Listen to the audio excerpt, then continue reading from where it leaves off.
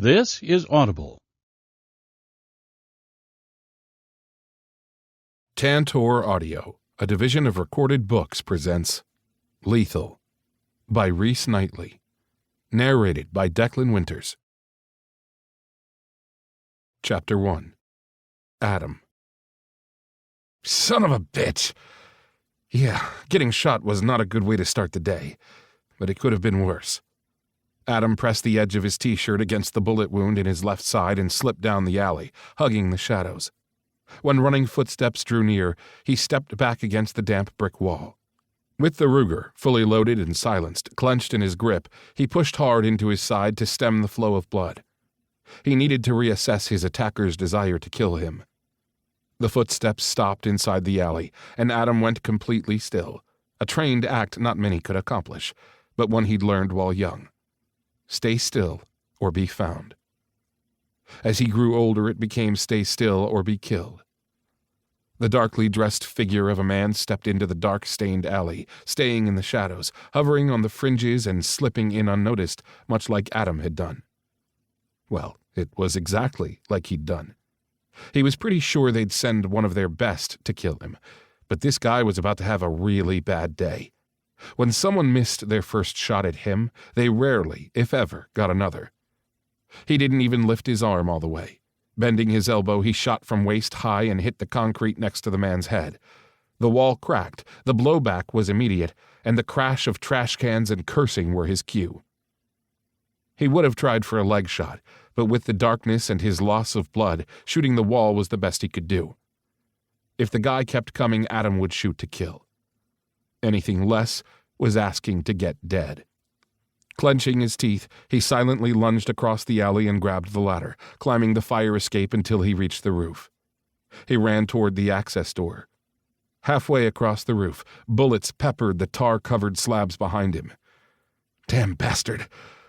When the tables were turned, and trust him, the tables would be turned, whoever this guy was in for a world of hurt. "You can run, Sphinx, but you can't hide." He stumbled and righted himself, then lunged for the entrance of the apartment building.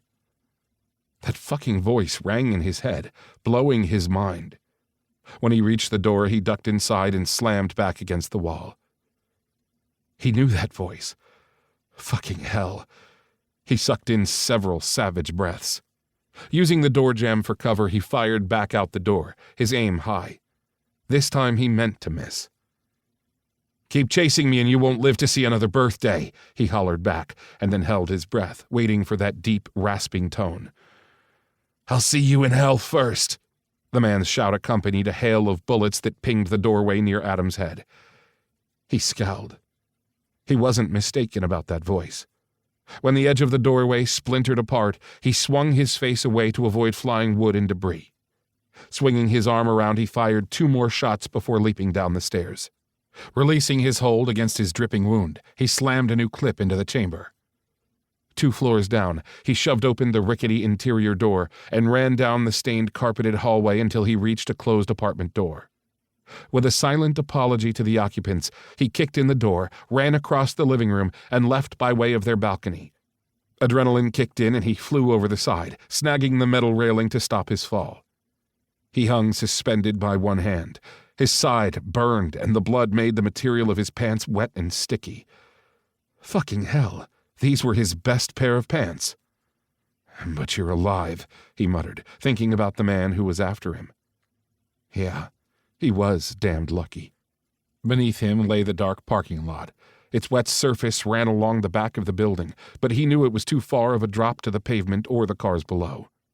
Risking a broken limb wasn't in the cards. A commercial trash can was underneath the balcony to the left with the metal top closed. Landing in the trash wasn't an option. Swinging his body, he dropped down to the balcony below. Nearer to the top of the cars now, he gauged the distance.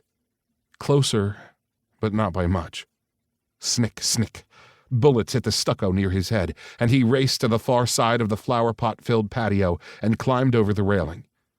A bullet bounced off the metal near his hand, and he lost his grip. Fall any distance and a person could risk permanent damage, but when trained for the fall, a man could walk away unharmed. The top of the brown 4-door car met his back and ass with a painful crunch. The harsh cry that emerged from his throat wasn't planned, but he could no more stop it than he could stop moving. Because he never stopped moving. Rolling off the hood, he dropped to the pavement. "Sphinx!" Was that concern in the man's voice? Pff, fat chance of that. The fucker. Running in a crouch, he weaved in between cars and SUVs, slipping farther away from the threat. Right about then, he wanted to stop but kept putting one foot in front of the other, hoping like hell he could get to the apartment before he passed out. A few hours later, and with some fancy hiding, he made it. But just barely. When the door opened, he fell inward.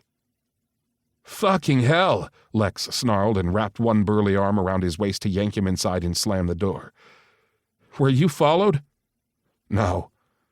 The big, beefy guy eyed him. "Leave a blood trail?" "Don't think so," he hissed when Lex shoved him toward the broken-down sofa. He gratefully sank onto the ripped cushions while Lex locked the deadbolt. Lifting his shirt, Adam dabbed at the wound where the bullet nicked him. "It's just a crease." Lex snorted and stomped into the kitchen and returned shortly with a first aid kit. Dropping the kit down, Lex nodded to his shirt. "Take that off." He did as he was told and used a wad of gauze to dab at the bloody wound. It was a lost cause, and Lex was there again, pressing a clean towel to the injury. "Here, hold this." He held on, leaning his head against the back of the couch. "So, did you talk to your contact at least?" Lex asked and kneeled down next to the couch. Concern flashed in Lex's cold, mud-colored eyes, but that was only because he was the guy's meal ticket. When a person lived on the fringes of society, beggars couldn't be choosers. Adam paid the rent for the tiny closet in the one-bedroom overcrowded apartment. "Does it look like I did?" he croaked, letting his lids slide shut. He'd just close his eyes for 1 second. Happy freaking birthday to me. Maybe then he'd wake up and this would all be a fucking dream. One big nightmare. Chapter 2. Dalton. He slammed through the metal door and yanked at the Velcro holding his tactical vest in place. "My office. Now," Ace snarled. Dalton scowled toward the far end of the brightly lit room they called the bullpen to where his boss stood. The man's big shoulders filled up the doorway to the office on the far side. Fluorescent lights flooded the room, and a window that lined the wall near the top of the bullpen sent a smidge of light from the Southern California moon reflecting into the room. It was the only window they'd carved into the place, which was a bunker, really, all concealed beneath the stone-ground brewery. Ace had told them gathering here was temporary. Yeah, and that had been several months ago. It no longer felt short-term. Truth be told, he didn't mind. The place Pegasus called headquarters was growing on him. Tossing Mason, Gage, and the 2 FBI asshats a dark look, he stalked through the desks in the wide room and entered Ace's office. Reaching the far end of the large room, he dropped down into one of the vacant chairs that sat in front of his boss's wide oak desk after Ace took a seat behind it. That they were meeting to debrief in Ace's office instead of the bullpen spoke volumes, and he didn't have to wait long to hear why. "Ventura County PD reported shots fired in the vicinity very near where you were," Ace growled at him, his booming voice cutting deep. And fuck if Dalton's stomach didn't sink a bit. "What happened to a peaceful meeting?" Just fucking great. He squeezed his hands into fists and scowled. So much for staying under the radar of the local cops. "Yeah, well," he said, jerking his head toward the 2 FBI agents who'd followed them into the room. "Those 2 clowns started shooting the minute Sphinx showed up." "He's a wanted fugitive," FBI agent Swather snarled, running a hand over his shiny black comb-over. "That's right," Agent Sweeney said, backing up his partner, puffing out his chest in an attempt to look bigger. Dalton scowled and Sweeney glanced away. "Tweedledee and Tweedledum are out for blood," Dalton snapped. Someone moved from the corner of the office, and Dalton had his weapon pulled out of his holster before the person even registered. Old habits from his military days kept him on his toes. "Put that away," Ace ordered, and he tucked the gun back. "You remember Agent Farnsworth?" Ace continued. Dalton squinted at the flat-faced 60-something pudgy man with a mustache that curled over his top lip. The guy twisted the end of the hairs like he was some character from Sherlock Holmes, the wannabe motherfucker. He gave the guy a dark look before turning back to Ace. "You want Sphinx alive or dead?" he rasped. "Dead," Farnsworth said. "Alive," Ace snapped, throwing Farnsworth an annoyed look. "Then next time you might want to keep the team to in-house staff only," Dalton said. Through the exchange, neither Mason nor Gage spoke a word, but he knew they felt the same. Pegasus worked well when they didn't have outside help, and after 6 fucking weeks of playing cat and mouse to a national traitor, Sphinx had finally agreed to a meeting. They'd even gotten close enough to exchange words, albeit the words were shouted, but that was a fuck-ton closer than ever before. And it had all been for nothing. "These two are more like hired guns than agents." He jerked his head to the FBI agents. "Fuck you," Sweeney snarled, still puffed up. "You seemed to be in an awful hurry to kill him." Dalton's voice dripped with innuendos. "I wonder why that is." "Rein your man in or I'll do it for you," Farnsworth snapped at Ace. And holy fuck, was that the wrong thing to say to the boss. Ace went still, much like a cobra would. His boss locked those silvery eyes on Farnsworth. "Get the fuck out of my facility." The words were growled. It took a moment for the order to register to the special agent in charge, and when they did, the man's face turned a deep shade of purple. "This is my case. You were brought in because I was told you were the best." Farnsworth fisted his hands. "You can't fire me." "Get out," Ace repeated, half rising from his chair. "This is bullshit. You haven't heard the end of this," Farnsworth sputtered, tripping in his haste to back away from Ace. "Tell it to the SecDef at your next luncheon," Ace said between clenched teeth, with a tiny muscle ticking in his jaw. After Farnsworth beat a hasty retreat, Ace slowly settled back in his chair. "You two might as well join your boss," Dalton said to the other 2 FBI agents, beating Ace to it. Sweeney and Swather stood, chairs crashing back. Both tossed angry glances their way before stomping out the door. Gage shoved out of his chair and followed the 3 men out to the steps that would lead them to the entryway and back up to the brewery above. When it sounded like they weren't moving fast enough, Gage's deep voice rang out. "I'll shut the door after you." Gage was the team's enforcer. Well, one of them, anyway. Typically, people left when Gage got in their faces, and today was no exception. Dalton turned his eyes back to Ace and held his boss's silvery gaze until the outer door closed and Gage resumed his seat in the office. Mason, who'd been abnormally quiet so far, stood and booted the office door shut with a crack before sprawling back in his chair. "Fill me in," Ace ordered. "We met at the place Sphinx suggested. Before we could get close, the 2 agents opened fire," he told Ace. "Was Sphinx hit?" Dalton rubbed his fingers over the hair on his jaw. He wore it too short for a beard, but too long for a full-on stubble. "I don't know." "He was hit," Mason said.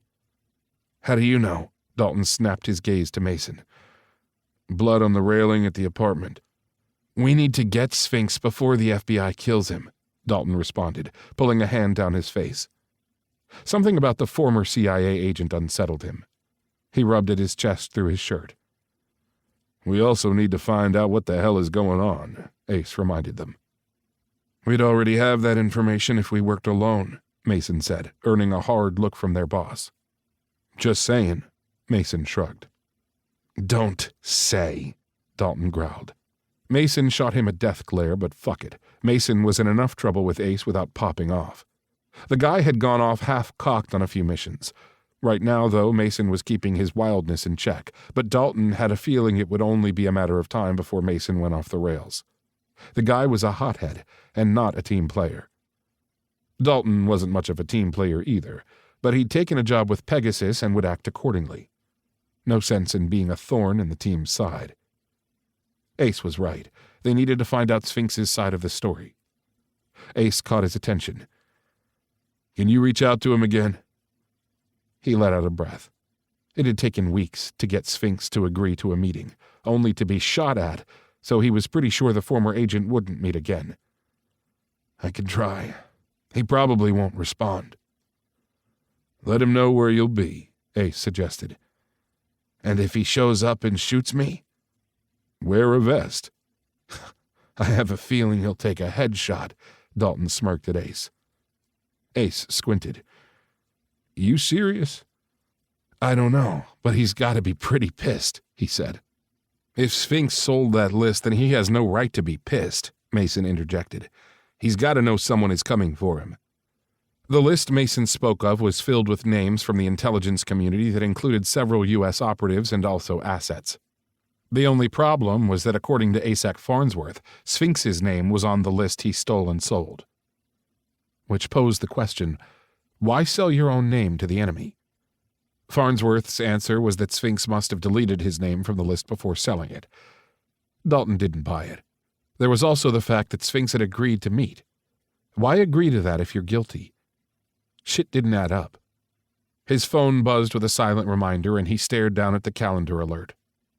Adam's birthday. He'd set the alert for yearly.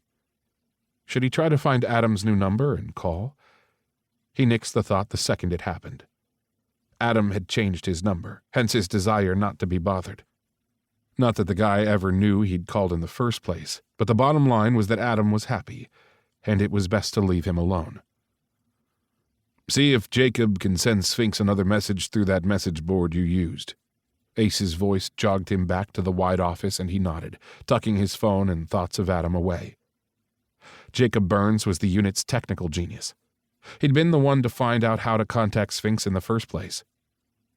Dalton shoved from his chair and filed to the door along with Mason and Gage, but before stepping through, he paused. Usually, when someone stole secrets, the government wanted the guy caught to get information. Important information, like who Sphinx sold the list to. This didn't seem to be the case. The FBI wanted Sphinx eliminated, and that bugged the shit out of him. Do you know why the FBI wants Sphinx dead? Selling secrets isn't enough? Is it? He countered and walked out, leaving Ace looking thoughtful. So, according to the FBI, Sphinx was a traitor of the worst kind. Only Pegasus had been given one side of the story. Sphinx's side had yet to be heard. And after tonight's shit show, he may never know Sphinx's side. Dalton hated the lack of information. It felt like going in blind and sounded sketchy as fuck.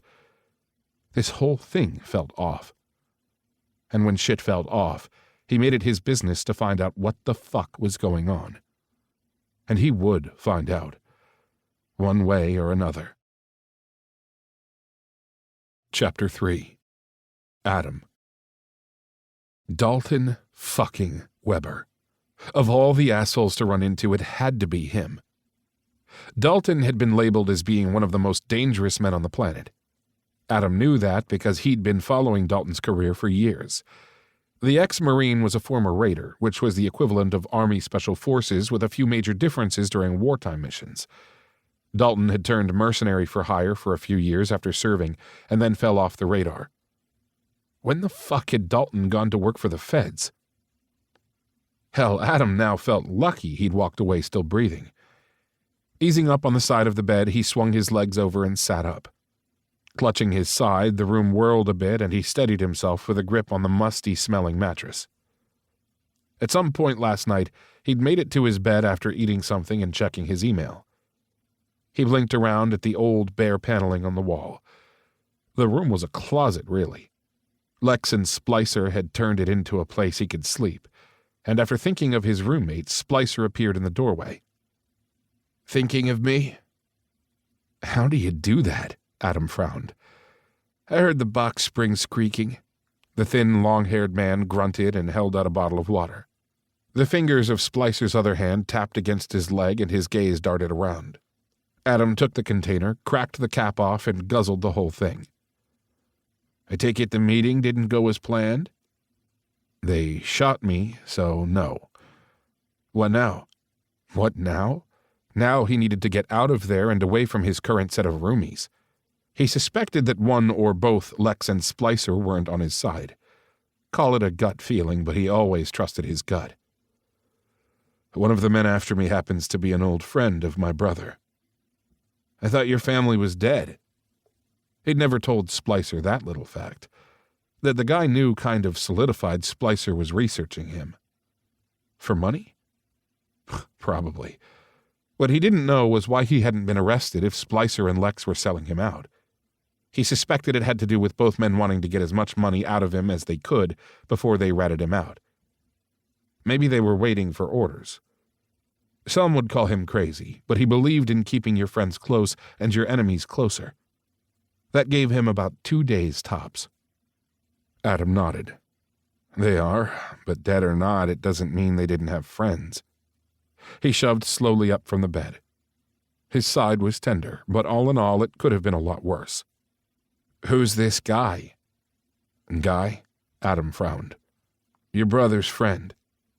Grabbing a button-down shirt from the cardboard box in the corner, he shrugged it on. He was reluctant to name Dalton. Oh, just some asshole. Well, this asshole shot at you. I doubt they're interested in what you have to say now, Splicer said, crossing his restless arms against his thin chest. Adam squinted, buttoned up the shirt he wore, and finger-combed his hair. They reached out to me. So, that's that? Maybe, Adam lied. There was no maybe about it.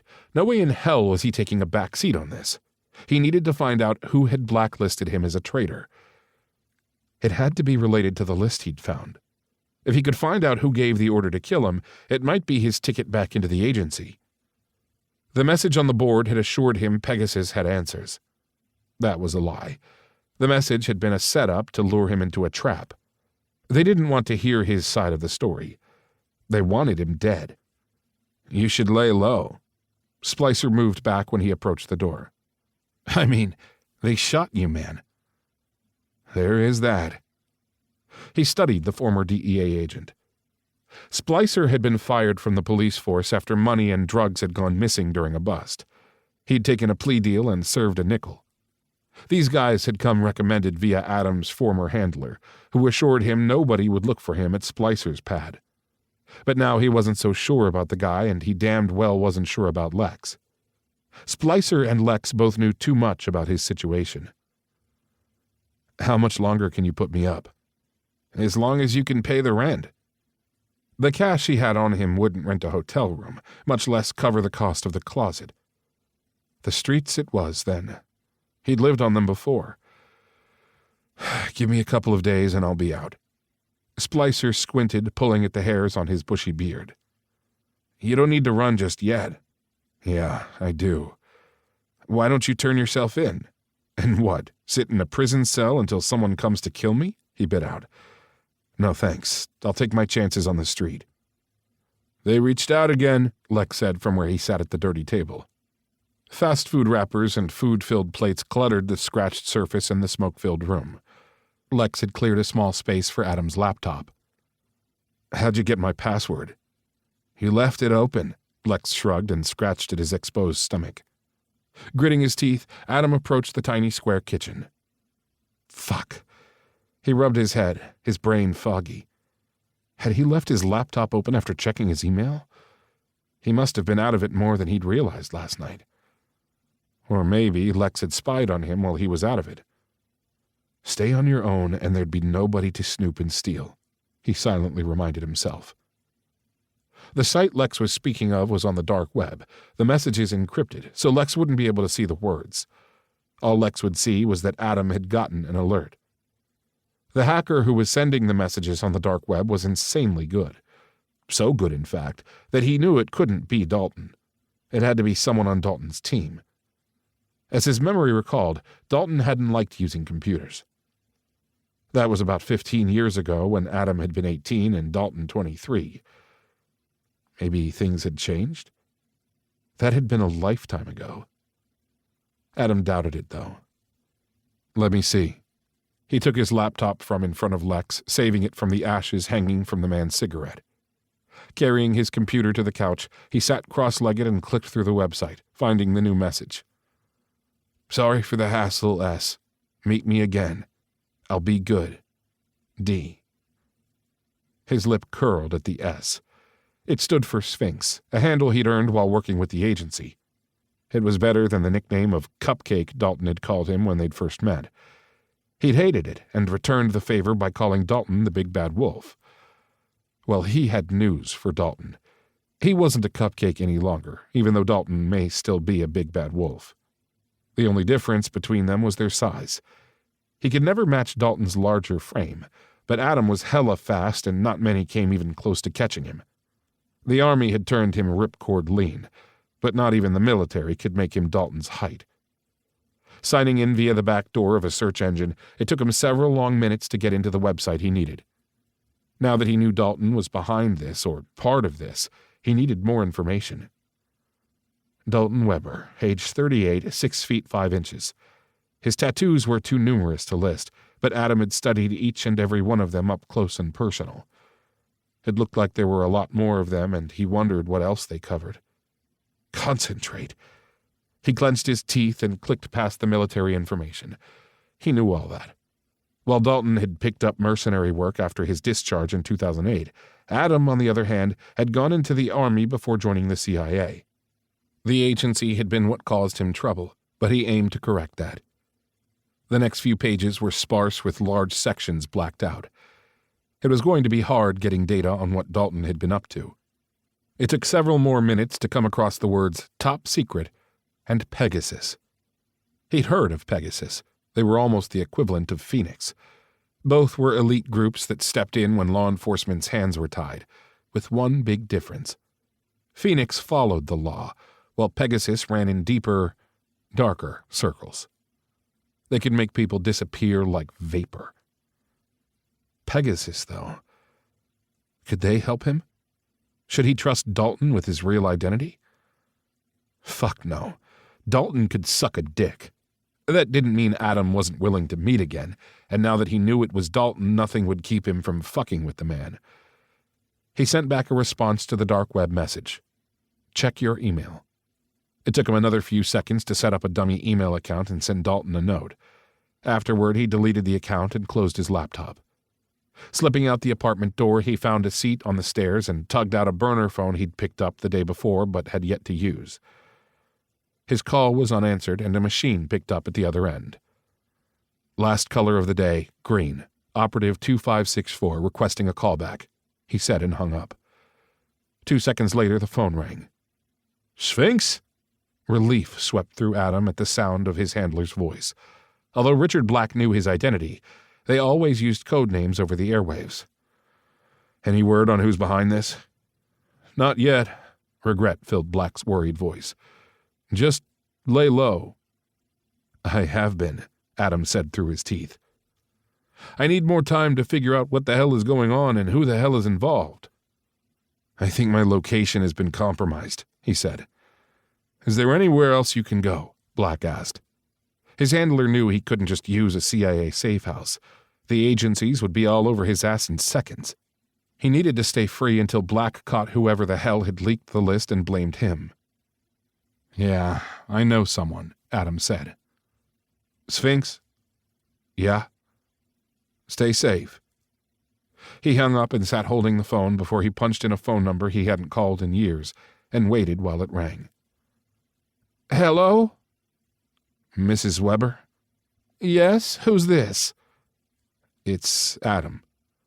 There was a short moment where he heard her gasp of surprise.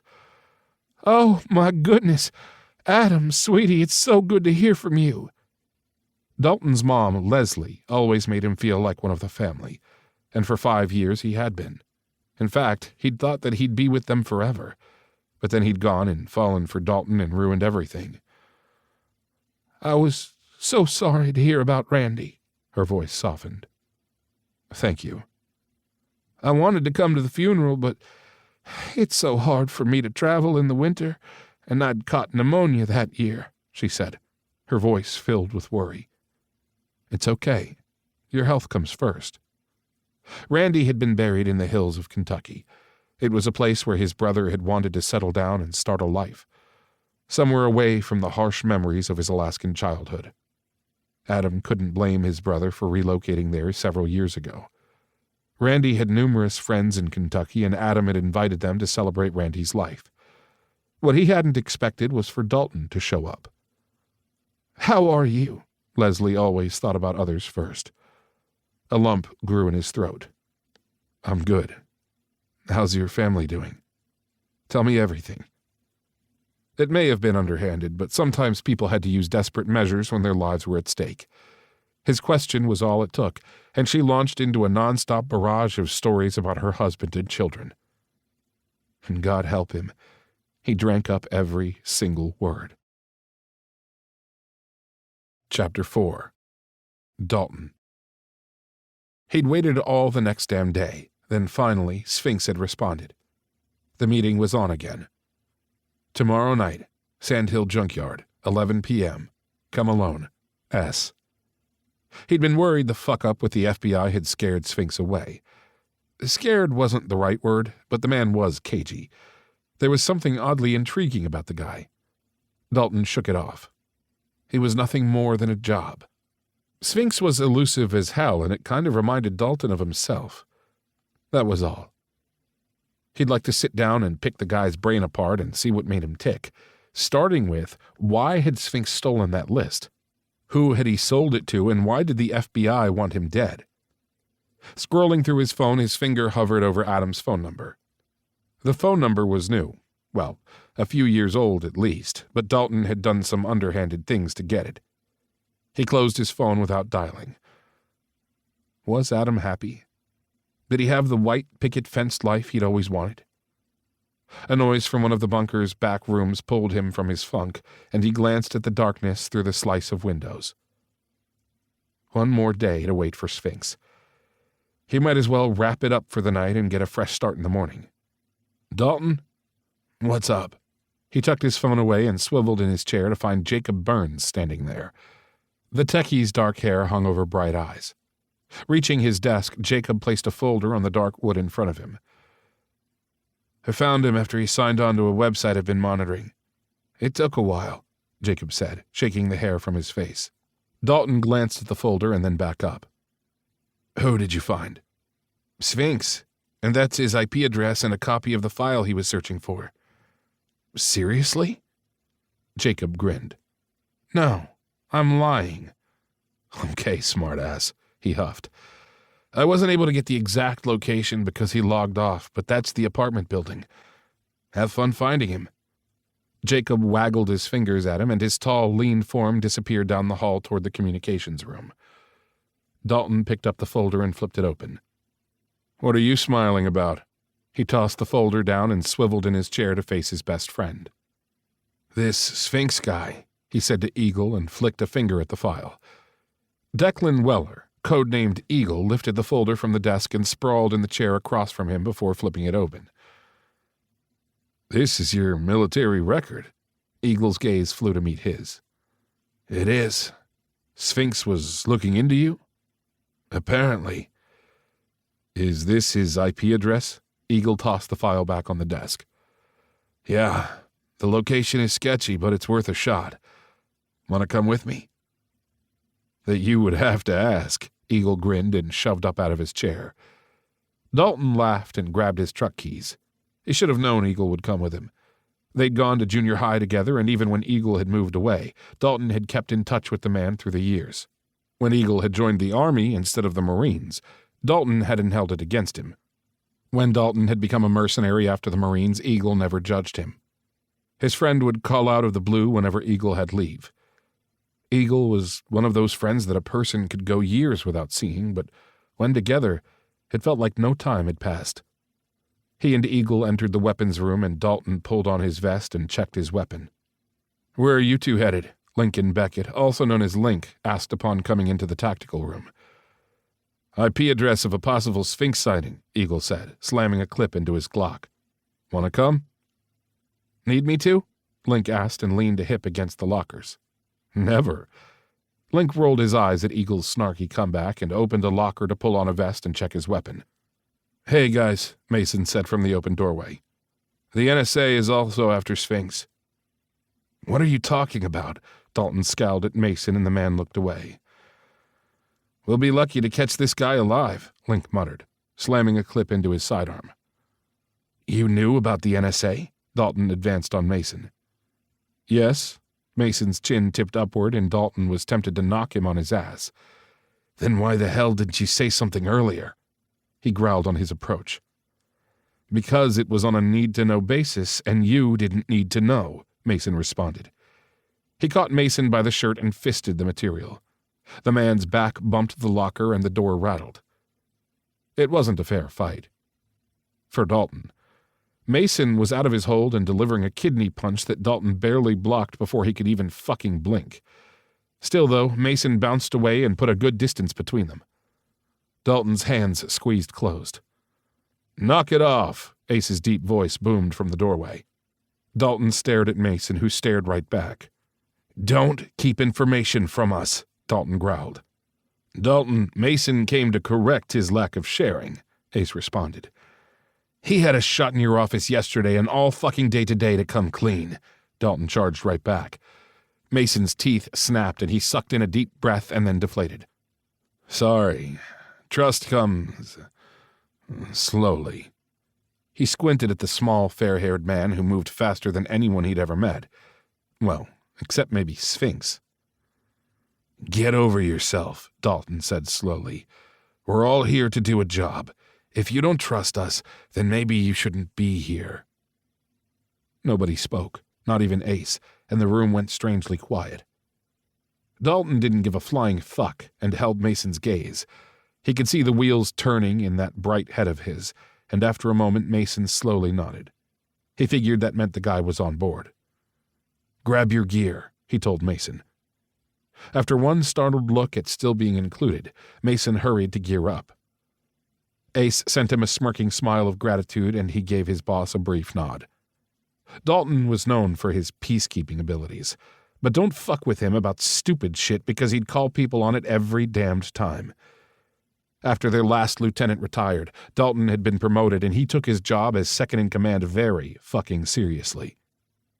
Sliding behind the wheel of one of the team's black SUVs, Eagle jumped in the front passenger seat. "All buckled up?" Eagle tossed a grin over his shoulder. "Ass," Link muttered, snapping his belt with a click. Dalton wasn't worried about Link and Eagle. They went way back. The pair had served together in a special forces unit known as Fury. Those two were best friends and in sync, almost like they could read each other's minds. Inseparable, they joined Pegasus a few months before him. Dalton had later learned that Eagle had dropped his name to Ace when their boss had been on the search for a new lieutenant. Dalton had found out later that neither Holden nor Beckett-Reck had wanted the job. The pair were the only two missing from the unit at the moment. Right now, they were traveling across Europe with their adopted kids. "Have you heard from Beckett or Holden?" he asked Eagle. "Yeah, they made it to Italy," Eagle said. "Thought they were heading to Austria," Link said. "That too," Eagle snapped his seatbelt in place. "From what Ace said, we'll be one short in the field when they do get back. Beckett needs additional time off," Dalton said.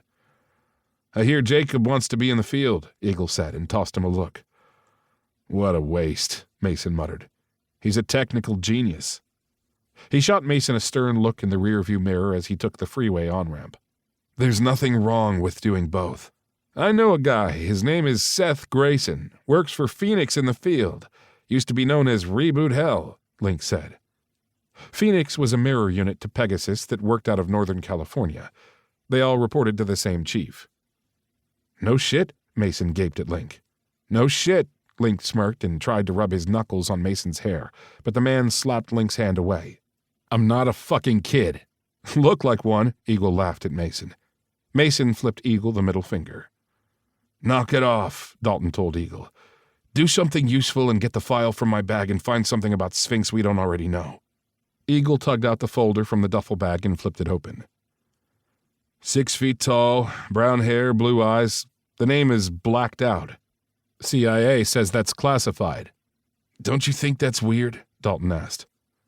"Think Jacob could find out?" Eagle tossed him a look. "I've had Jacob on it," Dalton confirmed. "So far, he's gotten nowhere." "Everything here refers to him as Sphinx." Eagle held up a piece of paper to the fading light in the cab. "Looks like his first name might start with an F, or that could be an A, maybe a B." Eagle shoved the paper back into the folder. "You know how these agencies are," Dalton said with a glance to Mason. "You think you can get the name?" After all, Mason was former CIA. Mason shook his head. I already tried. Nothing is listed but his code name. What about you? Link asked Mason. Were you listed? Only as Mason. I'm going to keep Jacob on it. It's worth a try, Dalton muttered. The street appeared in darkened silence, and Dalton sat for a few moments before removing the keys from the ignition and quietly exiting the vehicle. The rest of his team eased the SUV's doors shut and gathered around him. He eyed the apartment complex located 1 block down. That's going to be fun, Eagle murmured and nodded at the large multi-level building. Yeah, fan out. He kept his voice low. I'll take the back, Mason quietly offered. I'll go with, Link told Mason. You don't think Sphinx knows we're here? Eagle frowned. Maybe. Stay out of sight, Dalton said. He's a Sphinx. He knows, Mason grumbled. Right, a Sphinx. And don't forget, he's fast, Dalton reminded the men. And smart, Eagle pointed out like that was something he didn't already know. Smart was putting it mildly. Sphinx was too fucking smart for his own good. And Dalton wanted him, wanted to catch him like he wanted nothing else on Earth. His obsession wasn't normal, but fuck it. He wanted to catch the man every agency wanted. Catching the FBI's most wanted would be a commendation to put on his shelf. Is that the only reason? He shoved the annoying voice away. It was a need to catch the guy, plain and simple, and nothing more. Anticipation tightened his gut. Chapter 5. Adam. He wanted to laugh at their conversation, but that would have given his position away. What part about the junkyard tomorrow night did Dalton not understand? It certainly didn't mean to show up at his place with backup a day early. But his bigger problem was that his location shouldn't have gotten out. It was his own fault. He hadn't discovered the spyware until last night, and only after he'd searched for Dalton's name and info on the internet. Still woozy from his injury, he'd finally noticed something funky about his computer. Upon further inspection, someone, and he was putting his money on Dalton's crew, had been able to remotely access his laptop, and he'd fucking missed it. He felt off his game. He'd missed something as simple as a damned hack because he'd been too preoccupied with Dalton. Right away, he had wiped his laptop and powered it off. But by that time, it had been too late. Lex or Splicer had fucked with his computer, making it vulnerable to hackers, and it had been done deliberately. Tired as hell, he had waited one more night to leave. He had lain on the lumpy mattress, holding his gun with one eye open. He had listened to every creak of the rickety old building. Early this morning, he'd acted as if nothing was wrong. All day long, he kept an ear tuned to every sound. Splicer avoided his gaze, and Lex tossed him frowns. Adam ignored them both. As evening approached, he headed to the closet and had begun to pack his things. Leaving under the cover of darkness was the plan. You don't need to leave. Splicer had followed him and stood in the small doorway. Yeah, I do. He shoved the rest of his stuff, which wasn't much, inside his backpack and slipped it over his shoulders. Stay at least another day, Lex spoke up from his spot on the worn couch. Nah, I'm good. I appreciate everything, though, he said, and didn't miss the way Splicer and Lex glanced at each other. Before they could voice further objections or do something stupid like preventing him from leaving, he walked out the door and up the stairs instead of down. Sure enough, the door opened and Splicer ran down the stairs, Lex following, holding a gun. Amateurs. He rolled his eyes and made his way to the roof. He'd slept beneath the stars before. He could do it again. He'd waited an hour or so before making his way down and outside, only to find that destiny seemed to be playing with him. Which brought him to his current predicament. Dalton and his men. A slight movement from his left jogged him back from the man who consumed too much of his thoughts. Adam plastered himself against the apartment wall when 2 men slipped right past him. One was big and the other small. He paid them no mind. His eyes locked on Dalton's wide shoulders in the distance. Go, his inner voice kept telling him, but he stayed still. Did he want to take a chance on Dalton? Fuck. He'd crushed hard over his brother's friend. The big, badass older Dalton had been his younger self's dream man, and he'd spent a few years following his brother and Dalton around like a lost puppy. until the day Dalton had crushed all of his fantasies. He shoved the thought away. Like hell he'd go back down that dead-end road. Those days of following Dalton around were long fucking gone now. Even the memory of the man's kisses had begun to fade. Right, keep telling yourself that, he scowled. It had all faded.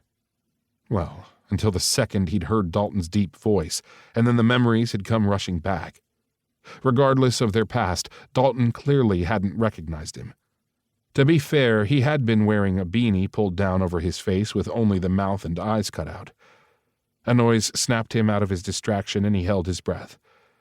Get it fucking together. Walk the fuck away. But damn it, he wanted answers. He needed to know who the hell had set him up. Maybe, just maybe, Dalton had answers.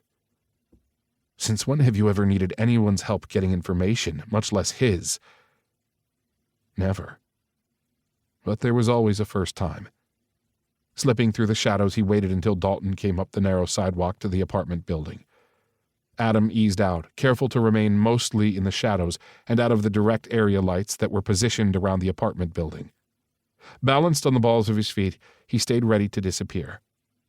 Dalton stopped abruptly at his appearance, gazing at him from across the distance.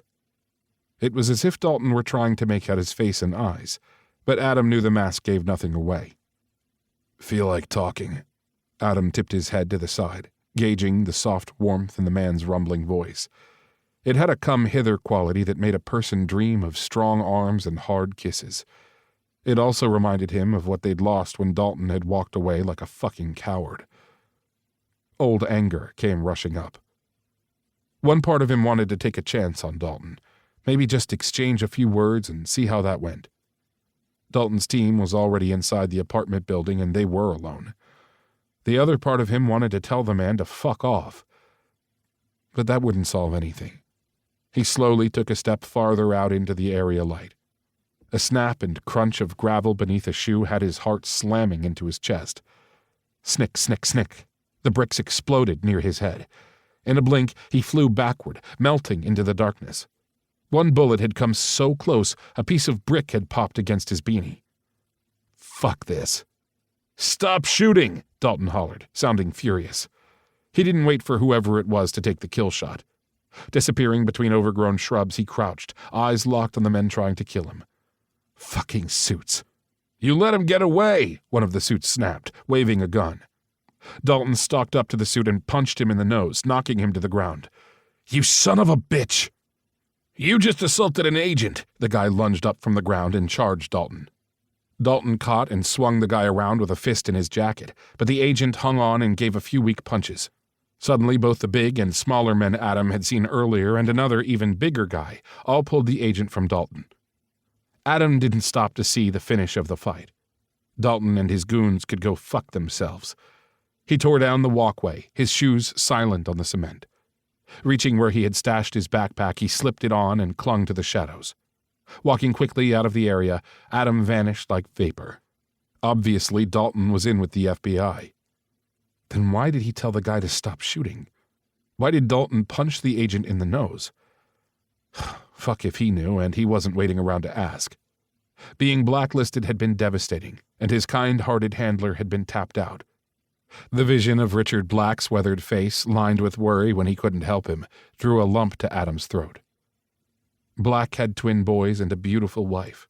Adam had spent several holidays with Black and his family since he hadn't ever gone back home. At least this encounter answered one question. He sure the hell wouldn't be meeting with Dalton at the junkyard tomorrow night. He'd bet money Dalton would bring his goons and the FBI. Screw this.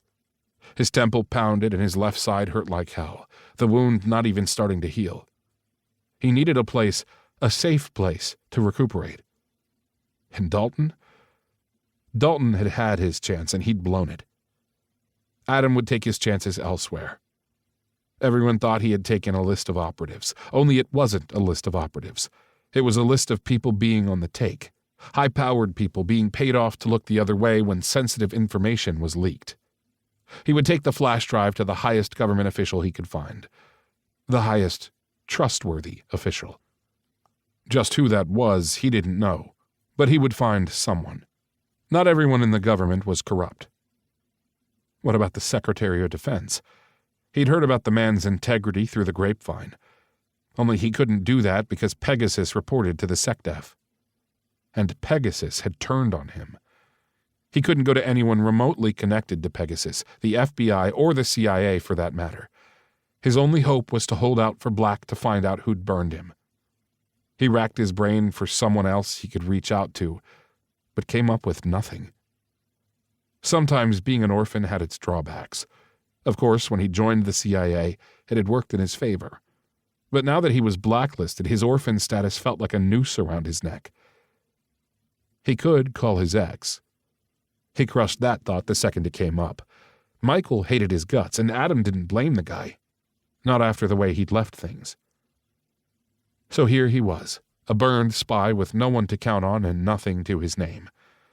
The FBI had frozen his bank accounts, converged on his apartment before he could get back in, and they'd taken his vehicle. They'd left him with only his wits. He hadn't known what he was going to do until he'd heard Leslie's soft, soothing voice. Breaking down, he'd asked to borrow money. Tugging out his phone, he logged into the new account he'd set up that morning under a bogus name. The funds had come through. Staring at the large amount, his chest grew tight. Dalton's mom had been the closest thing to a mother he'd ever known, and as guilty as he felt, it didn't stop him from scheduling a flight. Chapter 6. Dalton. The next morning, he didn't wait for Ace to call him to his office, but instead walked over and leaned a shoulder against the door jamb. Ace took one look at his face, pushed away the laptop he was typing on, and leaned back in his chair. Something in his face made Ace's mouth draw into a flat line. "Shut the door," his boss rasped. He shut the door and took a seat before filling Ace in on the shit show that had happened at the apartment complex and how he'd come close to strangling an agent the night before. "I had the men sweep the SUV for bugs before sending them home last night. They found one beneath the fucking bumper." "Farnsworth was pissed enough to follow you." Ace rubbed a hand over his beard. Dalton nodded and raked his fingers through his hair. "Sphinx wants to talk, I can feel it, but the FBI wants him dead," he finished flatly. Silence filled the office. Ace squinted and then lifted the phone and punched in a number. It rang over the speaker.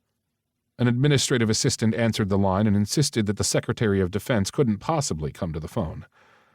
"I don't care what he's doing. If you want to keep your job, you'll tell him Cohen Gray is on the phone right the fuck now," Ace told the man. "One moment." Music filled the speaker, and Dalton held his boss's silvery gaze in silence. Less than a minute later, the line was picked up. The secretary's deep voice came over the line. "Ace, what's wrong?" "Dave, we have a problem." Ace gave Dave the shortened version of the events over the past week. "Son of a bitch." It warmed something in his chest that the SecDef took this shit as seriously as they did. "You think ASAC Farnsworth is in on this?" "He wants Sphinx dead," Dalton said before Ace could answer. "Which is damned odd if we're trying to find out who Sphinx sold that list to," he finished. "If that doesn't sound like shit in a pile, I don't know what does," Ace added. "God-damned incompetent," Dave growled. "Dave?" Ace said. "What?" "Have you seen the list of assets an operative Sphinx stole?" There was a long moment of silence, and then a low sigh came over the line. "No, I haven't, and I wouldn't. It's not something I'm privy to." Which made sense because of the sensitive nature of the list. "Has the FBI ensured everyone on that list is protected?" Ace tapped a pen on his desktop. "I don't know," Dave said with a sigh. "Is there anyone in the FBI you can trust?" Dalton shot out. He earned a dark look from Ace because, let's face it, not everyone in the agency was bad, but he'd bet his last fucking dollar that Farnsworth and his goons were bad seeds. "FBI Director Scott is a close friend of mine. Hell, he's the reason you're involved. He needed a favor, so he owes me." "Can you reach out to him?" Ace asked. "Yeah, I will. Scott will have Farnsworth's head on a pike if he's running around with guns blazing. I'll see if Scott has issued an order to protect those people on the list," Dave said, and then asked, Has Sphinx dropped off the grid? I was supposed to meet him tomorrow night, but I doubt he'll show up now that he's been shot at twice on my watch, Dalton said. See if you can reach out to him. When you meet him, tell him that I'll get to the bottom of this shit. To come in and we'll talk, the SecDef said. We will, Ace said. If he won't agree to a meet, we'll see if he will at least try to communicate via email. Okay. Take care, you two. Have a good holiday. I'll be in touch. The line went dead and Ace punched the end call button. Christmas is only a week away, Ace reminded him. I promised to close the office for 2 weeks. I know. They haven't had a break in months. Let them go home. I can handle contacting Sphinx. Ace nodded. Sounds good, and I'll call you the minute Dave gets back to me. Dalton headed out of the office and toward his own desk, which was part of the bullpen area where they all had desks. The office was looking scarce. Most of Pegasus's employees were either on assignments, in the field, or had already left for holiday plans. All good? Eagle asked from the desk next to his. Maybe. Dalton sprawled in his own chair and pulled his laptop closer. What now? Link quietly asked from his spot sprawled in a chair across from Eagle's desk. Mason came inside and shut the door before coming over to sit on the edge of Dalton's desk. So now what? Mason unknowingly echoed Link. Go home, he waved them off. It's only 9 o'clock, Mason made a face. It's Christmas next week, he muttered. You're not even supposed to be here. Yes! Eagle pumped his fist in the air, earning an eye roll from Link. What?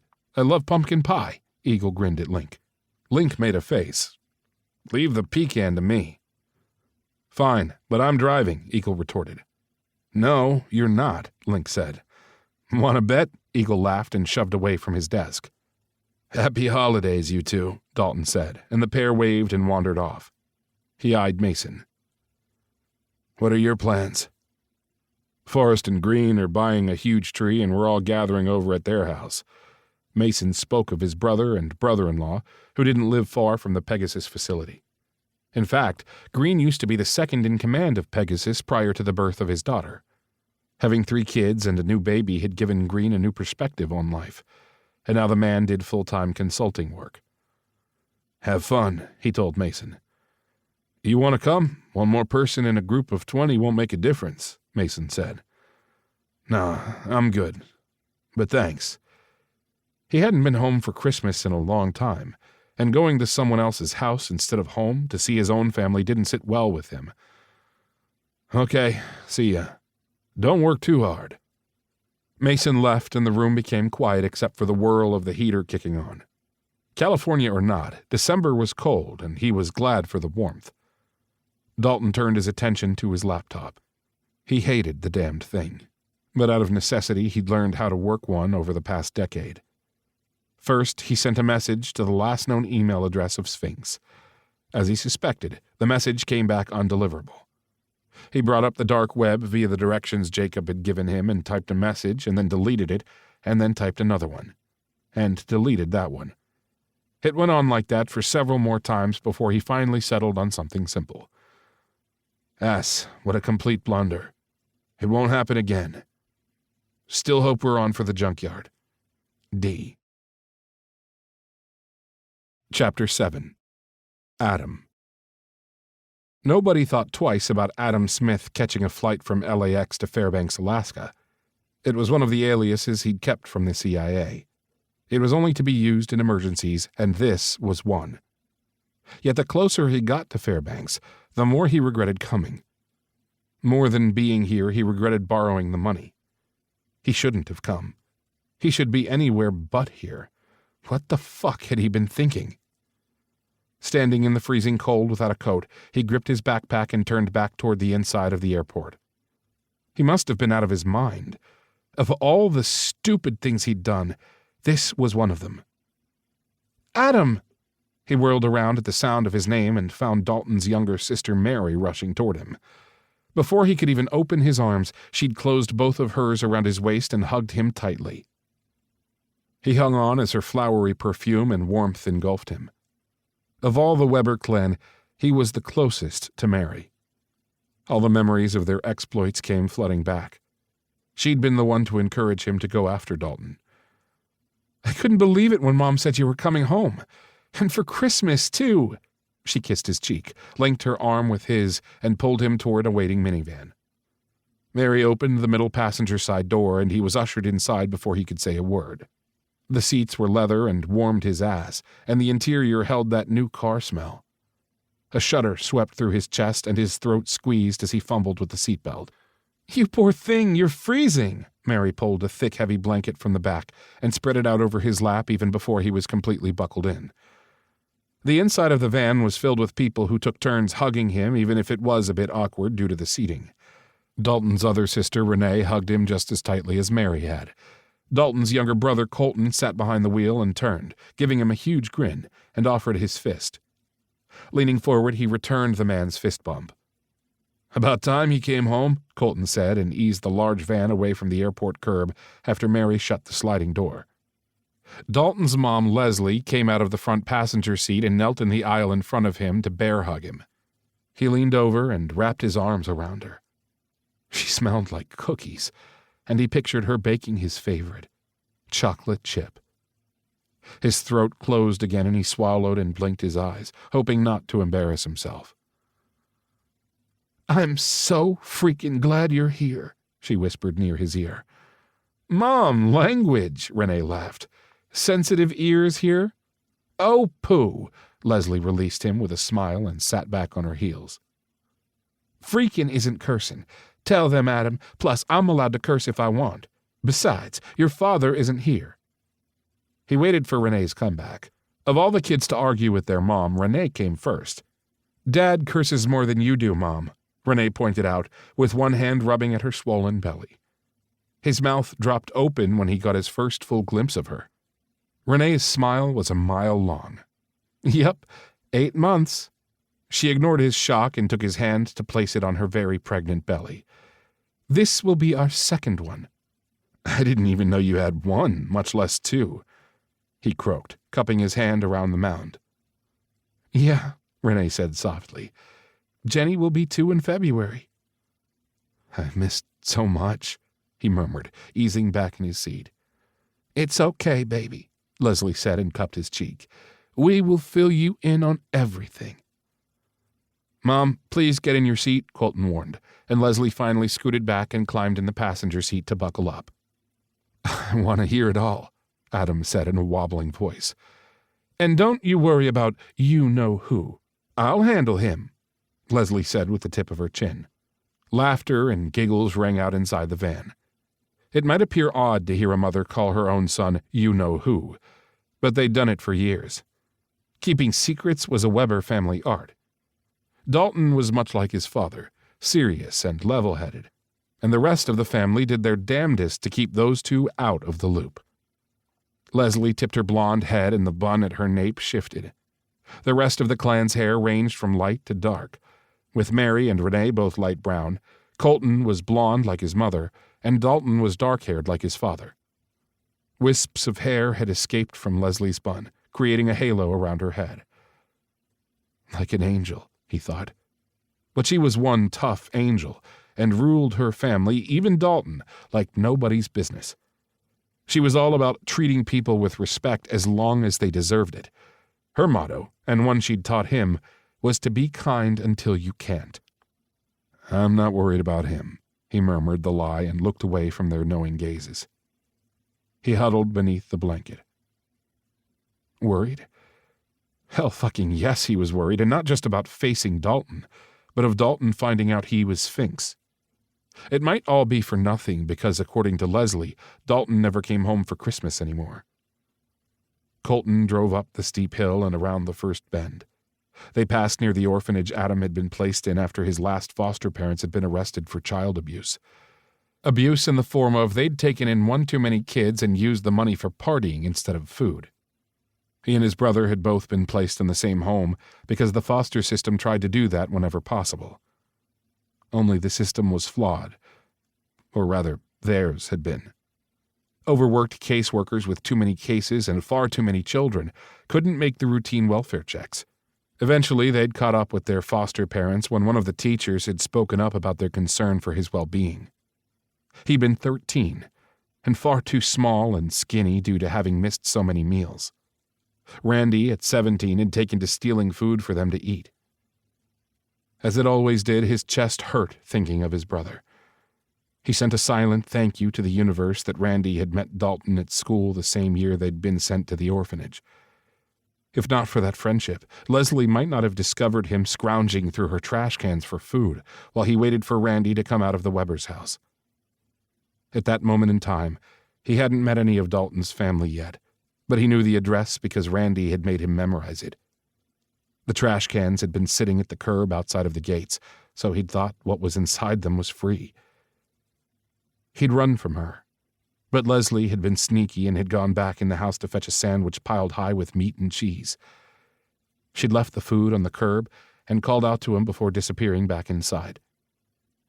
He darted out of the bushes, grabbed the food, and had eaten it so fast he'd gotten a stomachache. "Goofball," Randy had said when his brother had eventually come out of the house. "That's my friend's mom. I'll take you to meet her." His and Randy's lives had changed forever after that day. It was the day Leslie had refused to let them go back to the orphanage. She knew some pretty powerful people. All he knew was that a governor had been involved in calling the orphanage. It was also the day he'd become enamored with Dalton, who enthusiastically showed them to their new grand bedrooms. Honestly, he'd fallen in love with Dalton that day, watching the joy of giving fill the other boy's eyes. Call it insta-love, a childish teenage crush, or whatever, but he'd never reacted to another person like he had with Dalton. Sometimes the heart wanted what the heart wanted, even if it wasn't good for you, he reminded himself. At 13, Adam had stood in the bedroom doorway gawking, not at the room, but at Dalton, like a lovesick fool.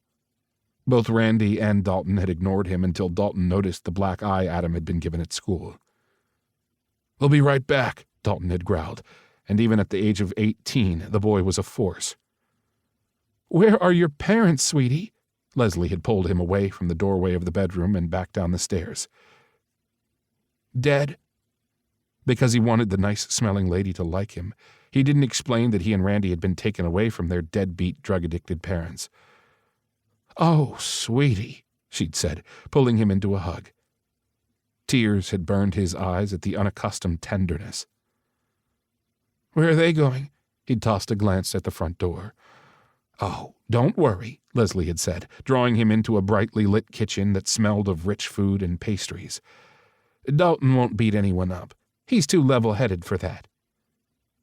He hadn't been so sure about that, but whatever Randy and Dalton had done that day, he didn't have any more problems from the bully at school from that moment forward. The only problem he'd had was that he mooned over Dalton and was devastated when the man had joined the Marines after graduating high school. The vehicle rocked on the road, tugging him back into the warmth of the van. The tires spun, then caught and held as they rounded the bend. His breath caught as it always had at the sight of the Weber's house. House wasn't the right word to describe the red brick mansion with its manicured lawns piled high with snow. The structure sat behind tall, wrought-iron gates. A man at the guardhouse opened the gates, and Colton pulled the van through and past a black limousine parked in the circular driveway.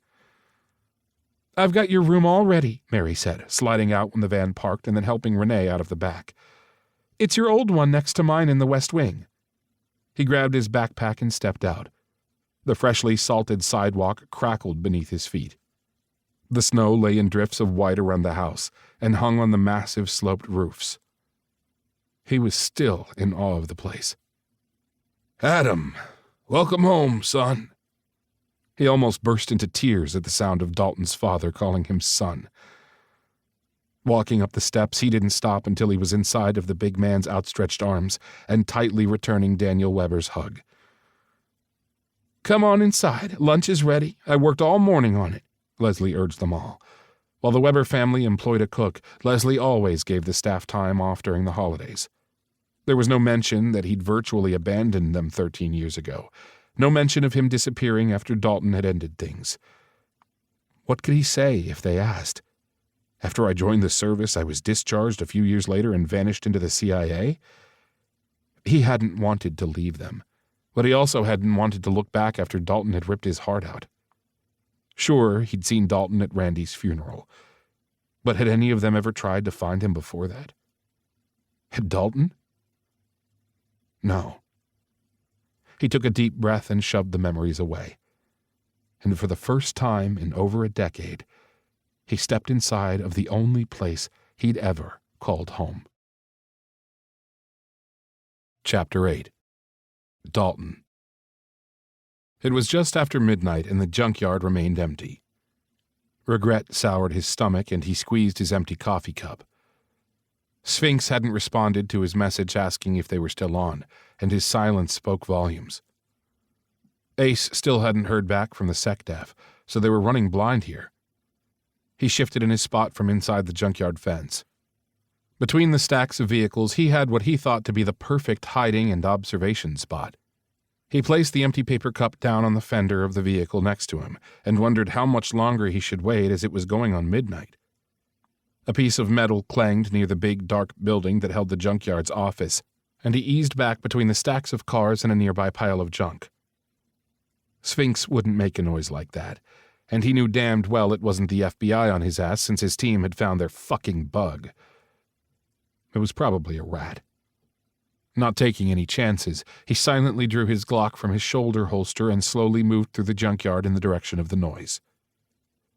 Soon enough, he spotted two men, one tall, thin, and long-haired, the other beefy but not with hard muscle, softer and out of shape.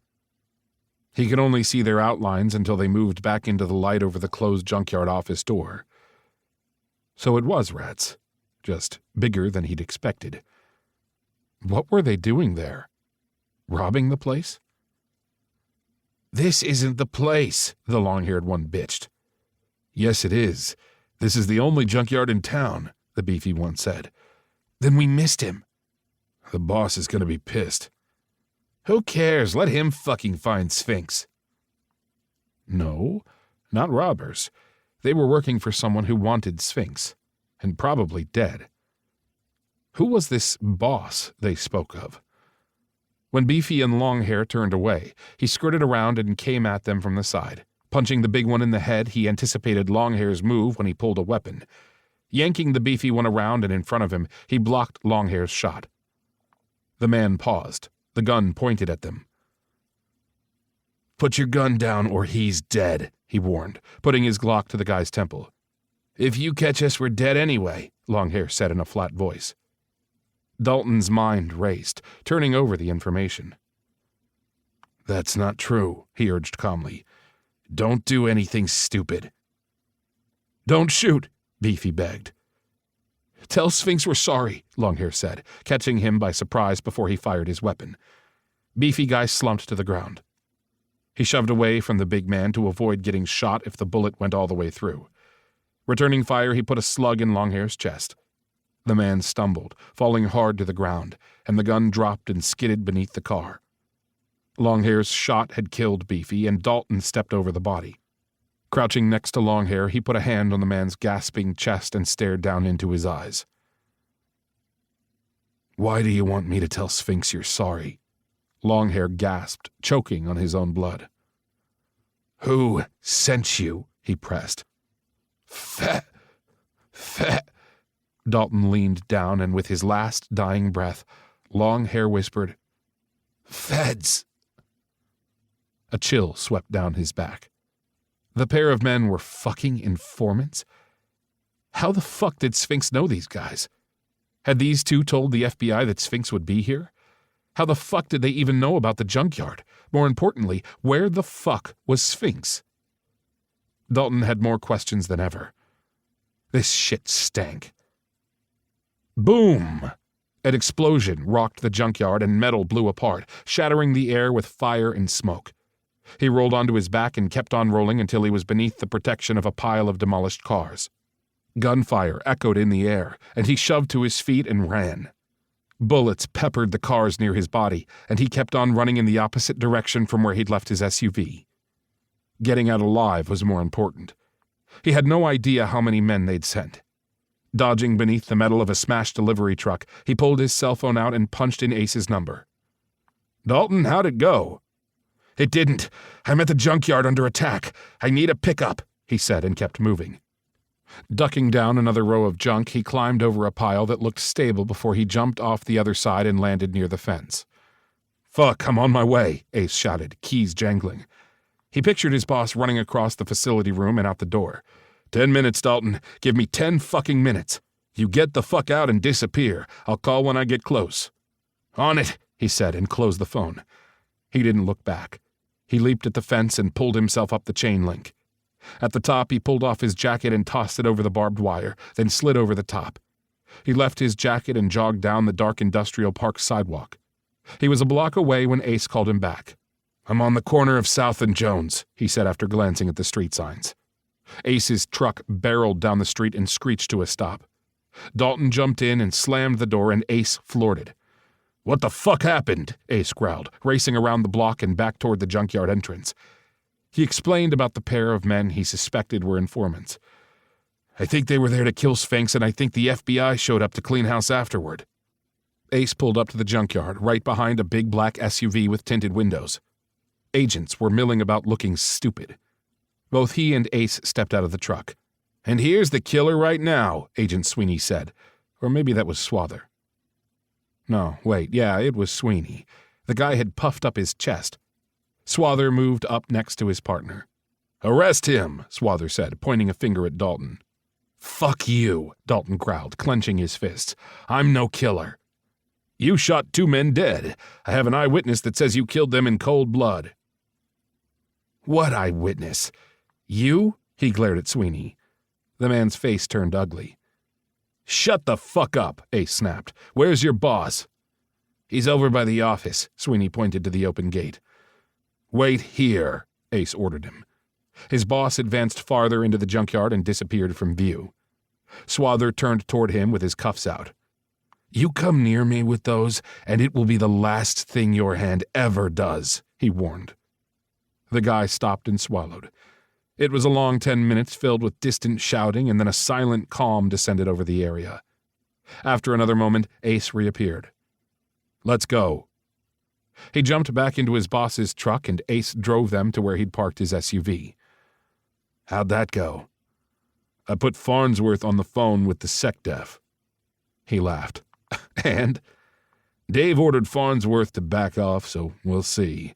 Ace pulled up and idled next to his SUV. "I'll meet you back at the office," he said, opening the door. "I'm headed home, Dalton. It's 2:00 in the morning." Ace frowned at him. Dalton glanced at his watch. "Oh, yeah." "Go home," Ace ordered. "Better yet, go home for Christmas." "I haven't been back but twice in 13 years. "Why's that?" He thought of big blue eyes and wild curly hair and shrugged. "The stupidity of my youth." Ace chuckled.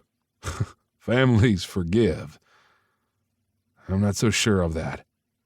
"Well, whatever you do, the office is closed for 2 weeks. Get some rest." "Maybe." He slid from the truck and turned back. "I might see if Sphinx will answer another message." "All right, man. Keep me posted. Have a good night." He shut the door and stood on the darkened sidewalk watching Ace's truck disappear. Then, sliding behind the wheel of his own SUV, he started it but sat there for a moment and checked his email on his laptop. Maybe Sphinx had responded to the message he'd sent after the fiasco at the apartment. His heartbeat quickened when he found an unread email sent only half an hour earlier. "Sorry, D. No can do. I'm unavailable for a few weeks. S." Well, shit. He closed his laptop and sat for a while. The emptiness inside his truck seeped into the quiet stillness. Chapter 9. Adam. He stretched and rolled over onto his stomach and found his face pressed into mounds of scented softness. Smiling, he rolled onto his back in the fluffy bedding and flung out his arms and legs on the king-size bed. Vanilla engulfed him, and the pajamas he wore twisted, but he didn't care. Colton's pajamas were far too big for his frame, but they were warm and smelled like fresh soap. And so did he. He'd taken advantage of the jacuzzi-sized bathtub and had soaked and scrubbed away the filth and grime of the past week. He'd missed this room, this house, this family. Dalton. He missed Dalton. His thoughts always wandered back to dangerous territory. It was understandable, though. As a boy, he'd idolized Dalton, always from afar while trying to keep his feelings hidden. That was until Adam had turned 18, and then all bets were off. And on Dalton's next leave home from the Marines, he'd gone after Dalton with every bone in his body. At 23 years old, it hadn't taken long for Dalton's youthful lust to rise, and they'd met every chance they could.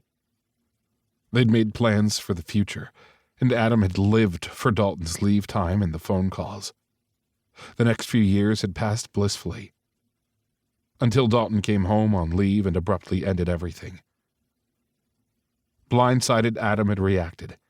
He had to do something, anything, to make Dalton see him as a man.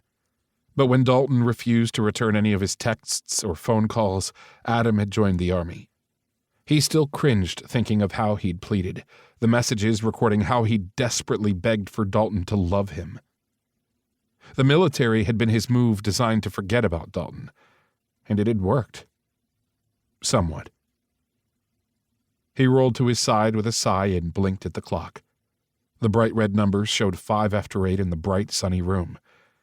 He'd slept over 10 hours, more than he'd slept in a long, long time. He felt almost human. Sitting up, he swung his legs over the side of the bed. A knock sounded on the adjoining door, and he called out, "I'm awake." Mary poked her head through the connecting door and smiled. "What did you have, your ear glued to the door?" He lifted one eyebrow. "Yes, and it's about time. Geez, I thought you were going to sleep the day away." With that said, Mary ran across the room and jumped on the bed, making him bounce. He rubbed his hands over his face. "I feel like I could." "You can nap later. We have a shit ton of stuff to do. Renee is too pregnant to help, and Chris is working, so it's you and me." Who's Chris again?" "Renee's husband." "And Colton can't help because—" "He and Dad are going to get the trees," she reminded him with an eye roll and leaped back off the bed. When Mary said trees, she meant plural. The Webbers always had a tree in the entryway, one in front of the living room window, and the biggest tree of all would sit in the great room where the family gathered. "Don't forget about Saturday." He groaned. "I don't want to think about it.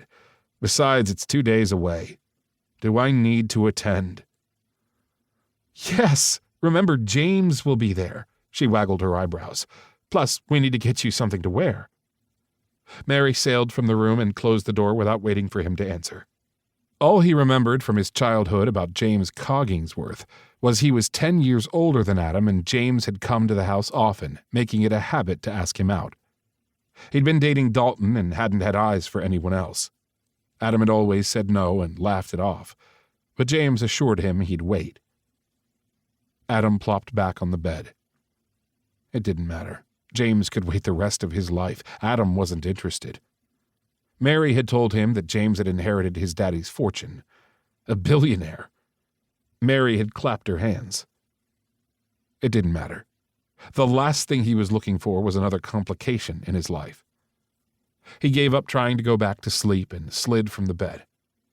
Glancing around for his backpack, it came up missing.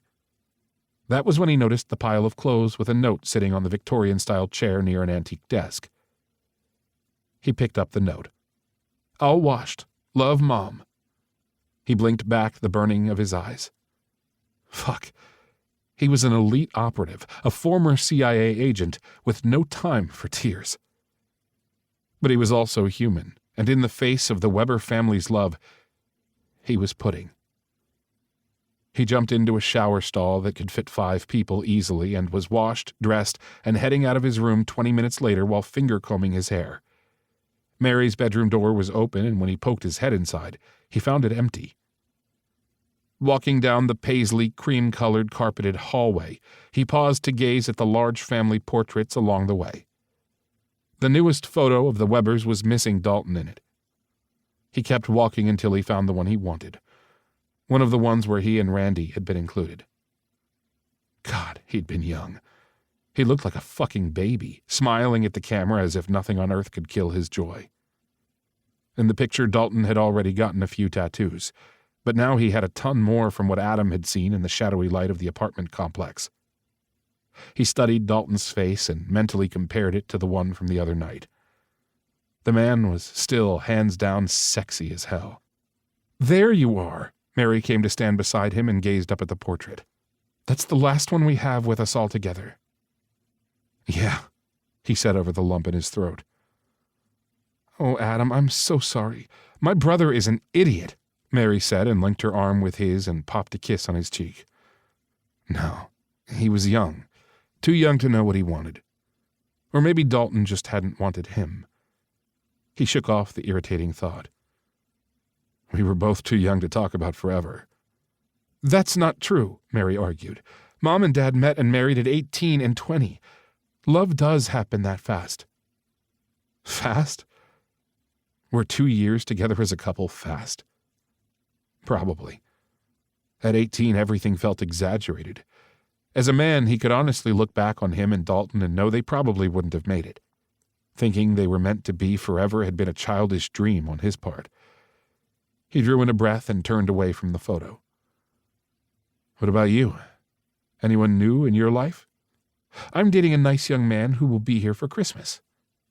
"What's his name? Where does he live? And I need his occupation." He frowned. She rolled her eyes with a laugh and pulled him down the hallway. "Oh, hell no. I know how you military men are. Dalton came home and tried to chase my last one away." "When was this?" he asked, laughing. "Just after you joined the army." "What?" He stopped walking and pulled her around. "What?" she said. "Dalton came home?" "Yes." She looked confused. "When exactly was this?" "He came back a month later after your—" She swallowed. "After your breakup." "He did?" he asked stupidly, as if this wasn't Dalton's home and he couldn't come back any time he wished. But if Dalton came back a month after their breakup, that meant Dalton had taken another military leave to do so. That was weird. "It doesn't matter. He's only been home one time since then." She tugged on him, but he refused to budge. Dalton had come back after breaking up with him. He couldn't get over that fact. So that probably meant Dalton had kept tabs on him in the military. Had Dalton been able to find out that he'd later joined the CIA? Probably not. Wait, Dalton has only been home 2 times in the past decade? He gaped at Mary, his feet coming to a standstill. 13 years, but yeah. Once that month after your breakup. That's when he found out you'd enlisted, she said. And the other time? She looked away. He flew home after Randy's funeral and stayed for 3 days. Hardly said a word the whole time.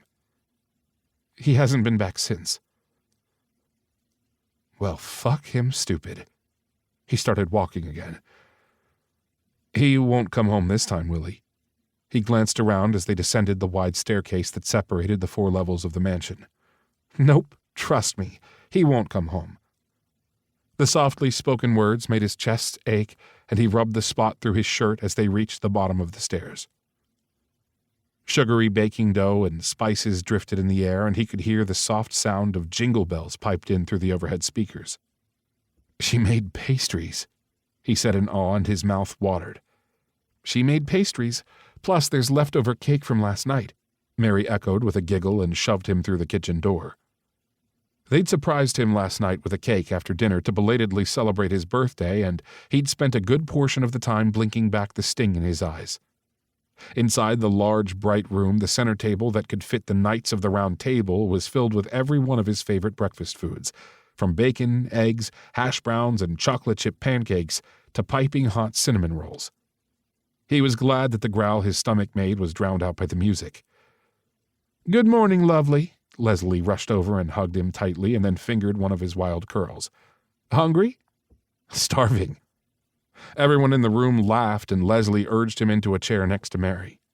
The room broke out with noisy conversations as dishes were served. He ate and smiled so much his cheeks hurt. "I'm so glad you called Mom," Mary whispered to him. God, So was he. So was he. He hugged her tightly, and she stole a piece of his bacon. They laughed uncontrollably, and it was the sort of laughter when you only had to look at a person to keep laughing. It felt like heaven. Chapter 10. Dalton. 2 days later, he was pulled from a sound sleep by birds fighting right outside of his window. Not even rolling over, he tossed his spare pillow at the window. It fell short. Yeah, like that was going to shut them up. Damn it, Ace. He hated vacations. It gave him too much time to think. The man had forced him to take time off, and while Dalton had still gone into the office a few hours each day, for the most part he'd tried to rest. Rolling over in his bed, he blinked up at the light creeping across the ceiling. A strange loneliness lingered, and on impulse, he snagged his cell phone from the nightstand. As always, he pulled up Adam's number and stared at it. How many times had he called and hung up without saying a word? Only a handful of times. Fucking stalker. He rubbed a hand down his face. 6 years since he'd seen Adam face to face, but it had been 13 since Dalton had last held him. So sue him if he made a few calls just to hear his voice. Scrolling past Adam's number, he punched a finger at his sister's name. Thankfully, she answered on the first ring. "Hey, chickie," he teased. "Dalton," his sister squeaked. "Mary," he mimicked like they'd done as kids. "Hey, big bro, how the hell are you?" "Oh, you know, busy." He smiled at nothing, gazing at the ceiling fan over his bed, and waited.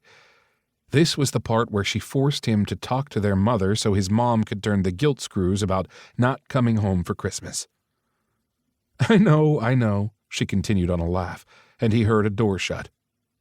"What do you know?" he grinned. "You're not coming home again," she sang. "It's okay, I'll pass your regrets on to Mom." She finished with a promise, and then launched into baby shower stuff and off the topic of Christmas completely. Well, that was damned odd. "So," he interrupted her chatter 5 minutes later, "are you dreading the big Christmas celebration?" he probed. He waited with a smile. His sister typically bitched about having to decorate the massive ballroom herself, which she didn't really do herself because they hired people for that, but Mary loved to dig the knife of guilt into him. "What? No, you know, it's going to be small and all," she rushed out. Okay, something was definitely off. His family never did the holidays small. Ever. Every year around this time, his parents put on a community ball. For the whole community. Small my ass, he frowned. Why was Mary lying to him? His brain flew through different possibilities, and he latched onto one he couldn't shake. One that made his chest sink. Maybe Mary wasn't lying. "Is someone ill?" "What? No," she laughed. "The only one ill is Renee on account she's pregnant again." "Yeah, I know that," he said impatiently. "Anywho," Mary said, "I've got to run. Love you, bro." "Love you too." He barely got the words out before she hung up. The sun peeked through the blinds and hit his pillow, and he moved his head. After another moment of lying there, he plucked his phone up again and checked his email. Surely there would be messages from his family. They always started an email chain around this time of year. There were none. His email was strangely quiet for it being almost Christmas. Scrolling through his call log, he stared at the screen and hovered his finger over his mother's cell phone number. Maybe they were having financial problems? No, that couldn't be right. The whole family lived under the same roof and helped support the estate. Not to mention his father came from old money and his mother was a popular romance author whose books sold internationally. He hadn't been back to Alaska since he'd flown there right after Randy's funeral. He'd only done so because it was the only place he'd felt close to Adam. And he'd needed that after his first glimpse of a fully matured Adam Campbell. Squeezing the phone, he cradled it to his chest and punched his mom's number. It rang. She always picked up, and he took a breath to issue a cheery good morning. The phone rang again. And then again, before it went to voicemail. He hung up with a lump in his throat. He couldn't ever remember a time that his mother hadn't picked up. Perhaps Mary had shared that they talked? didn't matter. His mom always picked up the phone. Fuck this. He rolled from his bed and gazed around at his studio apartment. He owned it, but was rarely in the small space. That he was there now grated on his nerves. He pulled up the Delta Airlines app on his cell and booked the seat the airline kept reserved under the Weber family name. He didn't feel guilty one bit. Since his family liked to keep secrets by avoiding him, he'd show up unannounced. With his decision made, he showered, packed, and ordered an Uber. He sent a text to Ace letting him know he was heading to Alaska after all. On his second lengthy layover, he realized he wouldn't be able to get a car this late at night. Plus, he couldn't call the limo from the house because 2 back-to-back storms were heading right through Fairbanks. Forgoing the surprise of his visit, he sent a text to his brother. Flying Delta home, landing at 10:45 p.m. Pick me up. By the time the airline called boarding for his last connecting flight, Colton still hadn't returned his call. He slid into a seat normally reserved for airline executives, one of which was his cousin, and stretched out his legs. He rarely took advantage of the perk, but since his cousin wasn't coming home for Christmas and Dalton was desperate, it worked out. "Can I get you anything, Mr. Weber?" the flight attendant gushed. He smiled. "Coffee, please." She hurried off and his phone finally pinged with a message from his brother. "Sure, I'll be there." It was short and sweet. The odd part was that Colton usually called him whenever he sent a text because they rarely, if ever, talked. What the hell was going on? A few more hours and he'd have his answers. His younger, kind-hearted brother always shared with him. The flight went smoothly, if a bit rocky on the landing, and he stalked through the airport and out into the bitter cold. He pulled his new coat tight as he stepped into the chilly air. His other jacket still hung over the barbed wire fence at the junkyard. It was hard to miss the huge Jeep with the name Weber on the side, and he tossed his bag in the back seat before sliding into the passenger seat. "Hey, bro," Colton said, pulling away from the curb once Dalton had shut the door and buckled up. "Hey." He turned sideways in his seat to gaze at his brother, but Colton kept his eyes on the road. "What the hell is going on?" "What?" Colton tossed him a frown. "Not you two." He squinted at his younger brother. "Mary was acting all weird." "How?" "She didn't beg me to come home." Colton sent him a hard look that sort of took him aback. "Maybe she's tired of asking. Maybe we all are." Were they? Is that what this was all about? He'd stayed away so long that they no longer wanted him here? Or had he stayed away so long that they never expected him to come home? "I've been busy." He turned to face the road. Outside, flurries hit the windshield, but they were so light they melted away quickly. Colton took the turnoff and drove up the incline that would eventually lead them to the house. "Busy? It's been years."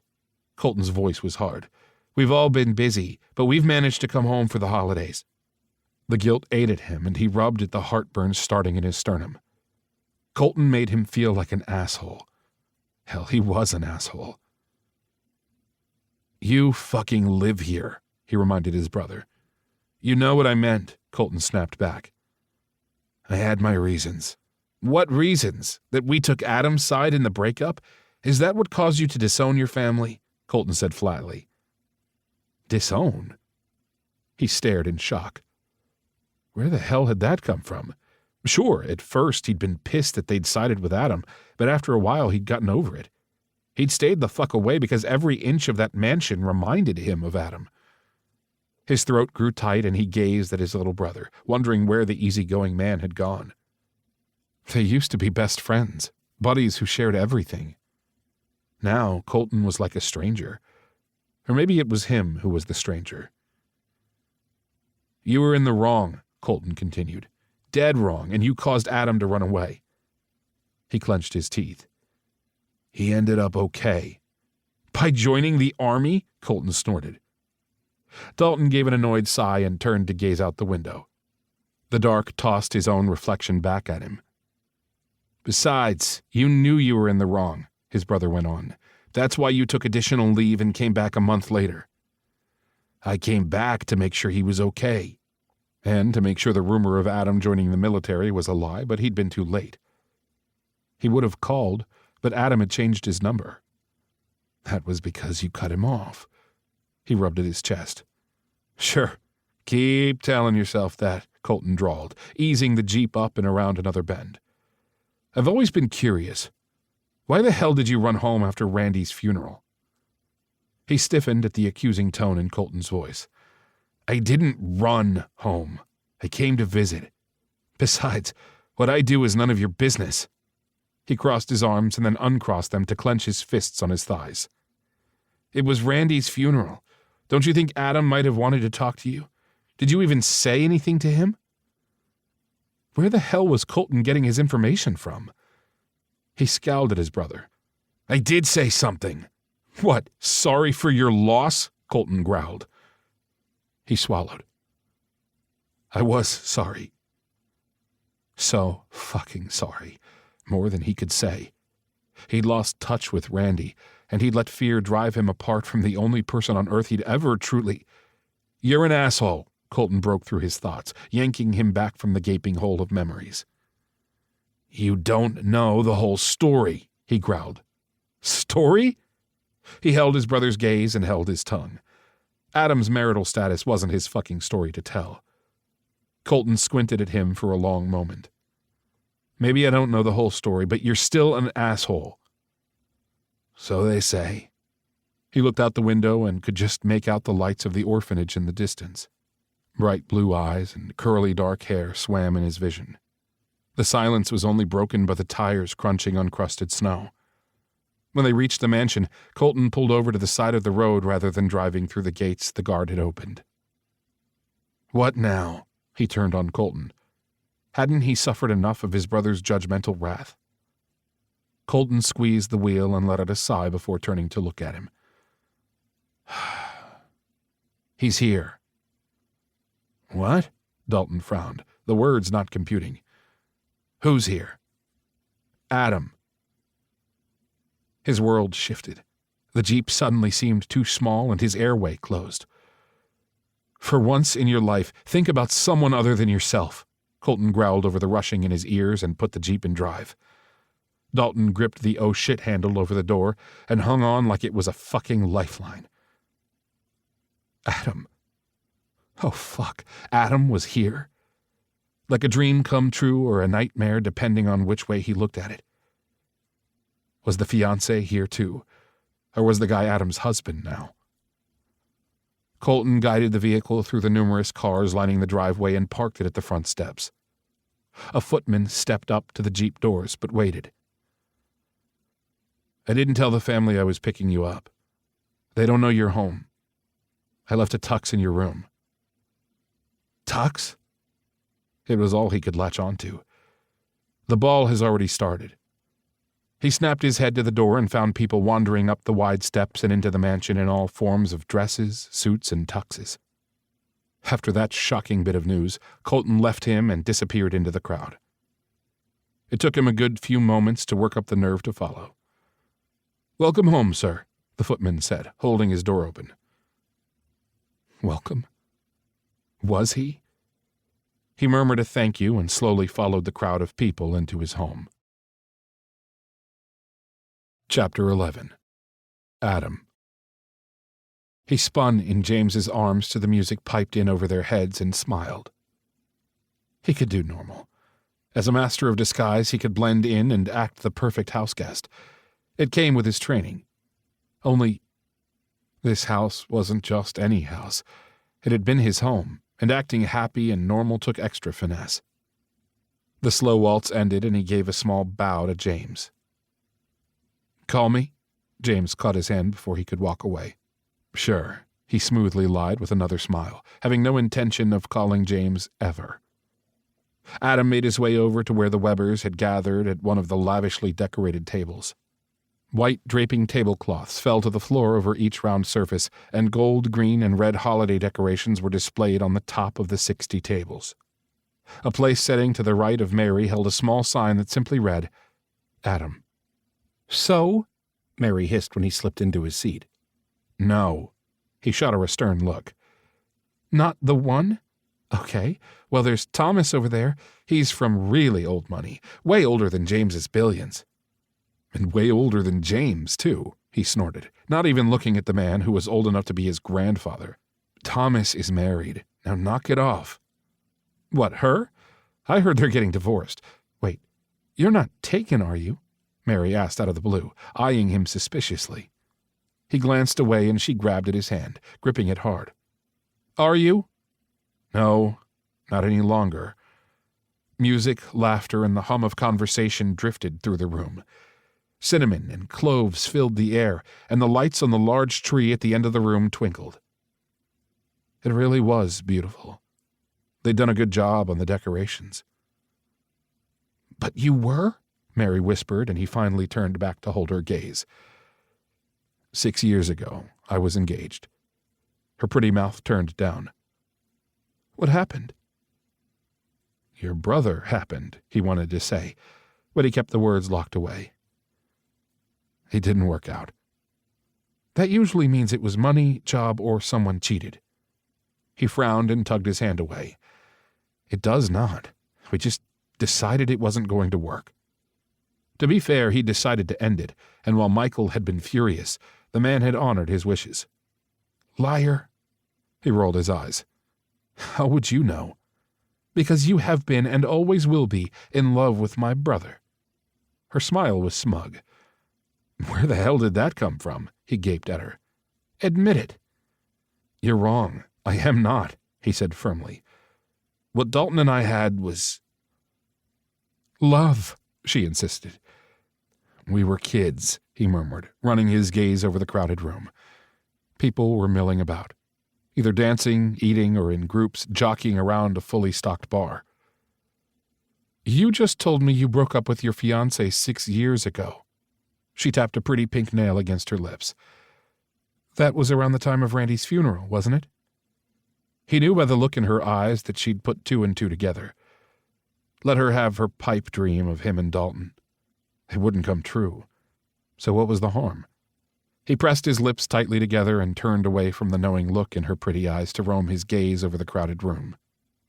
His eyes landed on a man near the entrance. The air left his lungs and the room closed in. He struggled to draw in a breath, and when he did, it came out as a gasp. Wide shoulders filled the space around the guy, and dark hair fell to just above the man's collar. The lights overhead reflected on onyx-colored hair. The cut of the tux molded tightly over his shoulders, arms, and hips. Lifting a hand, the guy rubbed at his nape, appearing uncomfortable as fuck. Adam's eyes became mesmerized by the rubbing hand. Fingers with tattoos. He was a sucker for a guy with muscles and ink. Oh, fuck. He grew lightheaded, waiting for Dalton to turn around. "Oh, for shit's sake," Mary hissed. "What?" he choked out, dragging his gaze from Dalton. "Don't freak out." She clutched his hand hard. Too late. "About what?" he murmured. "It's Dalton. He's home." The blood had already left his face. His stomach churned, and he swung his gaze back to Dalton. This time, Dalton was looking right back at him, straight into his eyes and right into his fucking soul. Those eyes. Those fucking gold-colored eyes, like the warmth of whiskey. He couldn't see the color from across the distance, but he knew that shade as surely as he knew his own. He also knew he'd never forget how cruel Dalton could be. He stood in a rush, and Mary caught his chair before it could topple over and make a scene. Turning in the opposite direction, he walked quickly toward one of the side doors. Call him a coward. So the fuck what, he was. Not only was he not ready to face Dalton, but the man also had no clue who he really was. Or did he? No. But there was a very good chance that Dalton would recognize him as Sphinx if he got close enough. Even though he'd been covered from head to toe in black, Dalton was scary observant. Yeah, Dalton had the uncanny ability to notice the unnoticeable. Shoving through the patio doors, he reached the outside and sucked in huge gulps of the cold Alaskan air. He hurried down the salted walkway that ran along the side of the house until he reached the south entrance rear door. Every inch of the mansion was etched into his brain. Once back inside, he'd be able to lose anyone in seconds. Stepping through the entrance, he let out the breath he was holding and closed the door. A throat cleared. His feet froze on the linoleum floor and he snapped his gaze around before he found him. How the fuck had Dalton known what entrance he'd use? The answer to that question, and any words for that matter, seemed to have deserted him. Dalton took a step forward and Adam held his ground. No way in hell would he let Dalton intimidate him. No fucking way. He narrowed his eyes and flattened his lips, and his look stopped Dalton cold in his tracks. Yet a curious light filled the man's eyes. Shit. With his silent challenge, he'd piqued Dalton's curiosity. It was the last thing he wanted. Cold eyes and flat lips were not the Adam of old, and by the look on Dalton's face he had noticed. Well, he had news for Dalton Weber. He was no longer that Adam. He wasn't the Adam from his youth, and he damned well wasn't the Adam that Dalton had met at Randy's funeral. He'd changed since that time. He'd become harder since ending things with Michael. He took assignments that made grown men's balls shrivel. Dalton had no idea what he was capable of.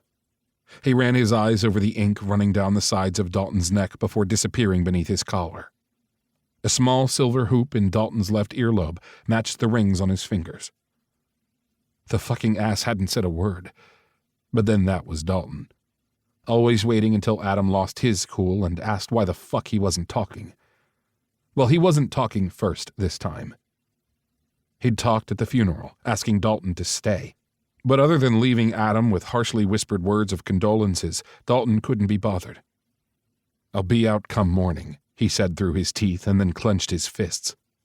Fuck! Shit! Damn it! The sexy smile toying at the edge of Dalton's mouth disappeared in a flash. "Don't leave."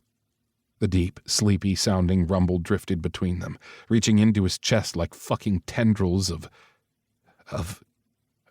he didn't know what, but it pissed him off.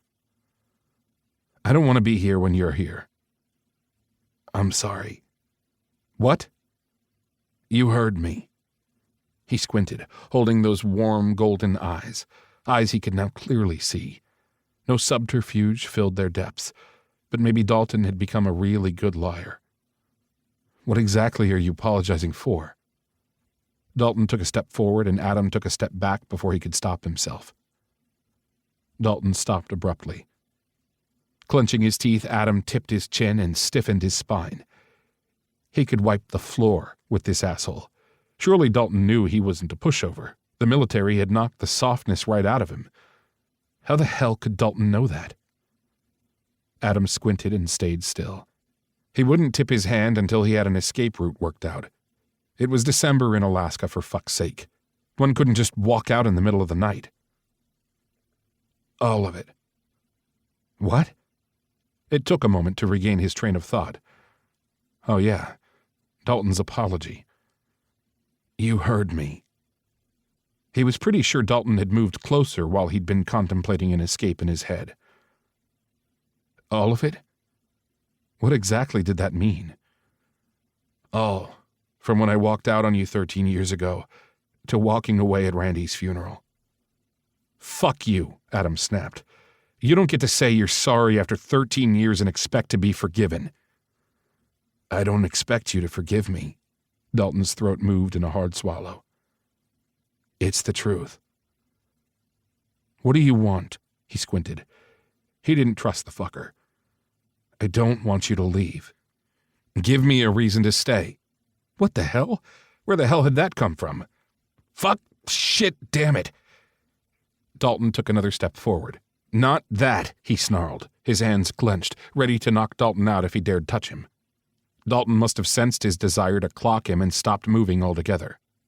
"Sorry," Dalton muttered and rubbed at the back of his neck. The guy had a propensity to do that when he was nervous. Adam glanced at his watch. "I'm waiting." "Cocky little shit," Dalton growled and took several steps forward. He may be little, but he'd taken down bigger men than Dalton. "Go fuck yourself," he snapped.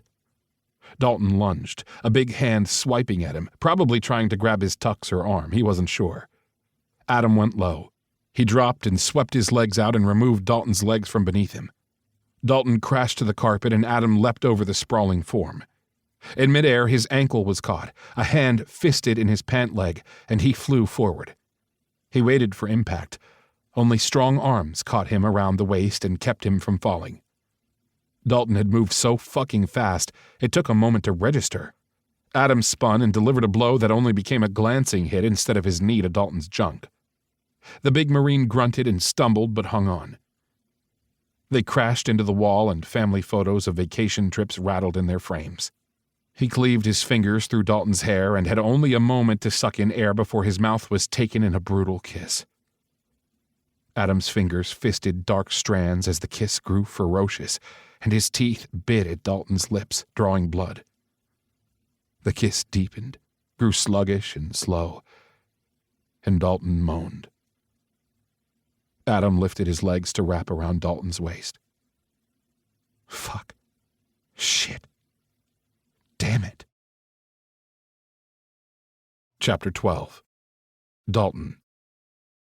Adam's taste filled his mouth, head, and fogged up his brain. Like a fucking dream come true. Those sleek legs wrapped around his waist as he clamped his palm over Adam's ass, squeezing tight. Memories came rushing up and heat roared through Dalton's gut. Groaning when fisted hands tightened in his hair, Dalton tightened his grip when Adam's legs lowered and his feet touched the floor. This right here was all he'd ever wanted. He caught Adam's waist harder, but Adam pulled away. Dalton clenched his teeth and the air left his lungs as he steeled himself for Adam to walk away. A sound left his throat when Adam did the unexpected by gripping the front of his tux and pulling him toward a linen closet. Dalton went because he couldn't tolerate any distance between them. He wanted Adam, had always wanted him, would forever want him. The dim light came on from a bulb at the back of the fully stocked room. Adam slammed the door and shoved him back against the wall, into the shadows of the large linen closet. In another second, Adam was back in his arms, biting at his lips and yanking at the opening of his pants. When his cock was freed, Adam sank to his knees and engulfed him in the wet warmth of his mouth. Jesus, Cupcake, he growled the nickname he'd given Adam when they were younger and sank his hands in dark curls. Adam gripped his ass and deep-throated his cock simultaneously. Dalton gasped and slammed one hand to the wall for balance while keeping a hold on the back of Adam's head with the other. His brain exploded. All he could think, feel, and do was fuck that sweet mouth and crave. God, he fucking craved Adam like nothing on earth. His spine tingled and his balls grew tight. Gonna come, he warned as his orgasm rolled over him. Adam mumbled something that sounded like an agreement around his cock. When Adam's hand slipped up his stomach and trailed upward over his chest, he exploded, emptying his balls. Adam sucked and swallowed until he was spent, and then sat back on his heels. Dalton's cock hung wetly between them, still semi-hard in the dim lighting of the room. Adam shoved to his feet, wiping his mouth with a clean towel from one of the folded piles. Dalton panted. What a homecoming. He reached for Adam, but the man dodged out of the way before flipping on the light. The small bulb sent light through the closet. Eyeing Adam, Dalton tucked his cock away. What the hell had just happened? What did it mean? None of those questions seemed to fit the situation he found himself in, so he went with a question that made him inwardly cringe. Where's the fiancé? His voice sounded like he'd swallowed rocks. The tip of Adam's head before he spoke was as familiar to Dalton as his own breathing. We broke up. Adam crossed his arms and leaned a shoulder against one of the metal shelves. When? Why? He squinted, trying to read Adam's expression. Don't you think we should discuss... Adam waved a hand at his crotch. It seems more pertinent. He honestly didn't know what to say. Was this Adam's way of saying he wanted him back? Okay. Talk. Adam's full lips pressed tight. You talk first. Dalton took a breath and rubbed at the knot forming at the back of his neck. Okay, he'd go first, but he was starting back a ways. A long ways. I tried to call you. When? Adam squinted at him. After Randy's funeral? Yes, 100 times, but couldn't get up the nerve. But I'm talking about earlier. The silence stretched. How much earlier? A few weeks after we broke up. Dalton cleared his throat, referencing what had happened 13 years ago.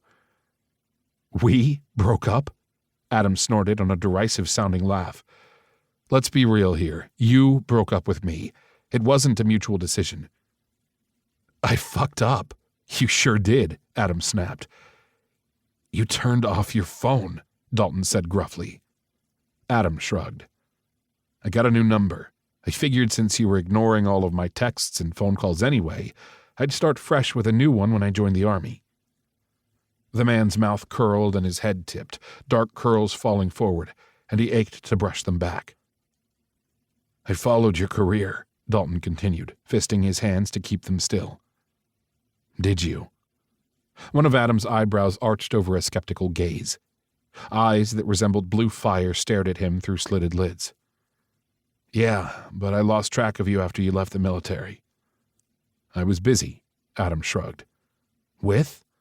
None of your business, Adam pointed to the door, a door he was blocking to prevent Adam from escaping.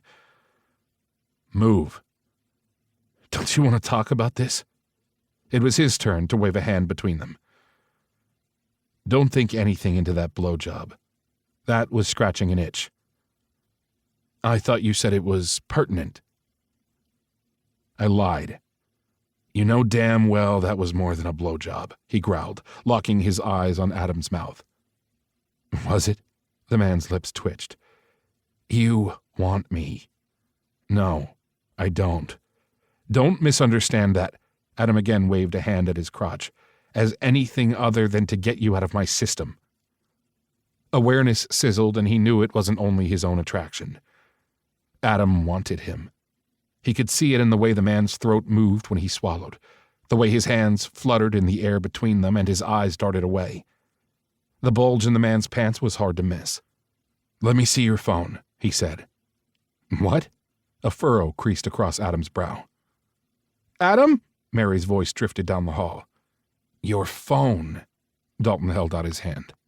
She's coming. You better move. He stayed where he was. Then you better hurry. With an exaggerated sigh that made Dalton smile, Adam slapped a cell phone in his hand. Dalton held the phone to Adam's face and it popped open. Adam's lips pressed into a flat line. He ignored Adam and put his phone number into Adam's cell. You changed your number, Dalton said, glancing up from the phone. It wasn't a question. Adam's frown increased. How would you know I changed my number? Meet me later. We need to talk. Adam snatched the phone from him and tucked it away. Move. Say you'll meet me and I'll move, Dalton urged. Adam! Mary's voice sounded closer. Damn it, Adam hissed. Okay, I'll meet you. The south terrace off of the breakfast room at 2. He glanced at his watch. It was just after midnight. The guests should be gone by then. Adam glared at him and snatched up a stack of hand towels. Dalton moved when Adam stalked closer, but he didn't make it easy for him. Adam was forced to brush against him on the way out of the room. When the door snapped shut and the light flipped off, he heard his sister's voice right outside the door. There you are. Yeah, I ran out of clean hand towels in one of the guest bathrooms. We have staff for that, silly. You know how I feel about that. Their voices faded and Dalton stood with a stupid smile on his face. Adam hated having people wait on him, and it was nice to know the man's core values hadn't changed. Dalton rubbed at his cock through his pants. Remembering Adam's mouth kept him semi-hard. His cell phone buzzed and he tugged it out, frowning at Ace's number. Boss? The SecDef called, and nobody seems to have a copy of the list. Ace's tired sigh came over the phone. What do you mean? Does the list even exist? I don't know, Ace responded. What happened to Sphinx selling a list to the highest bidder?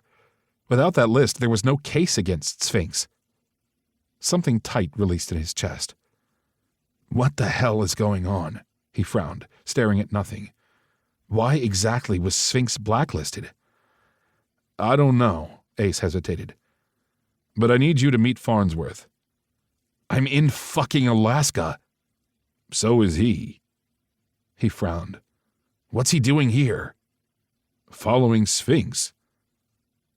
What the fuck was Sphinx doing in Alaska? Chapter 13. Adam. He had loved Dalton with every fiber of his being, and he would have done anything to keep the man. But Dalton hadn't wanted him. The memory of their last day together, when Dalton had broken it off, rose up and a lump grew in his throat. I can't see you anymore. What? Why? His heart had pounded so hard he'd thought he was going to pass out. I'm not coming home for a few years. I've re-enlisted, Dalton said. Re-enlisted? He'd sounded stupid. I thought you were discharging. You said we'd buy a house. He cringed, remembering how his voice had wobbled. There'd been no house, and Dalton had stayed in the Marines for several more years. Adam had never gotten an explanation. Dalton had walked out of that same closet and never looked back. In fact, the breakup had occurred in the same closet, only Dalton had been the one on his knees back then. It seemed fitting that he had returned the favor and gave Dalton head before walking away. Right? A little before 2 a.m., he sat on the edge of his bed, gazing at the door he'd closed and locked. Not that he thought Dalton would attempt to enter, but he needed privacy to get his shit together. You gave him a blowjob. Jesus, he berated himself. He rubbed at his mouth and jumped up and headed to the shower. As if the warm water could wash away the memory of Dalton. The man's taste had overridden the past and the shallowness of Dalton's coldness in the face of his burning love. He'd told Mary that their love wouldn't have lasted, but in his heart he hadn't believed it. He still loved Dalton as strongly as the day he'd first met him. But it didn't matter.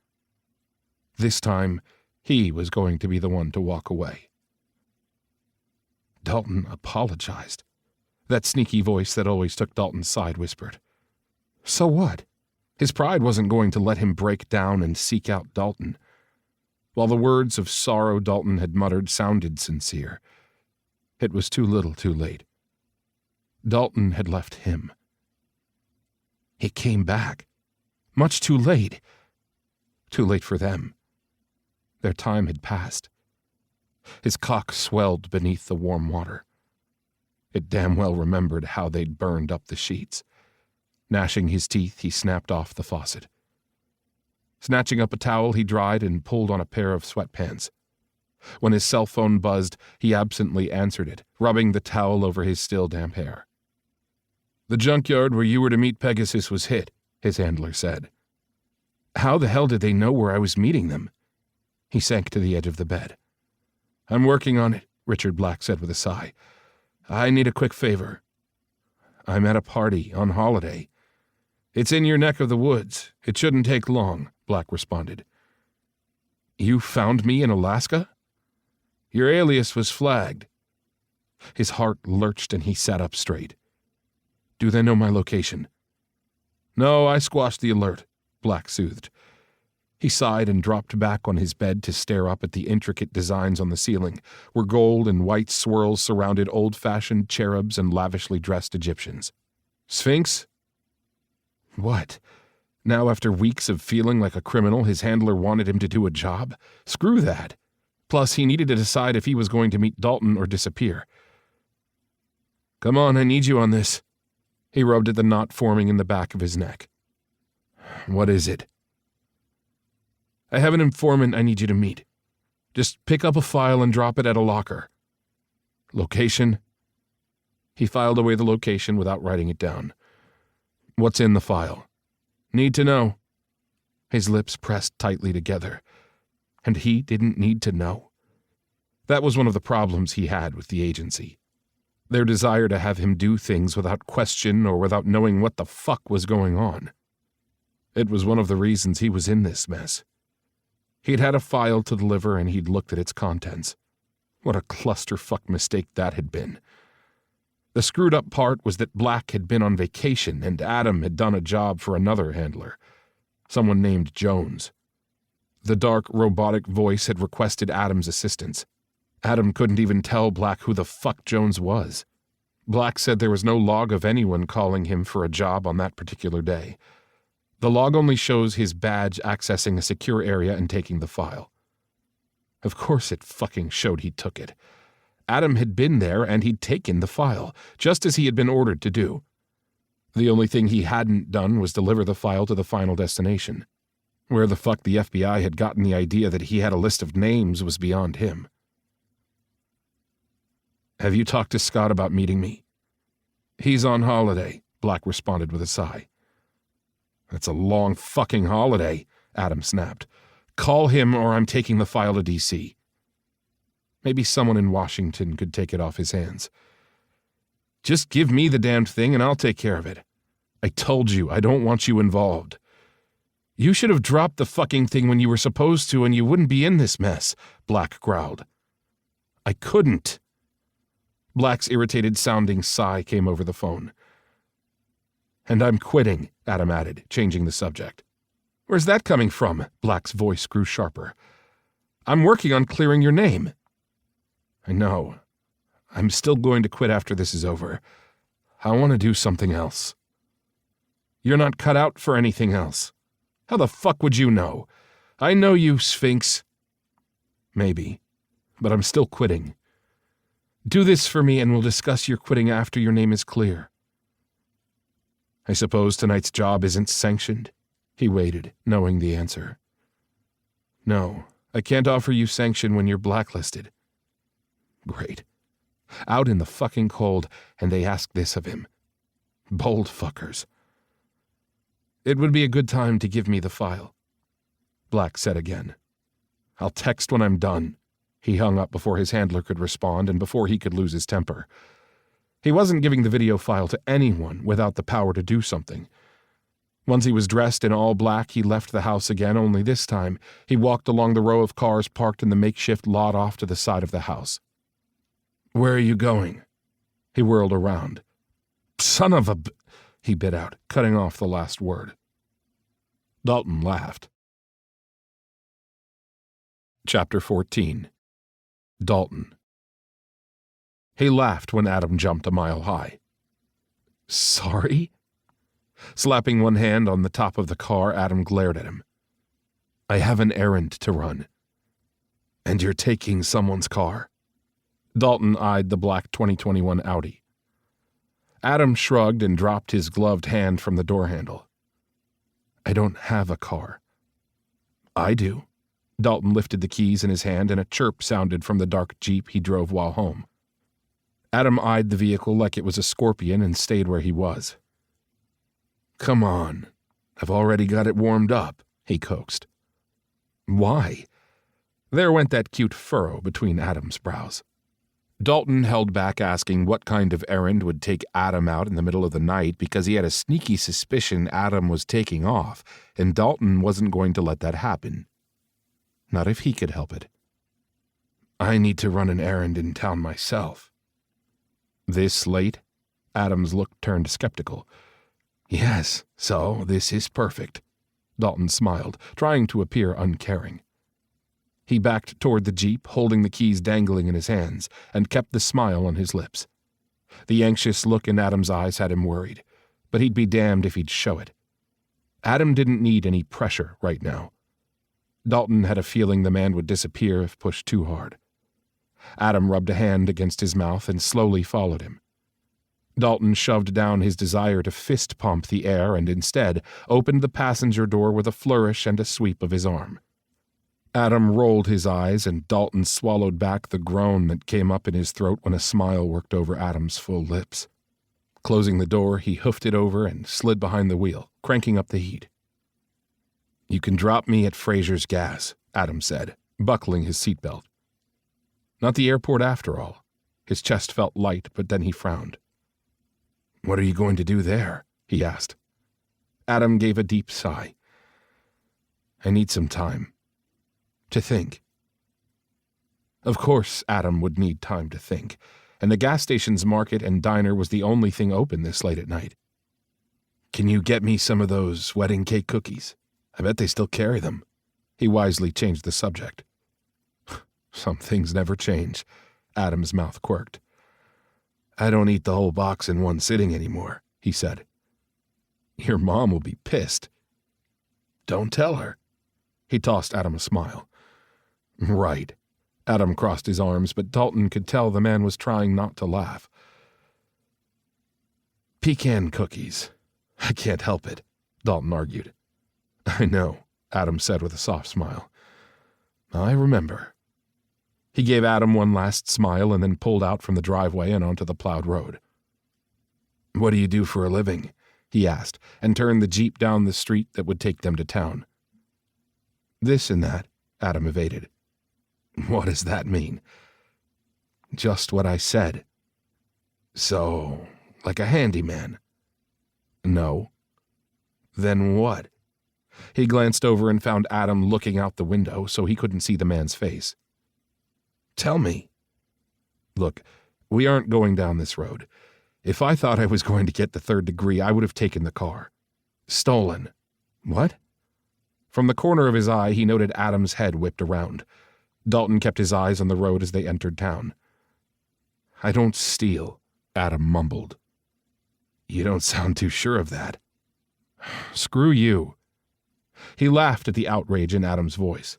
Sorry, it's just that you're being deliberately vague. Maybe that's because I don't want you to know anything about me. Squeezing the steering wheel, Dalton stared out the front windshield. The silence in the cab grew thick. When he reached Fraser's parking lot, he stopped the Jeep but didn't park it. Dalton, I'm sorry, Adam whispered. He took a deep breath and turned to face Adam. I'm the one that's sorry. I just want to get to know you. Adam closed his eyes as if he were in pain. Don't make any decisions yet, Dalton said hurriedly before Adam could say anything else. Just think about it. Adam swallowed and rubbed at his mouth. Those big blue eyes were locked with his. Please, just think about it, he whispered, his heart in his throat. Okay. Relief crashed over Dalton, making him lightheaded, and he smiled. When should I pick you back up? An hour? I'll be here. Adam slipped out of the Jeep. Don't forget my cookies, he called out before the door shut. Adam laughed. It was a small one, but Dalton heard it before the door closed. He grinned and then pulled the Jeep out of the parking lot. Dalton came upon the vehicle crash as he approached the motel where he was to meet Farnsworth. One of the agents wearing an FBI badge stepped up to his vehicle when Dalton rolled down the window. Can I help you? I'm supposed to be meeting Agent Farnsworth. Dalton Weber? That's me. ASAC Farnsworth was in an accident. The man's voice shook. They're transporting him to the nearest hospital. 20 minutes later, Dalton turned away from the apologetic doctor in the hospital waiting room and strode toward the exit doors. Stopping short of stepping outside into the freezing air, he pulled his phone out and called Ace. Did you find Farnsworth? Ace said right out of the gate and with no hello. Yeah. Dalton blew out a hard breath. He's been murdered. Fucking hell, Ace muttered. The silence stretched over the line. When? The Fairbanks field office estimates about 2 hours ago his SUV was forced off the road, he said, knowing his voice sounded tired as hell. You think Sphinx did it? That's what the FBI is saying, he growled. The FBI agents inside the hospital had been quick to pin the blame on Sphinx. Was it a hit and run? According to witnesses, the driver ran Farnsworth off the road, then got out of his car and shot Farnsworth point blank in the chest. The feds found a few dark hairs and a glove at the scene. They're having those tested. The gunman left hair and a glove? Supposedly, he muttered, knowing how insane that sounded. "That doesn't sound like Sphinx," Ace murmured. Ace had hit the nail on the head, but maybe being on the run was making Sphinx sloppy. Sloppy enough to drop his fucking glove in freezing cold weather? He couldn't see that happening. "Honestly, Ace, I don't get it. None of this is making any sense. We can't find the list, so it might not exist. And why would Sphinx kill Farnsworth? For what purpose?" "Farnsworth wanted Sphinx dead," Ace pointed out. "I still don't buy that Sphinx left hair and his glove at the scene." "It sounds fishy, but we still need to bring Sphinx in. I'm looking at the FBI field report right now. The charges have changed, and it's no longer only espionage. He's wanted now in connection to the death of Federal Agent Farnsworth, and you know what that means." Yeah, he knew. The warrant for Sphinx would upgrade to dead or alive. "Take your vacation. Let the team know the details, and I'll be in touch the minute Sphinx surfaces," Ace said. "Copy," Dalton responded automatically to the tone of authority in the ex-Navy SEAL's voice. When Ace gave him word on Sphinx, Dalton would do whatever it took to bring the man to justice. It looked like the days of talking to Sphinx were over. When Ace ended the call, Dalton sent a short text to Pegasus.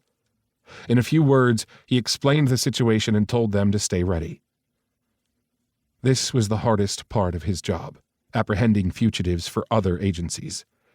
If Sphinx really did kill Farnsworth, then he'd bring him in at all costs. And if Sphinx resisted, Dalton would give the order to kill. Chapter 15. Adam. The hum of the television hanging on the wall over the bar was only smothered by the sound of a noisy table of four in the corner of the rundown bar. He grimaced, shifted on the stool, and wiggled his wet toes in his shoes. His black sneakers were not weatherproof, and his toes squished inside his wet, icy socks. The informant was half an hour late, and he already regretted agreeing to the meet at the dive bar not far from Fraser's Gas. He drained the coffee the bartender had poured and glanced at his watch. He had 15 minutes before he had to meet Dalton back at the gas station. The plastic bag sitting on the bar crinkled when he grabbed it. He'd picked up 2 packages of Dalton's favorite cookies. Paying his tab for the coffee, he gave the bartender an up nod and slid from his stool.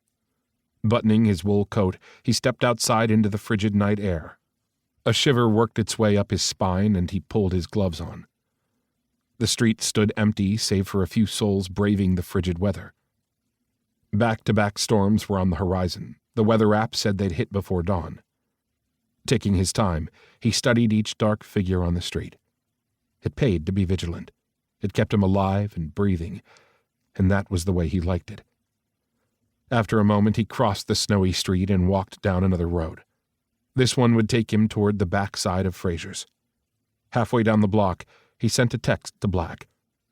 "No informant at the meeting place. No package received. Double-check with your contact. I'm going home." His handler didn't respond, but that was normal. Sometimes Black didn't get back to him for days. It wouldn't be for much longer, though, and Adam wondered how he'd make a living after he quit. Anything had to be better than this. Living off another's generosity was not something he was proud of. He'd pay every penny back to Leslie. He had skills. Sure, they were military skills, but he could get a job as a security guard, bodyguard, bounty hunter, or even a mercenary. There were plenty of options.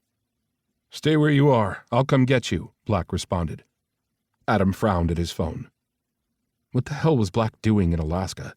Why the fuck did Black need him for a job when he was already in the area? "I have a ride, don't bother." Adam fired off the text and shoved the phone back into his coat. The asshole. Flashing lights reflected off the icy streets ahead, drawing his attention. It appeared to be an accident. Crime scene tape surrounded a vehicle that looked to have been run off the road. A tow truck drove past him, going way too fast, its tires plowing through the white streets. Dirty snow splashed up, and he lightly stepped away. The closer he drew parallel to the scene, the more he saw of what remained of the accident. It looked like a car crash. People drove too fast around here. He passed the crime scene, careful to keep his face hidden inside the collar of his coat. Maybe that was what had happened to the informant? He thought about asking someone about the accident, but decided against it. He couldn't risk blowing his cover, and even if the accident involved Black's informant, the guy would already be at the hospital. He pulled out his phone and sent another text to Black while he walked. "Accident on Main Street that could be your informant. Check the hospital and get the package from there. I'm going home." No response to that, so he tucked the burner phone away and pulled his personal cell out. He huffed with a smirk at the funny emoji face Dalton had sent him along with the text. "On my way back to the market. You better have my cookies." Fraser's Market came into sight, and he walked along the slippery sidewalk next to the front of the building. All he had to do was wait by the front doors until Dalton came to pick him up and then give the guy his cookies. He didn't need to take whatever Dalton wanted to the next level. The fact of the matter was, he couldn't take it to the next level.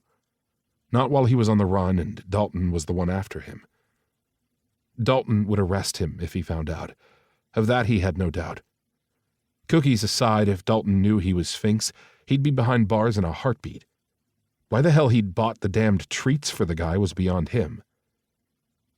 Except that cookies made Dalton happy, and, well, Adam wanted Dalton happy. Even if he wasn't the one for Dalton, he wanted him to have every happiness. He glanced at the bag filled with cookies, and a snort laugh emerged from his throat. So many memories came back with these freaking cookies. Dalton had a sweet tooth a mile long, and his mother had learned to hide any cookies after baking them because Dalton would eat them. All of them. As in, eat every last one of them and leave nothing for the guests. When Dalton had realized his mom was hiding the homemade cookies, he'd coaxed Adam into being his accomplice. Adam would distract Leslie on their weekly shopping trip, and Dalton would buy cookies on the sly. Pecan crumbles rolled in white powdered sugar, also called wedding cakes. He remembered the look on Dalton's face when they discovered that Fraser's carried the same cookies. He smiled at nothing as the memories rushed up. "What are you doing?" He stopped on the slushy sidewalk, gazing down at the wet slop surrounding his numb, damp feet. A trash can sat to his right and the open road to his left. His heart squeezed as tightly as his fist around the plastic bag. Just give them to Dalton. His hand hovered with the bag over the open trash can, but he couldn't let go and clutched the bag against his chest. What can it hurt? They're only cookies, he reasoned. Crack! The bricks from a large gray pillar exploded near his head. The flying debris didn't register at first, which was odd, because he'd been trained for this. In hindsight, he just hadn't thought about dodging bullets here in Alaska. One of the pillars that sat in front of the store had saved his head from exploding. He scrambled, slipping on the slushy snow, and went down. His knee cracked against the sidewalk with a glancing pain, and he lurched upright, the stress of his fall sending the previous bullet graze and his side zipping with pain. Ducking his head and shoulders, Adam ran in a crouch to take cover behind the next pillar. "Get back!" he hissed at a woman coming out of the gas station's front entrance. She froze, not understanding. Adam couldn't take a chance of an innocent being shot and dodged back the other way. No way in hell was he going to return fire in front of the store. Bullets peppered the front of the building, hitting the newspaper stand. Glass shattered and papers flew beneath the barrage. He ran along the building with bullets following, each projectile plunging into the building in his wake. Skirting a bike rack, he raced down the dark and deserted side of the building and around to the back, hoping like hell his knee held up. The pain was now a distant throb. It was his side that worried him. A wet warmth ran down his side and soaked his pants. Hopefully there would be a delivery van or something where he could take cover. He pulled his weapon as he slowed into a jog. He had one full clip in his 9mm and another tucked into his jacket. Reaching a van, he stepped into the dark shadows and leaned his back against the cold metal. Fog filled the brisk air with every breath he took, and he tried to slow his breathing, his mind racing for the next steps. Tires sloshed through the melting snow, and he braced himself. But it wasn't the bad guys. Dalton's big black Jeep rolled into view. Adam froze in the shadows. Maybe if he stayed very still, Dalton wouldn't see him. In the next instant, the Jeep pulled up to the shadowed spot where he stood. The window rolled down. "Get in!" He looked at Dalton through the open window and then glanced in the dark road that led out of town. The Jeep passenger door popped open. "Get the fuck in the Jeep, Adam!" Dalton barked across the distance, his voice dropping deeper than normal. The words were a command. Urgent. Lethal. Brooking no argument. In fact, Adam thought that Dalton would chase him down if he tried to run. Fuck. Shit. Damn it. Chapter 16. Dalton. At first, he didn't think Adam was going to jump in. In the next instance, Adam leaped into the Jeep and slammed the door. "Get down and stay down." Dalton reached over and put his hand on Adam's head and shoved downward. Adam slipped off the seat and onto the passenger floorboard and curled into a small ball. Dalton eased his foot on the gas. He wanted to slam down the pedal, but it would only send the Jeep into a spin-out, which was not an option. Once the Jeep gained traction and hit the salted streets, he floored it. The back fishtailed in what remained of the slush, but the tires caught the salt and the vehicle lurched forward. Bullets pinged, hitting the tail end of his Jeep. Two darkly dressed figures ran into the street. Through the rear-view window, Dalton could see them raise their guns. Dalton yanked the wheel and drove the Jeep up on the snow-covered grass of a corner lot. The tires caught and slid off the curb with a bounce. He spun the wheel the other way and took the narrow alley to the left. It was filled with snow, and he floored it and took the next alley to the right. By the time he was done zigzagging through a maze of alleys and streets, the bad guys had no hope of finding them. "It's clear," he growled at the curled-up, dark lump on the floorboard. Adam didn't respond. Nor did he move. Fear blasted through his chest, and he jerked the wheel and slammed the Jeep into park next to a trash can and killed the lights. "Adam?" Dalton reached over and gripped the heavy wool coat and tugged. Adam was dead weight. "Fuck!" Dalton jumped out of the Jeep and ran around to the passenger door and yanked it open. He reached beneath Adam's arms and lifted him up. In the overhead light, blood covered the pale leather seats. "Adam! Adam!" he crooned, pulling the Slider man close. Feeling the warmth of his body, he placed his ear and face down next to Adam's mouth and choked on the wave of relief when warm air touched his face. Easing Adam to his side on the seat, he curled the man's knees and made sure his feet were away from the door before shutting it. Racing around, he jumped behind the wheel and lifted Adam's head to rest on the center console, its soft leather a pillow for his head. Back on the road, Dalton's mind raced. Hospital? No. He punched in a number and impatiently waited for it to ring. "Dalton, long time no hear." Dr. Basil Washburn answered on the first ring, and Dalton explained the situation. Well, what he knew of the situation. Suspected gunshot wound. "Harbor General is right there," Basil said. "I think that's the first place they'll look for us." Silence filled the line. "Please, Basil." "My place, and fucking hurry." Dalton punched in another number and floored the Jeep in the doc's direction. "Dalton?" Ace might have been sleeping, but he was alert when he answered the phone. "Someone just tried to kill a friend of mine." Dalton cut right to the chase and filled Ace in on the events since leaving the hospital. "Where are you?" "Heading to a doctor friend. I can't take my friend back home." "Does your family need protection?" "Yes," he said without hesitation. "On it. Give me their address," Ace ordered. Dalton rattled off the mansion's address, and Ace ended the call with a promise to call him back. He kept his free hand on Adam's curly hair, fingering the silk-like strands. The rage built. With his left hand, he squeezed the steering wheel in a death grip while his right hand wound its way through soft, dark curls before slipping down to cup Adam's cheek.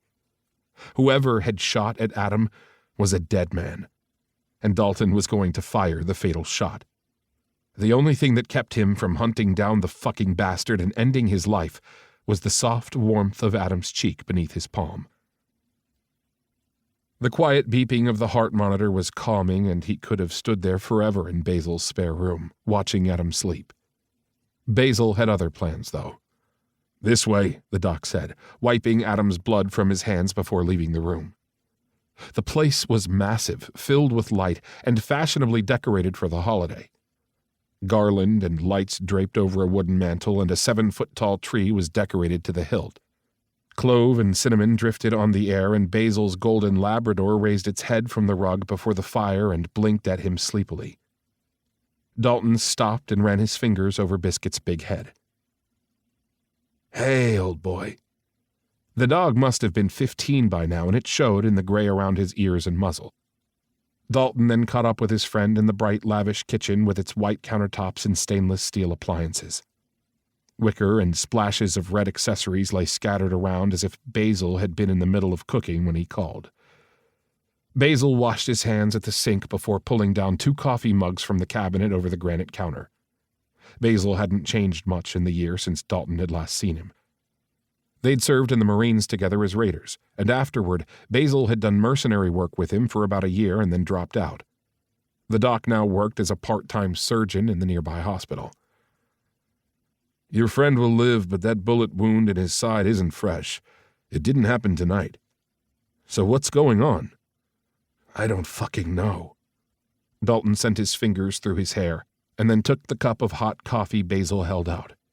It warmed his cold hands, and he gripped it like a lifeline. "I'm on a case.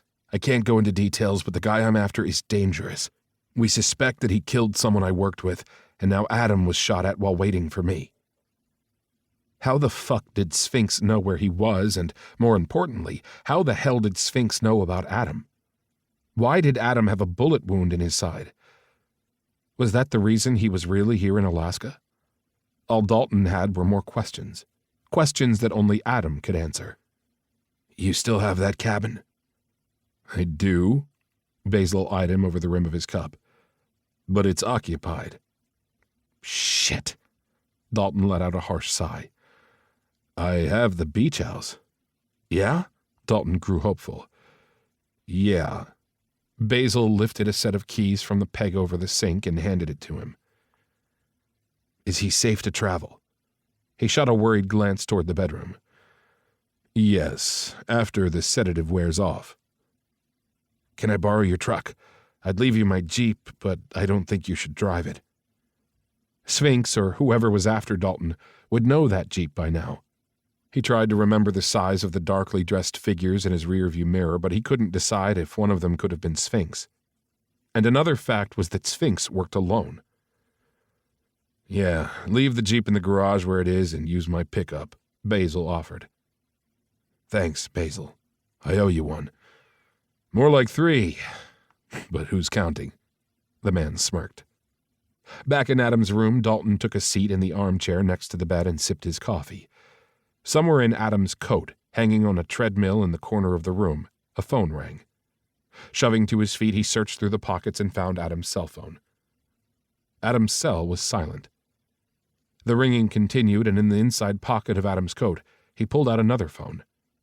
It looked like a typical burner phone. He frowned and studied the phone before pushing the button to stop it. The room rang with silence, save for the heart monitor Basil still had at the house. The man's mom had convalesced at home before she'd passed away a few years ago. Dalton held the button down on both phones, powering them off. When he tucked them back into Adam's wool coat, his hand met metal. His gaze settled on a sleeping Adam. Why would Adam need 2 phones? And a gun. Chapter 17. Adam. Rolling to his side, pain lanced through him and an ache set up in his knee. A lethargic-sounding groan left his lips before he could swallow it down. "Adam?" He blinked open his lids to a bright, blurry room and the outline of a dark figure hovering over him. The voice was Dalton's deep rumble. "Yeah," he croaked, getting up onto his elbow only to slide back down into the bed's softness. "I'm awake." "Easy." A hand caressed soothingly over his forehead, brushing back the strands of hair from his eyes. Fingertips lingered on his cheek and then trailed down the side of his neck. His pulse thundered beneath the tips of fingers he knew as well as his own. He blinked again, and Dalton's face swam into focus, and then the room beyond. It was not his bedroom at the Weber home. Brightness washed through this particular room and bounced off of light blue walls. Ribbons of sunlight filtered through white slatted blinds, dappling the buttercup yellow bedspread draped over him and the bed. "Where are we?" Adam brushed a palm over the bedspread and again got an elbow beneath him. "What happened?" "We're at my friend's beach house," Dalton said, helping him sit up. Once upright, Adam arranged the bedspread and Dalton lifted a glass filled with orange juice from the nightstand. The straw was held to his lips, and he obediently took several swallows of the sweet drink. It went a long way in clearing the fog from his brain. "As for what happened, we'll go over all that after you eat something." The night before came rushing back. Someone had shot at him. Had it been only last night? Maybe he'd been out longer. He glanced toward the window. "How long have we been here?" "Since early this morning." Dalton placed the half-empty juice cup on the nightstand. "What time is it?" He felt like a parrot asking so many questions. 1 o'clock in the afternoon. "Where's my jacket?" Surely Black had to have called. His handler was probably worried sick. "In the hall closet," Dalton said, locking hard gold eyes on him. The smile on Adam's lips faded beneath the glittering gaze. "What?" he whispered, licking at his suddenly dry lips. "You have a bullet wound." "Well, yeah, they shot at me." Dalton squinted at him, and his mouth pressed flat before an expression of disappointment swam through the man's eyes. "That wound is older than last night." "Shit. Damn it." Adam glanced away and plucked at the bedspread. "If you're in trouble, you know you can come to me." "Can I?" Dalton looked confused and hurt all rolled into one. "You of all people should know that." Silence ran through the room, lingered, and then increased when he stayed silent. "I've made breakfast. I'll see you at the table. The kitchen is down the hall. Make a left. Bathroom is through there." Dalton clipped out, pointed to a door off of the room, and walked out. The door shut with a snap, which spoke louder than the hurt in Dalton's whiskey-colored eyes. "Damn it," he muttered and sat up with a grimace. He shoved the yellow bedspread out of his way and sat up on the edge of the bed. Gazing down at the pajamas he wore, he tossed a glance at the door. He hoped Dalton had gotten his looking in because that was all he was going to get. Still, thinking of Dalton undressing him and tucking him into pajamas sent a shiver of desire down his spine. Rolling his eyes at his nonsense, he eased from the bed. Finding his coat was paramount, and he located it hanging in the closet. His phones had been powered down, but his gun was still inside. He tucked it and the phones away in the nightstand and hobbled into the bathroom without any mishaps. 20 minutes later, he was freshly showered and wearing a pair of sweatpants rolled at the waist and a t-shirt that was miles too big for him. He pulled on the pair of thick socks he'd found with the clothes sitting on a chair in the bathroom. The unwrapped toothbrush had been a bonus. Damn. He felt almost human. He hadn't passed out like that ever and chalked it up to his lack of sleep over the past few months. He finger-combed his wildly curly hair in an effort to tame it. "Well, that's about as good as it's going to get," he sighed at the springy black strands. He found Dalton in a wide, sunny kitchen with accessories rivaling the yellow in the bedroom. The owner must have a thing for brightness because the whole room looked like something out of a country kitchen magazine in the middle of a sunflower summer. "I know, Mom. Yes, no, okay. Love you too." Dalton's deep voice filled the kitchen. Adam stepped into the doorway. "Yes, he's right here." Dalton held out the phone. Taking the phone, he put it to his ear. The song White Christmas was playing. "Adam! Oh, Adam, honey, are you okay?" Leslie's voice was filled with worry. It made his chest hurt. "Of course," he murmured, sliding into a chair. "Dalton told me you got caught in the crosshairs of his work. Oh, that makes me so mad. His eyes flew up to Dalton. The man smirked and continued to nurse his cup of coffee at the table. I'm okay. He squeezed the phone. I love you, she said fiercely. I love you too, he murmured, holding Dalton's gaze before he ended the call and passed him the phone. The whitewashed kitchen table looked decadent. 2 chunky white plates were piled high with eggs, sausage, and hash browns. His stomach growled as he slid into the vacant chair. Coffee? Sure. Your mom's not mad at you, is she? Sometimes, because of his childhood, Leslie treated him kinder than the scolding she'd give her own children. Dalton picked up the pot sitting on a warmer on the table and filled a large mug that sat near his plate before sliding creamer and sugar closer. She'll be fine. I told her to give us a few days. Days? Dalton wanted to stay here a few days? As long as we're home for Christmas, Dalton finished. Right, he smiled. Leslie was all about family and the holiday. God, he'd missed that. He gazed at the food arranged on the table and a freshly showered Dalton. It all felt so domestic. Too domestic, and he almost bailed back to his room, but the company and the smell of sausage called to him. Screw it, he was hungry. He dug into the food, eating like it was his last meal, but it kept him from talking. You can have seconds. He paused after shoveling another bite of sausage and egg into his mouth and darting a look at Dalton from beneath his lashes. He found the man's eyes locked on his face before dropping down to his mouth. Those damned butterflies lurched in his stomach, and his traitorous cock twitched beneath the soft material of the sweats, reminding him that he wasn't wearing briefs. His breath caught and Dalton's pupils expanded. Quickly he returned his gaze to his plate and took another bite of food. Talk to me, Adam. How did you get that gunshot wound? He took several swallows of the sweet coffee to chase down the eggs that were lodged in his throat. How the hell was he going to explain getting shot? Stall like a motherfucker. That's a long and funny story, he said with a small laugh.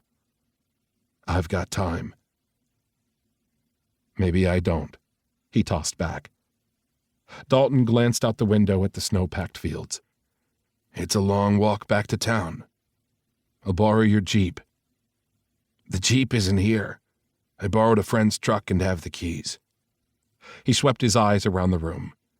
Maybe the owner would have another car or bike, or hell, he'd take snowshoes at this point. In my pocket, Dalton added. Now talk to me. Why? Because I'm asking you to. You're so annoying, like a bulldog with a bone. Tell me. Oh, for fuck's sake.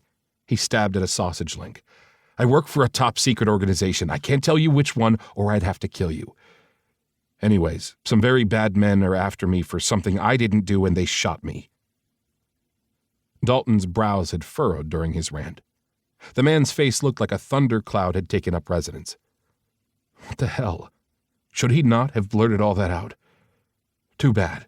Dalton had asked for it.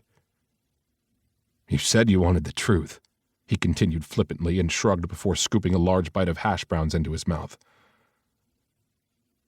Are you fucking with me? Dalton asked in a really quiet tone. Too quiet. Would I do that? He flashed Dalton a cheeky smile. Are you lying? Dalton growled, his voice kind of strangled. Like he was ready to start yelling, and it made Adam want to really smile. So he did. His lips stretched upward, letting the humor he felt show in his eyes. Of course, that led to Dalton getting the wrong impression. It really wasn't his fault Dalton thought he was lying. Look, I'm not obligated to tell you a freaking thing. He pointed his fork with the sausage wobbling on the prongs at Dalton and squinted, hoping that by giving the guy the stink eye, Dalton would stop with the Inquisition.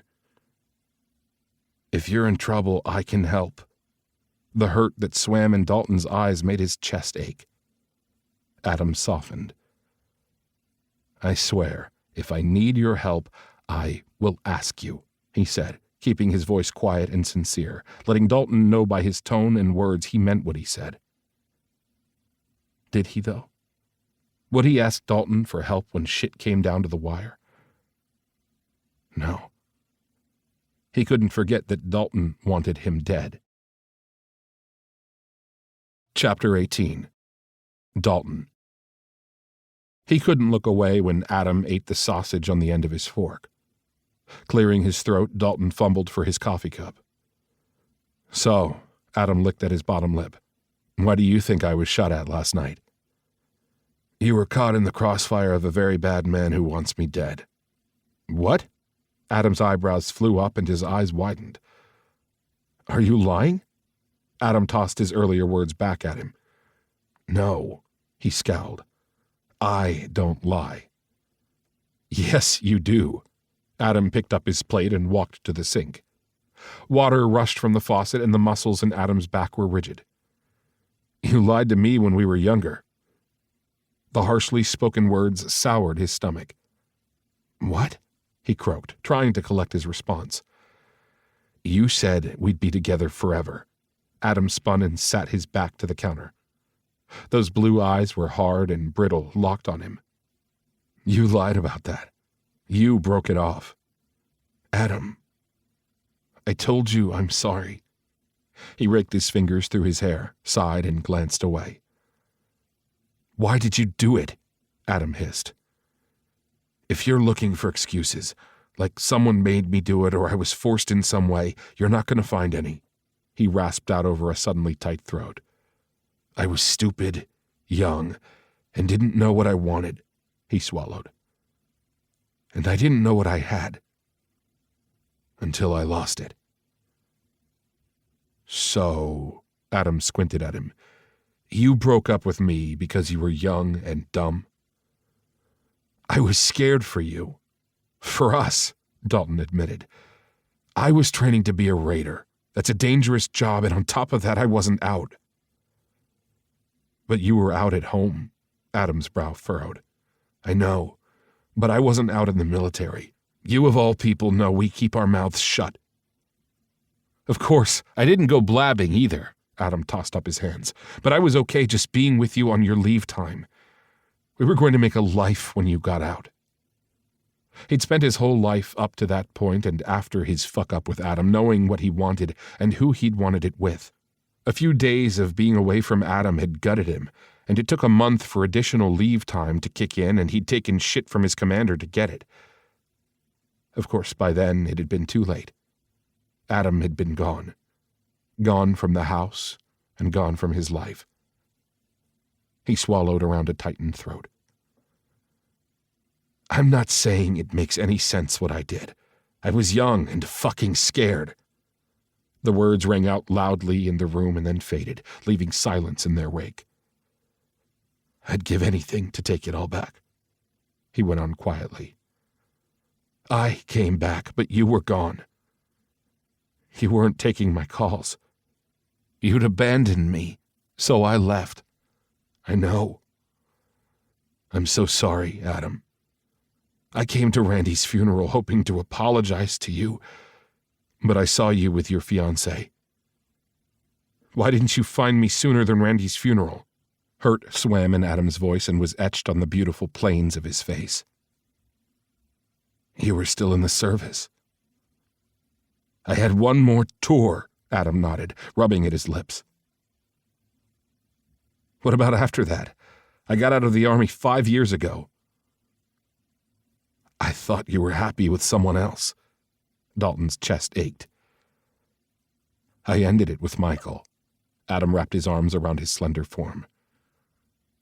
I got your number, Dalton went on doggedly. I called you every year on your birthday. You called me? Adam rubbed a hand at his mouth. I didn't get any messages. I didn't leave any, he admitted, feeling like a fool. Of course. I think I remember a heavy breather, Adam said flatly. Yeah, I fucked that up too, he sighed and glanced away. Believe it or not, I don't always have the answers. You mean you aren't always a badass? Adam teased. Hey, now, don't get carried away. Adam softened further, and one side of his lips curled upward. A tiny light danced in his blue eyes. You are the worst. I am. Can you forgive me? He pushed back from the table and stood slowly. He half expected Adam to bolt as he approached.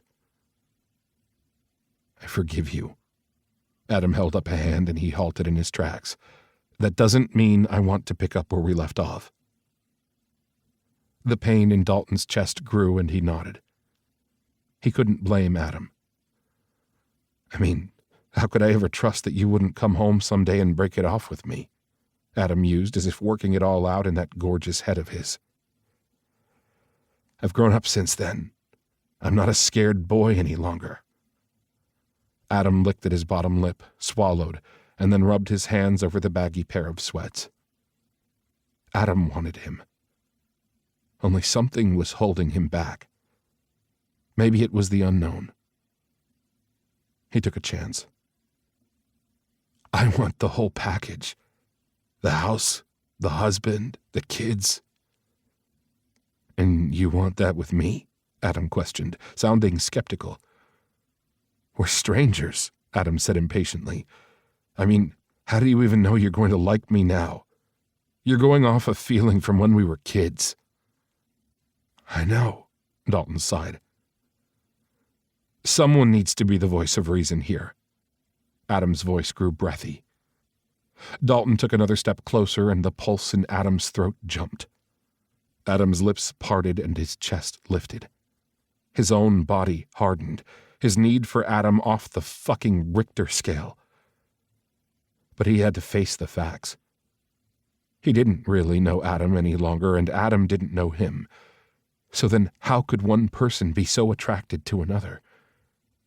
It was fate. And even with so much time apart, he and Adam were meant to be together. Let's hang out. Hang out? Adam echoed in disbelief. You know, decorate for Christmas, drink hot chocolate, and make snow angels. Fuck if he didn't sound corny as shit, but right then he didn't care. All he cared about was having Adam close, keeping Adam safe. Does your friend have Christmas decorations? Yes. Adam tipped his head as if thinking about it. I've already helped decorate a mansion. I might be tired. We can rest in between. We'd need to get a tree. Adam gestured to the empty living room that sat across from the kitchen's island. Dalton smiled, drawing closer and closer the more they argued. Once he was standing in front of Adam and the connection between them was causing both of their breathing to increase, Adam placed a palm flat to his chest. His heart jumped beneath Adam's touch.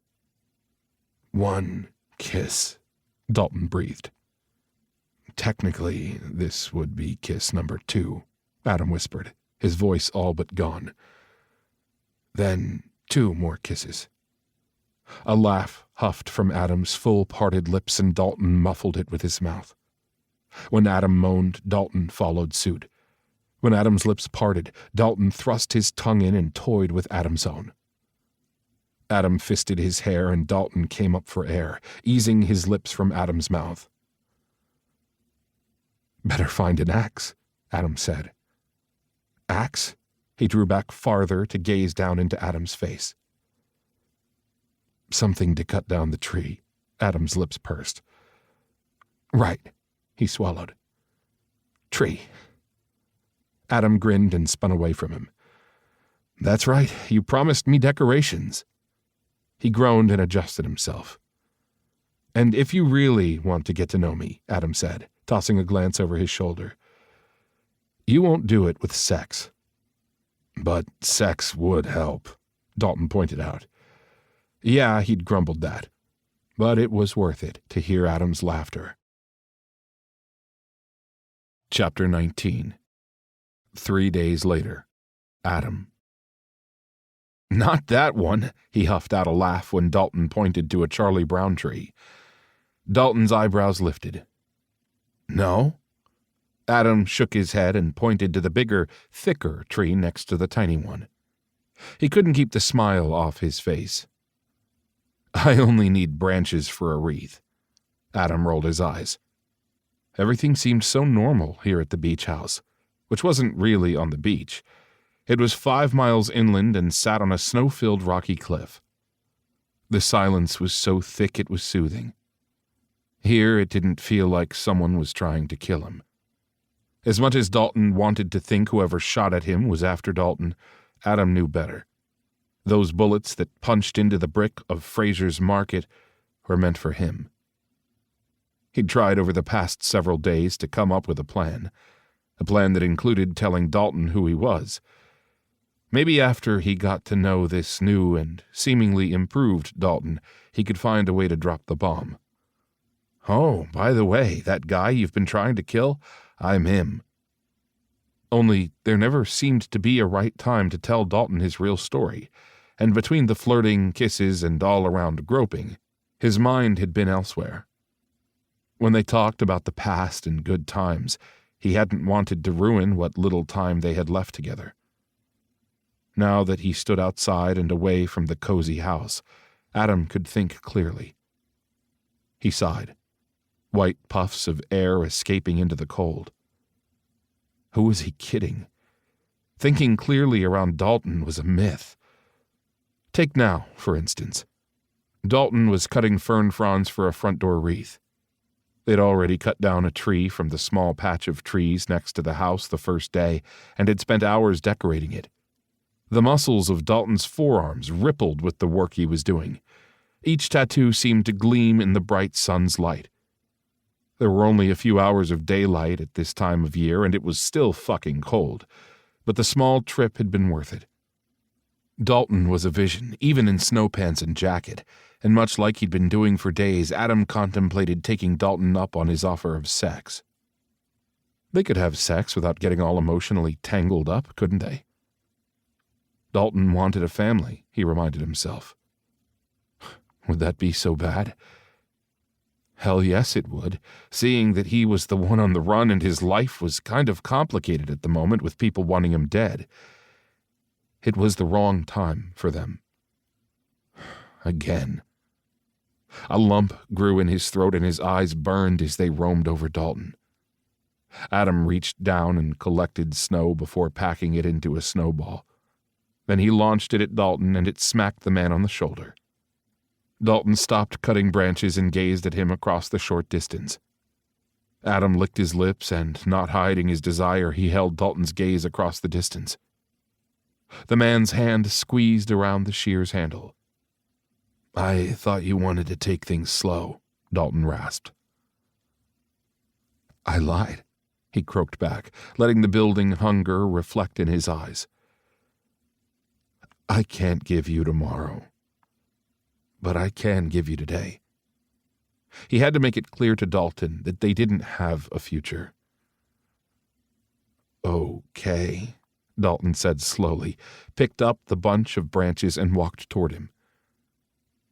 I'll take what I can get.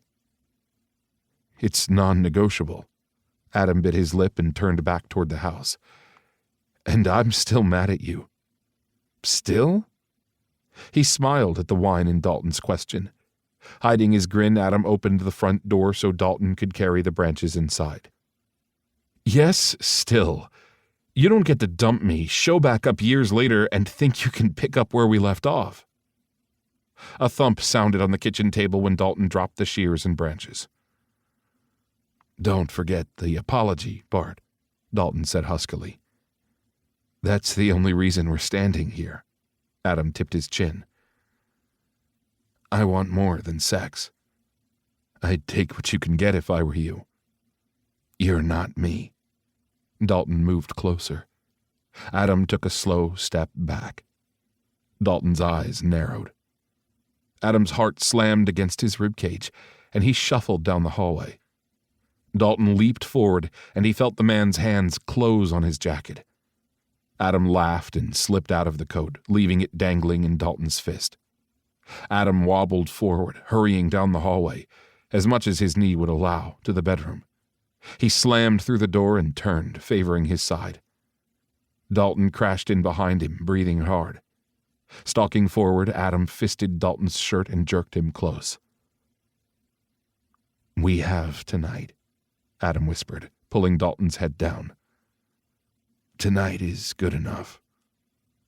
The words, for now, weren't spoken, but Adam heard them as clear as a bell. Dalton wasn't giving up. He could tell by the glittering, intense light in the man's eyes. It was going to be Adam's turn to break Dalton's heart. He shoved that thought away and closed the distance between their mouths and kissed the first, last, and only love of his life. "Dalton still doesn't know who you are." Adam told the voice in his head to shut the hell up and swept his tongue inside of Dalton's mouth. The big man moaned and his hands gripped his hips hard. The harder, the better, and he moaned back. There'd be plenty of time to tell Dalton everything. Later, though, much, much later. "Fuck me," he ordered, nipping at Dalton's jaw. So help him God, he had neither the will nor the desire to deny them both any longer. Dalton closed his big hands around his ass and lifted. Adam wrapped his legs and arms around Dalton, who clutched him close, holding him as if he never wanted to let him go.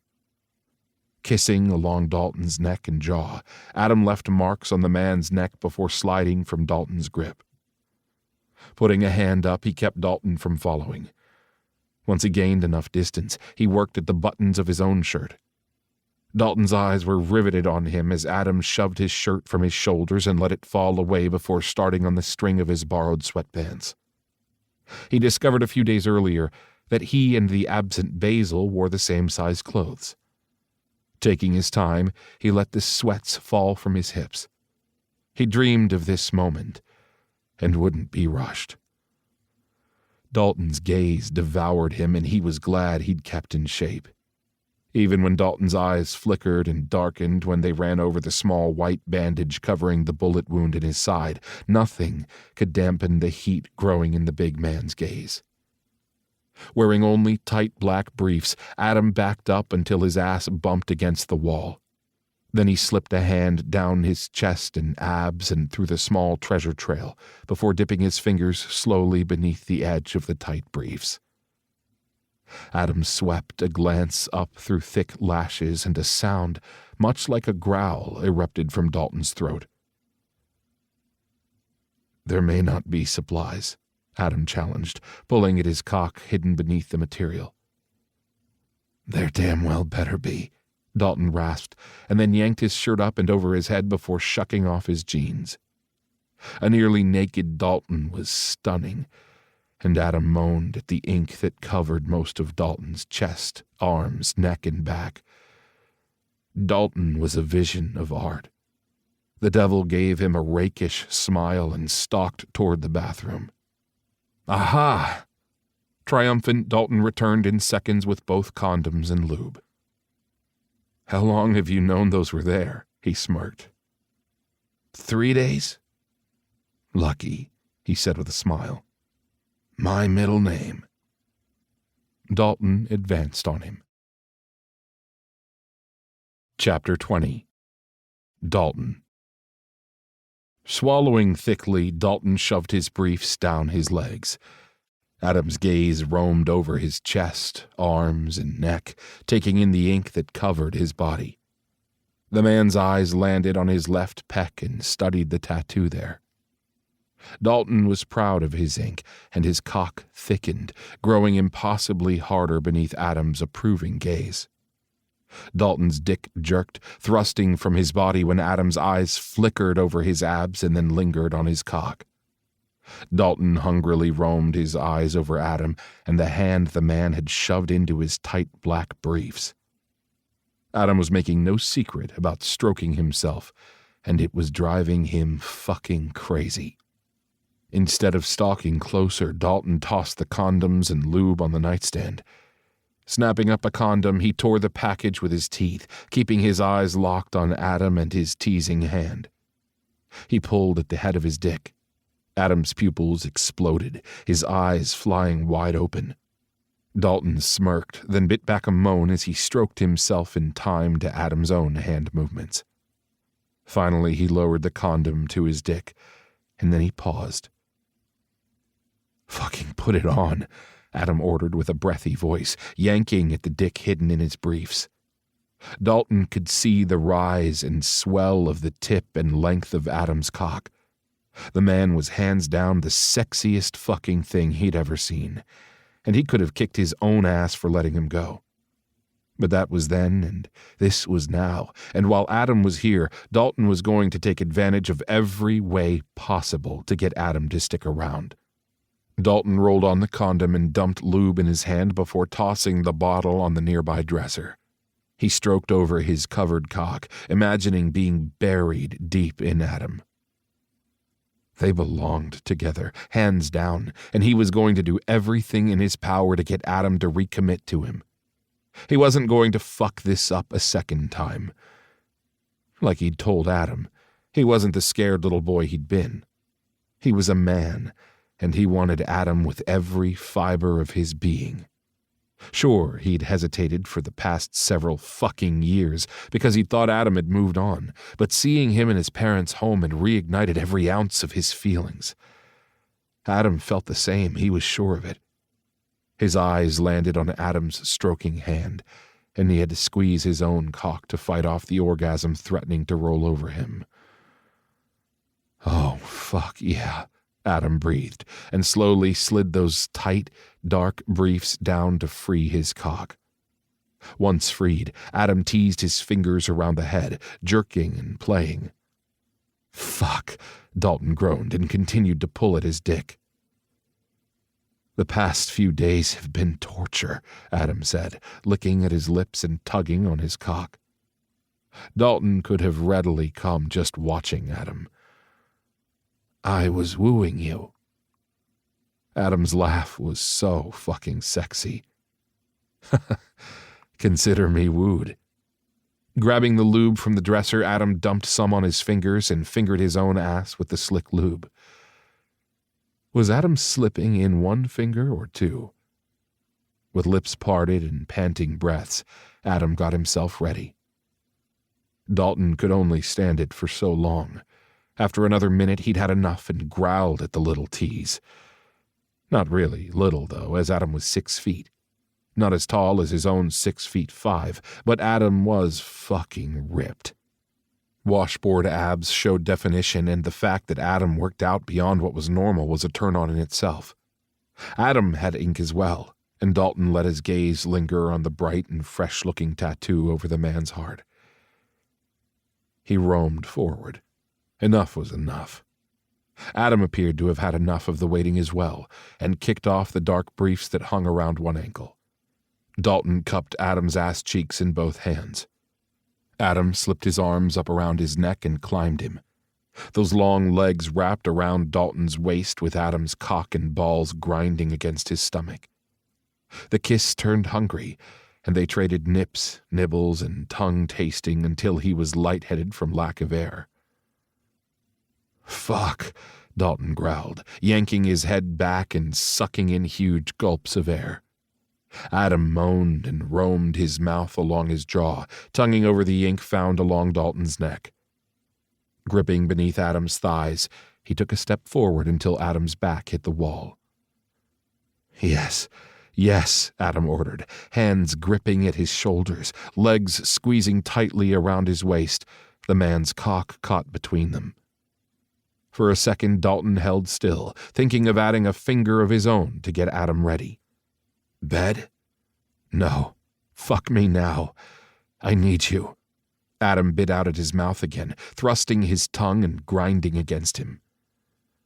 "Fuck," he groaned and slipped Adam's legs over his arms so he could grasp the man's ass and hold him open. Adam was completely exposed, and Dalton slid his cock against the tight ring of resistance, brushing back and forth against Adam's hole. "Yes," Adam's head rolled back and forth against the wall. Dalton ran his mouth up the column of Adam's throat and pushed into his body. "Oh, fuck, yes," Adam panted, eyes half closed. They'd always been good together, but this was fucking nirvana, and Dalton could have stayed like this forever with his cock inside of the tight confines of Adam's body. Gripping Adam's rounded ass cheeks, Dalton squeezed and plunged his dick home time and again. His fingers dug into Adam's cheeks as he lifted and thrust, setting up a hungry rhythm. And for the first time in a long time, Dalton let the troubles of his mission fade away in Adam's embrace. Chapter 21. Adam. Hooking his legs over Dalton's arms, Adam hung on. Dalton pushed between Adam's splayed ass, shoving his back to the wall, and pounded his cock deep inside. Dalton's long, hard, and beautiful dick plunged inside, and with each thrust, Dalton pushed him higher up on the wall. Large hands stretched and held him open, and Adam closed his eyes. Tossing his head from side to side, a moan pulled from his throat.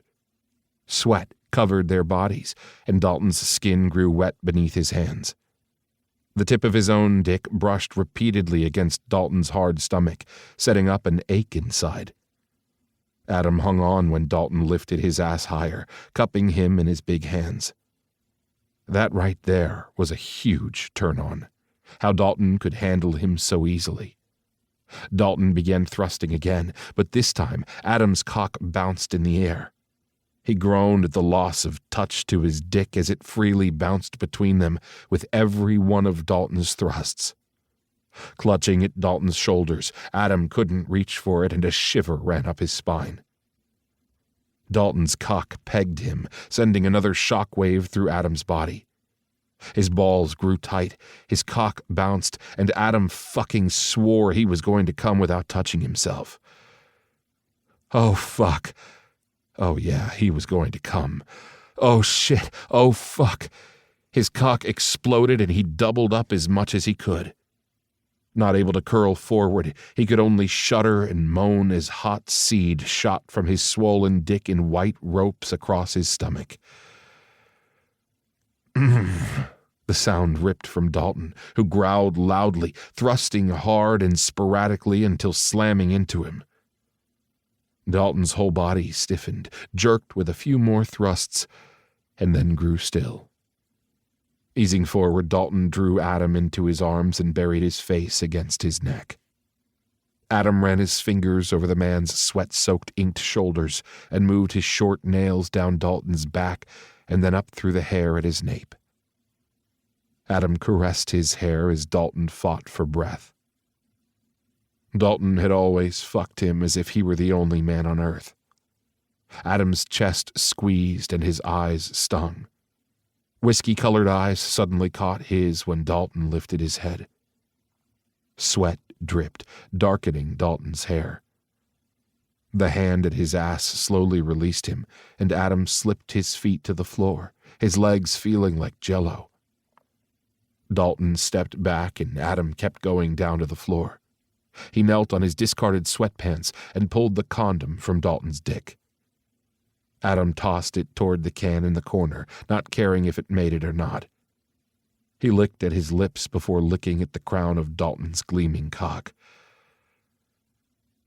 "What's the sense of condoms if you're going to eat my cum?" Dalton rasped. "I'm negative," he croaked back. "Me too," Dalton said. They probably should have had that conversation before right then, but fuck it. He flicked out his tongue and licked at the crown of Dalton's still hard cock before closing his mouth around the head and sucking. "Fuck," Dalton growled, curling forward and placing one bent arm to the wall. Looking up, he could see that Dalton's eyes were glued to what his mouth was doing. Holding Dalton's gaze, Adam took the cock inch by inch down his throat before pulling off and teasing the head with his tongue. Dalton's cock was beautiful, thick, and quite long. The flared head was red and swollen. Adam tongued around the edges and then poked into the slit at the top before slipping the tip back into his mouth. The noises coming from Dalton made the work worth it. Plus, the bonus of having his mouth fucked did it for him. Sucking on the tip of Dalton's cock, he reached down and stroked his own growing hardness. "Fuck yeah. Touch yourself." Dalton released a hoarse groan and planted both hands against the wall. Slipping his wet lips up and down the rock-hard shaft, Adam picked up the pace on his own throbbing dick, twisting and stroking. He shoved down on Dalton's cock, taking him to the root, and stayed there. Dalton's harsh breathing swam over his head. Slowly, he slid off the dick until he was only sucking on the head again and tongued the slit. He toyed with the edge of the vein that ran beneath the flared, swollen head and licked it with the flat of his tongue. Running his hands firmly up the back of Dalton's thighs, he fingered the crease of the man's ass. "Oh, love, you're fucking killing me," Dalton said harshly. Smiling inwardly, Adam continued his torment until Dalton fisted his hair and forced his mouth down over his cock. Adam moaned. Dalton was on the edge of losing control. He would have laughed with glee if he wasn't so turned on. All he could do was groan his approval and encourage Dalton to go for it. Dalton did just that. Adam moaned when Dalton took over. It felt like Dalton was bent on tormenting him by pulling his cock out and slapping it at his lips before pushing it back in. Adam grabbed onto the back of Dalton's legs and chased the tip of Dalton's cock. He needed to feel that cock in his throat, and right now, damn it. Finally, and with a fisted hand in his hair, Dalton shoved deep inside. Adam gagged but adjusted quickly to the cock that pistoned in and out of his mouth. His own cock dripped with pre-cum and he tugged at himself faster with his free hand while his other traced the line between Dalton's ass cheeks. The salty taste of Dalton's seed coated his tongue, and Adam made a noise in his throat when a shiver swept down his spine.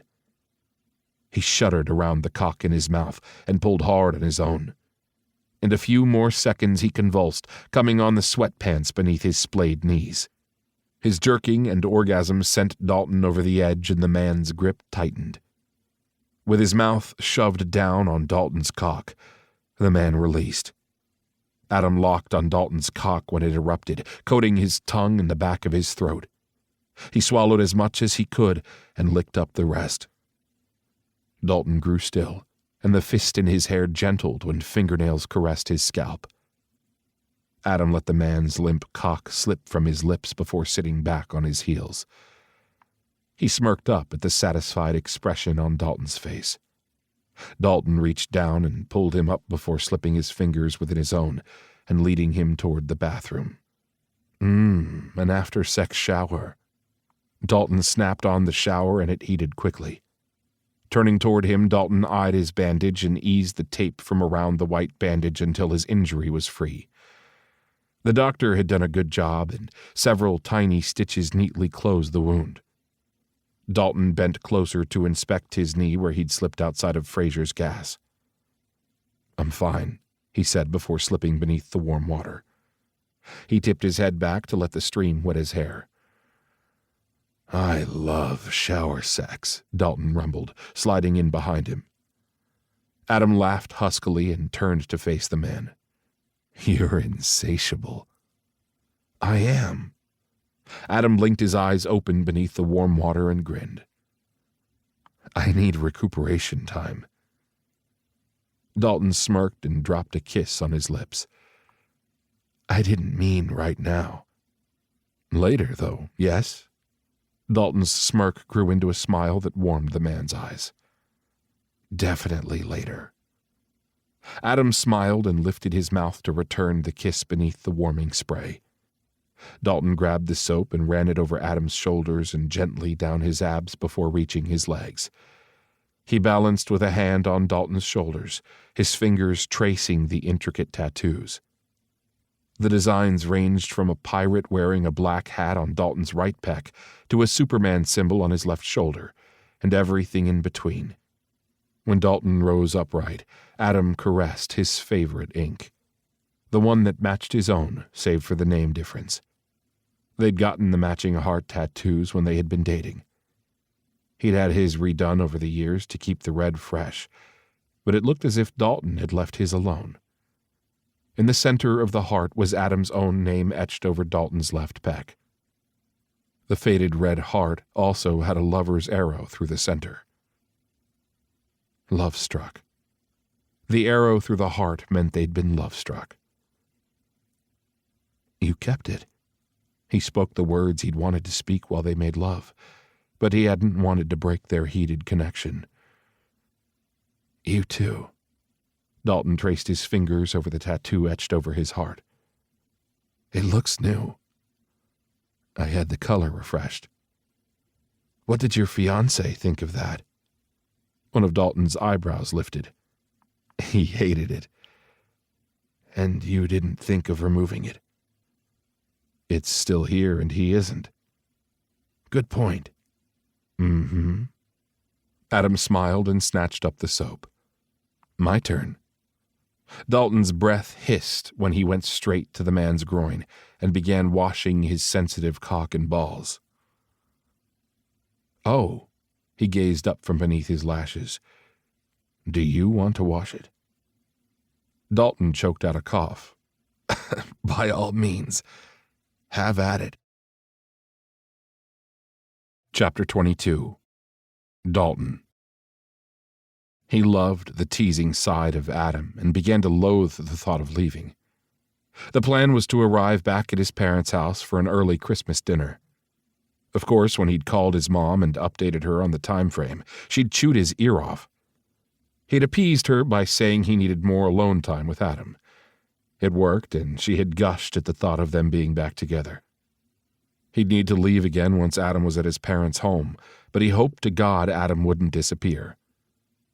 But if he did, Dalton would track him down. Once this whole mess with Sphinx was finished, he was giving Adam his complete focus. The thought made him smile. Christmas music filled the house with Santa Clauses coming to town. Adam and his holiday music was very cute. If the music wasn't going, then Adam would have a holiday movie going on the TV. His man was a romantic. His man? Here. Turning from his thoughts and the snow-packed scene out the beach house's front window, he took a hot mug from Adam. What is it? He eyed the dark brown substance that didn't look like coffee. It's hot cocoa. Adam huffed out a laugh and dropped a handful of tiny marshmallows in the liquid. Each little white orb bobbed. Taking a seat on the couch, Adam sat with his back to the corner, sitting crisscross so he had a full view of the room, front door, and window. It wasn't the first time he'd noticed Adam's vigilance. The man was super cautious, double-checking doors and windows every night and morning. When Dalton had asked him about it, Adam's response was that everyone locked their doors at night. There was locking up, and then there was locking down. And Adam was super diligent, almost as if something had happened to him to make him wary. Dalton rubbed at his chest. You're not going to tell me what you did after the army? He took a seat on the couch, close enough for his thigh to nudge Adam's toes. Odd jobs. I did real estate for a while. You sold homes?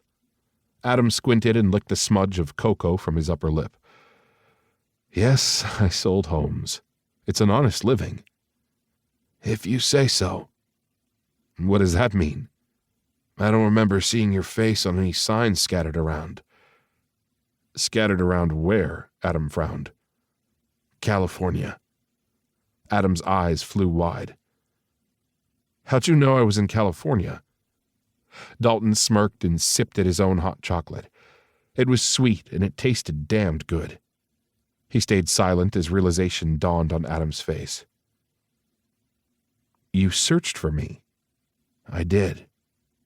How long ago? After Randy's funeral. I wish you would have said hello. I wanted to. I drove by your condo once. That wasn't my condo. It was Michael's, and I moved out 2 months after Randy's funeral. Then I missed you by a month. Fate. No, he growled. It was a missed opportunity. I didn't know you'd broken up with your boyfriend. Not a very good spy, are you? "Spy," he snorted. "I could never make a good spy. I'm too straightforward." "Honest as the day is long," Adam murmured.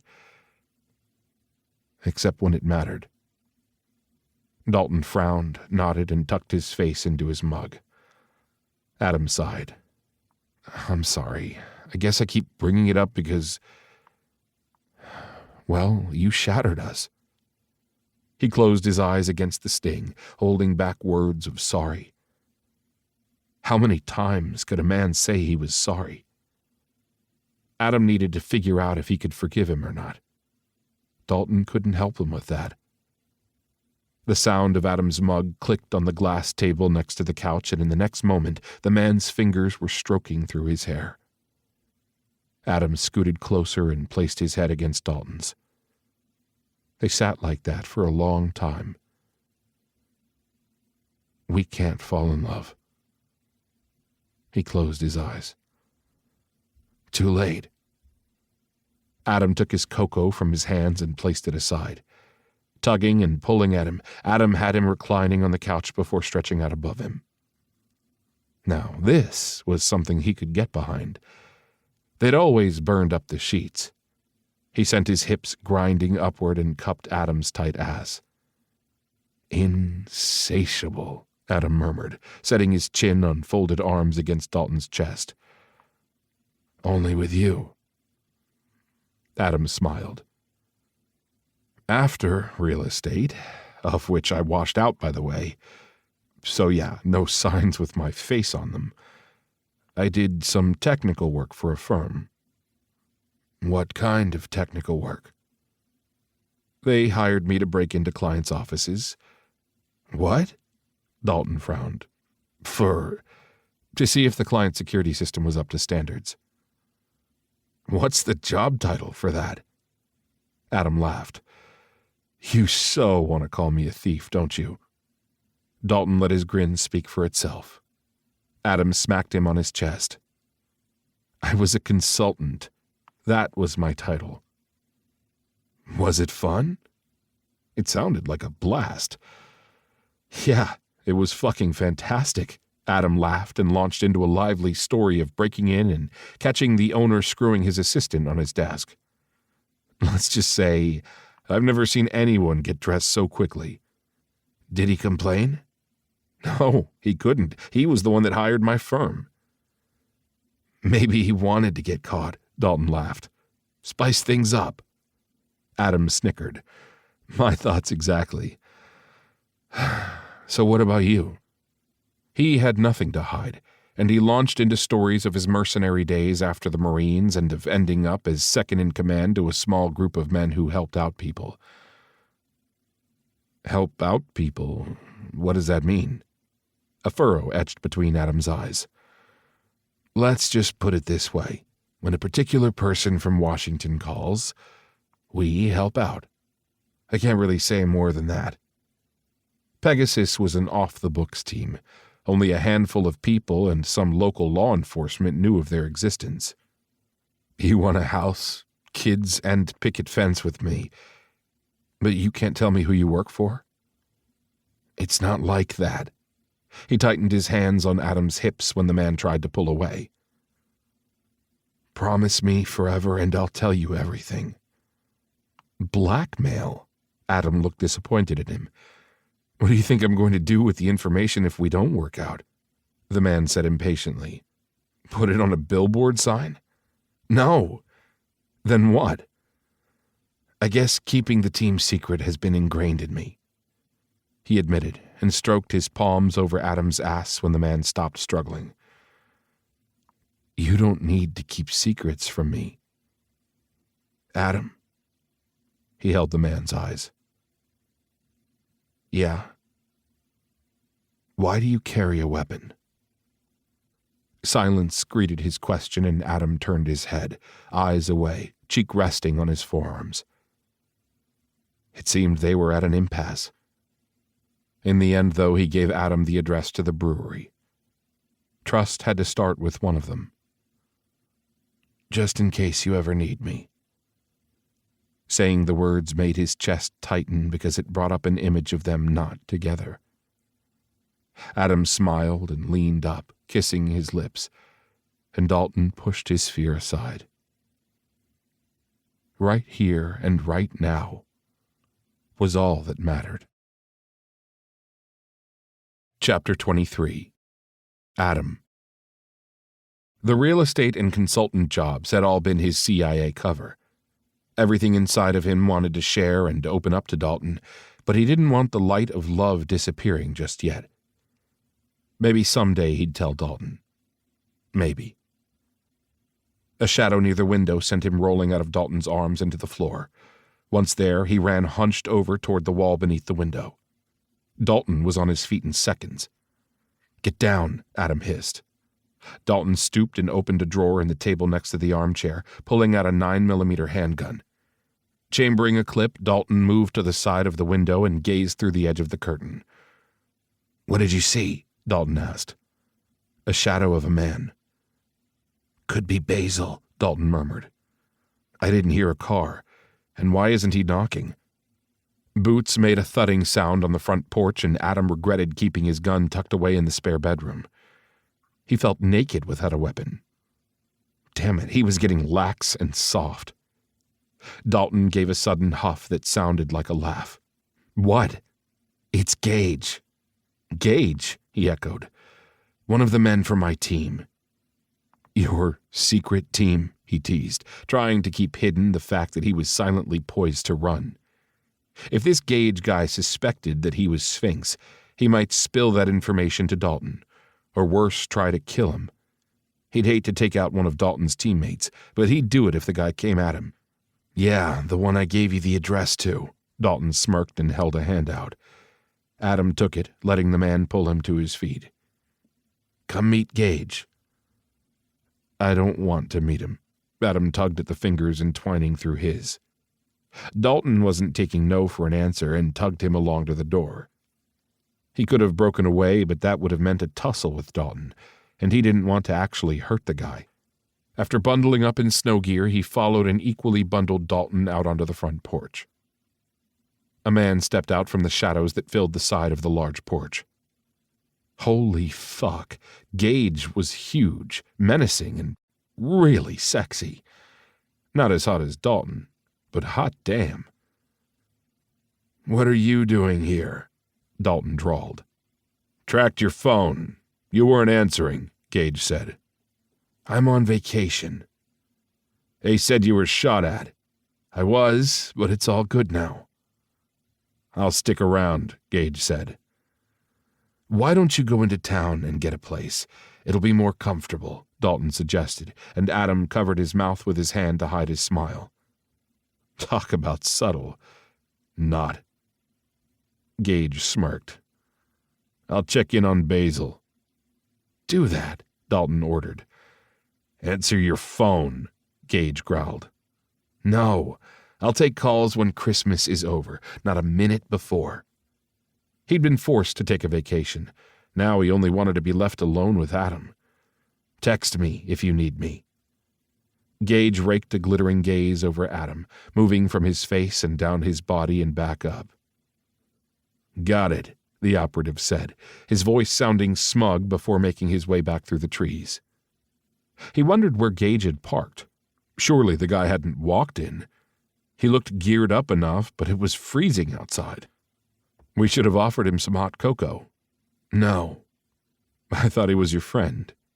Dalton pulled him back into the warmth of the house. "He is, but he wasn't here in a friend capacity. He has a job to do." "What is his job?" The guy was big enough to stop a tank. "Enforcer?" Adam joked. Dalton shucked off his snow jacket and boots, and Adam followed suit. "That, and to keep me safe." "From?" "A very bad man." Him. It was him. He was the very bad man. Adam's mouth grew dry. "How bad is this man?" "Very," Dalton clipped out, and Adam knew it was the end of that conversation. Here was his opportunity, to tell Dalton he wasn't a bad man, that he had it all wrong. But he let the moment slip past. Snatching the cooling cups of hot cocoa from the table, he made his way into the kitchen and popped the mugs into the microwave. He stared at the slowly spinning plate. In the living room, the grate in front of the fireplace scraped, and he could hear the thunk of wood being placed. Opening up the microwave and lifting the mugs out, he rejoined Dalton on the cozy couch. Warmth billowed into the room, and the flicker of the lowly lit flames set up a glow with its light reflecting in the room. Is he the only one? Perhaps there were more of Gage's team out there. Maybe it was time to leave the warmth and safety of the beach house. I don't know. They're all supposed to be on vacation. Then why is Gage here? He's the only one who doesn't have a family that I know of. Poor guy. Didn't one of your team ask him to join them? I don't know. I thought maybe Mason might ask him, but I guess that didn't happen. Mason? Yeah, another one of my team. Is Mason interested in Gage? I thought so, but I can't get a read on Mason.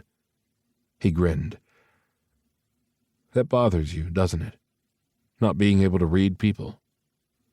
Dalton shrugged. Sometimes. The man shot him a glance. Oh no, he said with a smirk. We are not talking about us.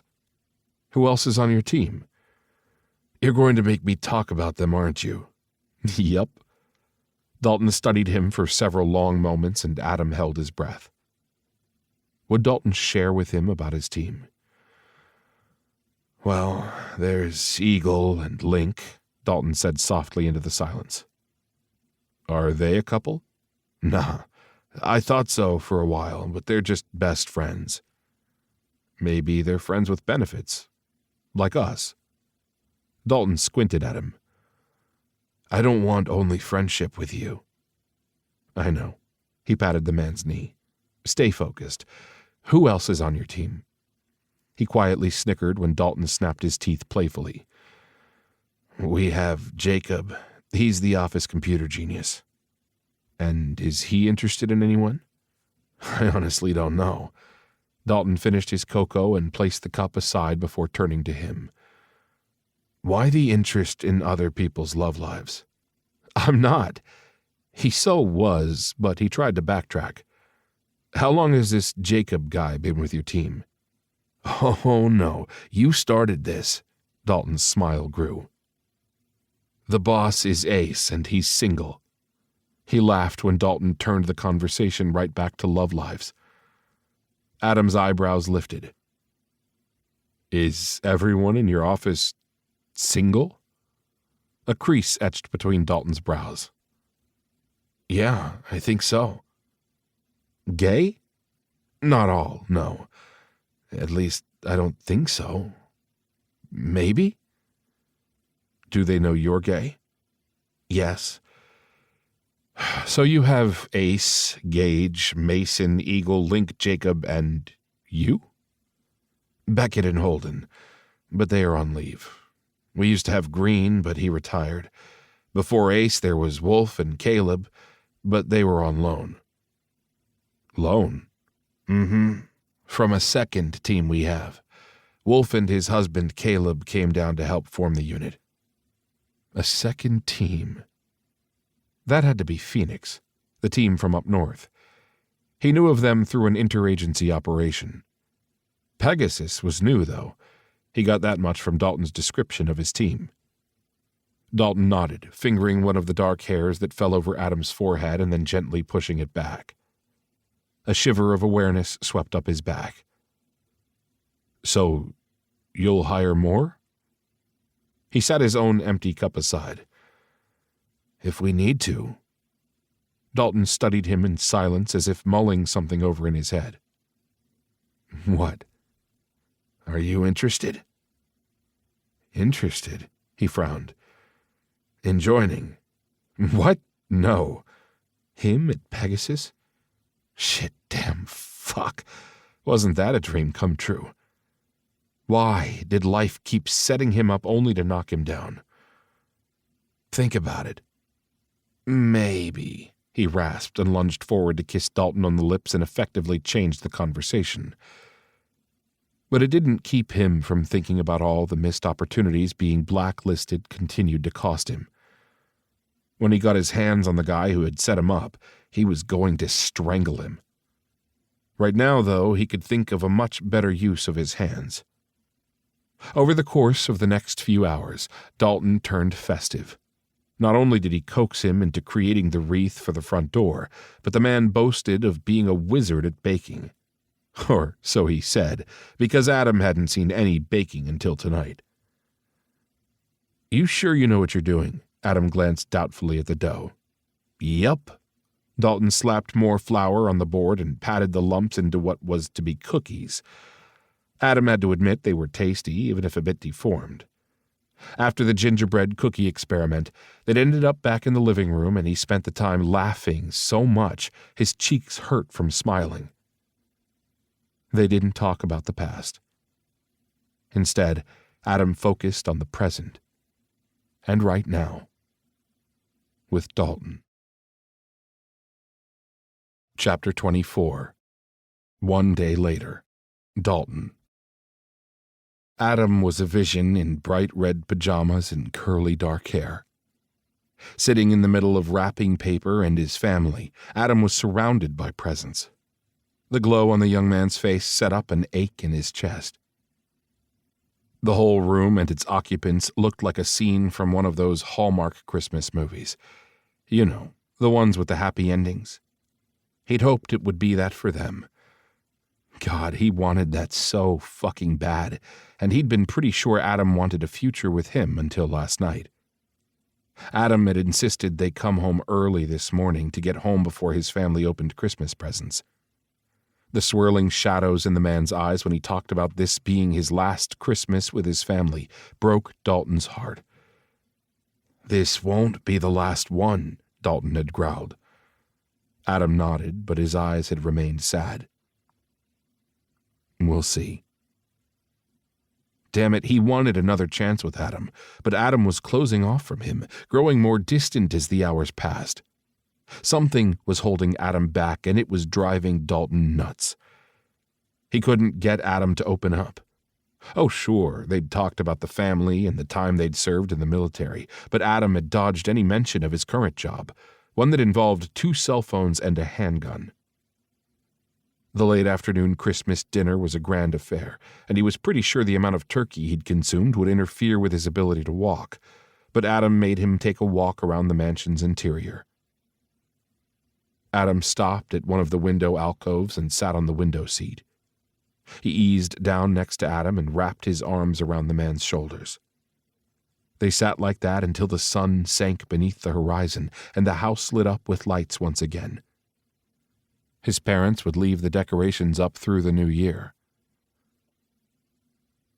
"What now?" he murmured, brushing a kiss against Adam's stubbled jaw. "I need coffee." He chuckled and pulled Adam to his feet. Stopping in the kitchen, his mother poured him a hot cup of coffee. He gave her a grateful smile and sprawled in one of the kitchen chairs, his eyes lingering on Adam now sitting opposite. His mom placed a cup in front of Adam just as Mary came bouncing into the clean and tidy kitchen. "Someone named Gage is at the back door for you, Dalton." Mary clutched at her chest. "And oh my God, is he H.A.F.?" "H.A.F.?" Leslie echoed. "Hush it, he's gay." Dalton gave his sister a stern look and headed to the coffee maker. "Dang it! All the cute ones are," Mary said with a pout. Dalton poured fresh brew in a clean mug and headed toward the back door. Adam shoved his chair back with a laugh and followed him to the door. "Why is Gage here?" "Probably just checking in." Dalton pulled his weapon from the back of his jeans. Vacation or no, the handgun always stayed tucked beneath his loose shirt. "I still haven't turned on my cell phone." "Tisk, tisk," Adam scolded. At the back door, Dalton shoved his socked feet into snow boots and pulled on his heavy coat. He waited for Adam to do the same, but Adam shook his head. "Not coming?" "Nope. That's your team," Adam said. Dalton grabbed the man's hand before he could take the stairs that led up to the bedrooms. "Kiss me." Adam's brow arched and amusement swam in his pretty blue eyes. I kissed you earlier. I want another. Needy much? Always, he muttered, and yanked Adam closer, careful to keep the hot mug of coffee away. Dipping his head, he kissed the man's waiting lips. Adam's tongue swept out and Dalton met it with his own. The taste of coffee lingered, but the rest was all Adam, a flavor he was addicted to. I'll be right back. Stepping outside, Dalton snapped the door closed. Gage stood just out of the porch light as if to keep his presence hidden. He could have told the guy it was too late. His being there would be all over the house by now. Mary had a panache for gossiping. Evening, Gage said. Merry Christmas, Dalton approached, handing the hot mug of coffee to Gage. Gage eyed the weapon in his hand and took the mug. Thanks. Gage took a long, slow sip and gave what sounded like a grateful sigh. Aren't you cold? He eyed Gage's gloveless hands. Gage shrugged and motioned toward the street outside of the gates. It was a short walk from the Jeep. Dalton had to wonder how Gage had gotten onto the property and made a mental note to speak with the guards at the gates. A black form moved just outside of Dalton's vision, and he pointed his weapon into the murky darkness. Gage pulled his weapon with his free hand and spun, but the coffee mug Gage held made him a few seconds slower. Come out, Dalton snarled through his teeth. Hold up, Gage said and lowered his gun. That's Hunter. Hunter? Who the fuck is Hunter? Hunter is a local. Here is a favor to Ace, temporarily filling in while the team is on vacation. I sent him to check on Basil while I watched your ass. Gage finished the coffee. Why didn't Ace tell me? Dalton squinted into the dark, but the shadow had disappeared. He couldn't get a bead on the form of the man. Your phone's still off, Gage reminded him of the reason Gage was in Alaska in the first place. Hey, hoss, you'll need to be much quicker than that to get a shot off at me. The back of something hard nudged at his head. Fuck! Dalton lowered his gun and sent Gage a scalding glare. Knock it off, Hunter. Dalton is the boss. The man behind him grunted and the hard object was removed. Dalton swung around and swiped his feet out. The asshole was going down. His legs met air. The fucker was fast, and fucking quick. Hunter had leaped with startling speed. Like I said, you'll need to be quicker, boss. Hunter waved the cell phone in his hand at him. The hard object at the back of his head had been a fucking cell phone, not a gun. Hunter stepped into the light and Dalton assessed the guy. While Gage's gear wasn't up to par with the current climate, Hunter was loaded for bear. The guy wore cold-weather camouflage snow gear and carried an M14 strapped over his shoulder. Even with the military-grade rifle, Hunter had been that quick.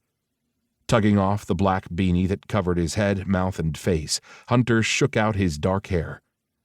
Because it was dark, he couldn't see what color the man's eyes were, but they glittered intensely in the Christmas lights. He was attractive, if a person went for the big, muscle-bound type. You've got a pest problem, Hunter drawled and pointed his rifle toward the street. Tracks outside go along the side of your property wall. His heart lurched. They didn't get through the gate. Hunter's words stopped him from returning to the house. Do I need to worry about how you two got through the gate? He eyed both men. No, Gage drawled. Hunter smirked. Whoever those tracks belonged to was out there long enough to smoke 2 cigarettes. Get the butts? He may be able to get a hit on any DNA. They left only ashes. Dalton eyed Hunter. Telling how much a person smoked by only ashes left behind was, well, it was fucking impressive. How the hell did they find us? Hunter's lips pressed flat and his eyes suddenly turned deadly. They roughed up the dock. Basil? Fuck. Is he okay? Dalton pulled a hand over his mouth and chin. They broke his fucking hand, Hunter hissed. Ah, fuck. A surgeon would need his hand. Fucking hell. Whoever is after him, Hunter pointed toward the house, isn't going to stop. It took him a moment to comprehend. Who, Adam? Yep, Hunter drawled. It's not Adam they're after, he corrected the new guy. Could have fooled me, Hunter responded flatly. So, what's the plan? Gage interrupted. You staying here any longer? Just until tomorrow. Then I'm taking down Sphinx. Who the fuck is Sphinx? Hunter asked. Dalton shot Gage a glance. I thought you said Ace brought him in. He did, but it was to help me. I haven't had time to fill him in. Why not? Been kind of busy watching the beach house and mansion, Gage grumbled. And you didn't see whoever it was that made those tracks? Gage frowned. When you left the beach house this morning, I found tracks and followed them, but it was only a couple who lives nearby. Whoever was casing the mansion was gone by the time I got here. It wasn't Gage's fault, but Dalton wasn't in any mood to let any of them off easily. He himself should have been walking this property. This was on him, not Gage. Gage spun on Hunter. We're after Sphinx, who is wanted for espionage. That's all I can say out here in the open. Agreed, Hunter nodded. What does he have to do with it? Again, Hunter pointed his rifle at the house. Adam? He's not involved, Dalton said impatiently. He's an innocent bystander. Then why were the men who fucked up Basil asking for Adam's location? Hunter growled right back. They were? Dalton drew back with a frown, his mind racing. Men? Yes, 2 of them, Hunter said. Did Sphinx get a partner? Gage asked. I don't know. Maybe, Dalton said. And maybe they want Adam to get to me. Maybe, Hunter said, but the guy didn't look convinced. Under the circumstances, I think it's best you have Adam stay inside, Gage said. Good idea, Hunter said. They all knew that the Weber house was a fortress. I'll meet you 2 tomorrow. Dalton went to turn away, but the sound of approaching sirens filled the air. Get inside, Gage urged him, until we can figure out if they're legit cops or not. Dalton didn't stay to argue. Someone had shot at Adam at the gas station, and he had no idea where Sphinx was or who was on the right side of the law. Dalton hurried back into the house. He couldn't wait until morning. He had to leave tonight and take the danger away from his family. How the hell was he going to explain that to Adam? Chapter 25. Adam. Adam smiled at the closed back door. Dalton appeared okay with his own refusal to go outside and talk to Gage, which Adam was grateful for. He didn't need Gage suspecting or discovering who he was. The less he was around Dalton's men, the better. Find out if he's bi for me, Mary hissed. Adam rolled his eyes at her. What happened to your boyfriend? Oh, we broke up the other day, Mary waved her hand. Will you? No, he shook his head. Trust me, if Gage is gay, and I'm pretty sure Dalton said he is, then Gage won't suddenly become bi for you. Oh, pooh, Mary pouted. Yeah, sorry, but it doesn't work that way, Adam snorted. I thought we had a connection. Her eyes danced with humor. What? Did you think when your eyes met that he'd suddenly turn straight for you? Adam cackled. That's not how it works, Mary laughed, knowing full well that people didn't choose to be gay. They were or they weren't. His burner phone buzzed and he pulled it out of the deep pocket in the bright pajamas, already regretting turning the damned thing on that morning. His heart thundered in his ears. I've got to take this, he croaked as he went up the stairs. Mary disappeared back toward the kitchen, and the laughter coming from that room almost made him smile. But the text from Black turned his stomach sour.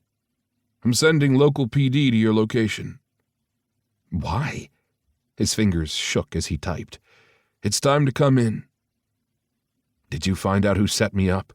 Hope blossomed. Don't make this difficult, Adam. Just go with them when they get there. The weight was like a heavy boulder settled in his chest, and he moved robotically. He'd known this day would come, so he shouldn't be this surprised or this devastated. Fuck, he and Dalton were out of time. He ran to his bedroom and pulled out an empty backpack and a canteen from the closet. Racing into the private bathroom, he filled up the canteen with fresh water. He wasn't getting caught until he found the person who'd burned him. Fuck Black. His handler may be giving up, but it wasn't his fucking life at stake. He only had a few minutes and rushed back into his bedroom to tuck spare clothes into the pack. Hopping on one foot, he shoved into long underwear and pulled on his cold weather gear. A few moments later, he heard the faint sound of sirens. Several seconds later, Dalton called his name from down the hallway. Adam? Adam finished tying his snow boots, the ones that Dalton had insisted he wear when they'd gone outside together. He was glad for the cold weather gear he'd found of Basil's at the beach house. Dalton stopped in the doorway of the bedroom and looked over his gear. What's going on? A lump grew in his throat at the confusion in Dalton's voice. I've dreamed of this, Adam said with a sad smile. Of what?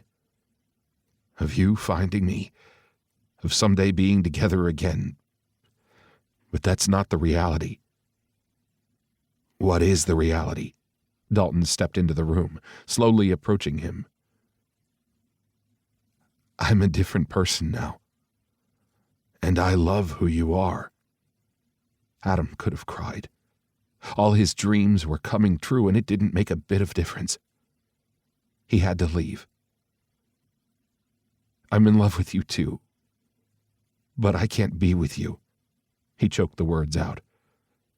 Why not? Dalton's hands clenched into fists. The sirens grew closer and filled the silence. Because of that. Adam pointed toward the window and the flashing lights. Dalton frowned and stalked to the window to ease back the curtain. I have men out there. They won't take me, Dalton said before turning around to look at him. Oh man, did Dalton have it all wrong, and he'd run out of time to tell him. Adam pulled the small flash drive from his wallet and slowly placed it on top of the dresser. Dalton's eyes carefully followed every move he made. Don't let that get into the wrong hands, he told Dalton and eased toward the open bathroom door. Dalton stalked to the dresser and snatched up the flash drive. What is it? Adam backed closer to the bathroom. It's important. Maybe, just maybe, Dalton could get to the bottom of it all. He had to trust Dalton was the man he thought him to be, and would know who to take that information to. As for him, he had to disappear, or he really would be a dead man, because he was damned sure the sirens were coming to kill him, not arrest Dalton. I've got to leave, he said, easing the 9mm from his jacket. What? No! Dalton squeezed the flash drive, eyeing the gun. Don't come any closer and don't try to stop me. He backed toward the bathroom door. Adam, what the hell is going on? His next words stopped Dalton in his tracks. I wish we had more time. I wish things were different. Please know that. Tears stung his eyes, and he didn't try to hold them back. Fuck it. He'd cried over Dalton plenty. What were a few more tears? I love you. Remember that. He croaked and sprinted into the bathroom and slammed the door. The door snapped into place, and he wedged the wrought iron vanity chair beneath the knob. Adam! Dalton tried the knob and then slammed a shoulder into the heavy hard oak. The vanity chair's legs slid and then caught and held. The door would eventually crack beneath the force of Dalton's strength, and the chair would topple, but it would give him enough time to get gone. Adam raced to the bathroom window that he had previously made sure would open easily. It lifted beneath his hands. He was outside in a flash, his snow boots digging in deep with the cleats on the bottoms. He scrambled down the roof, his boots keeping him from slipping. The darkness closed in around him as he hit the trellis that ran up the side of the house. He swung himself down and was running when he hit the ground.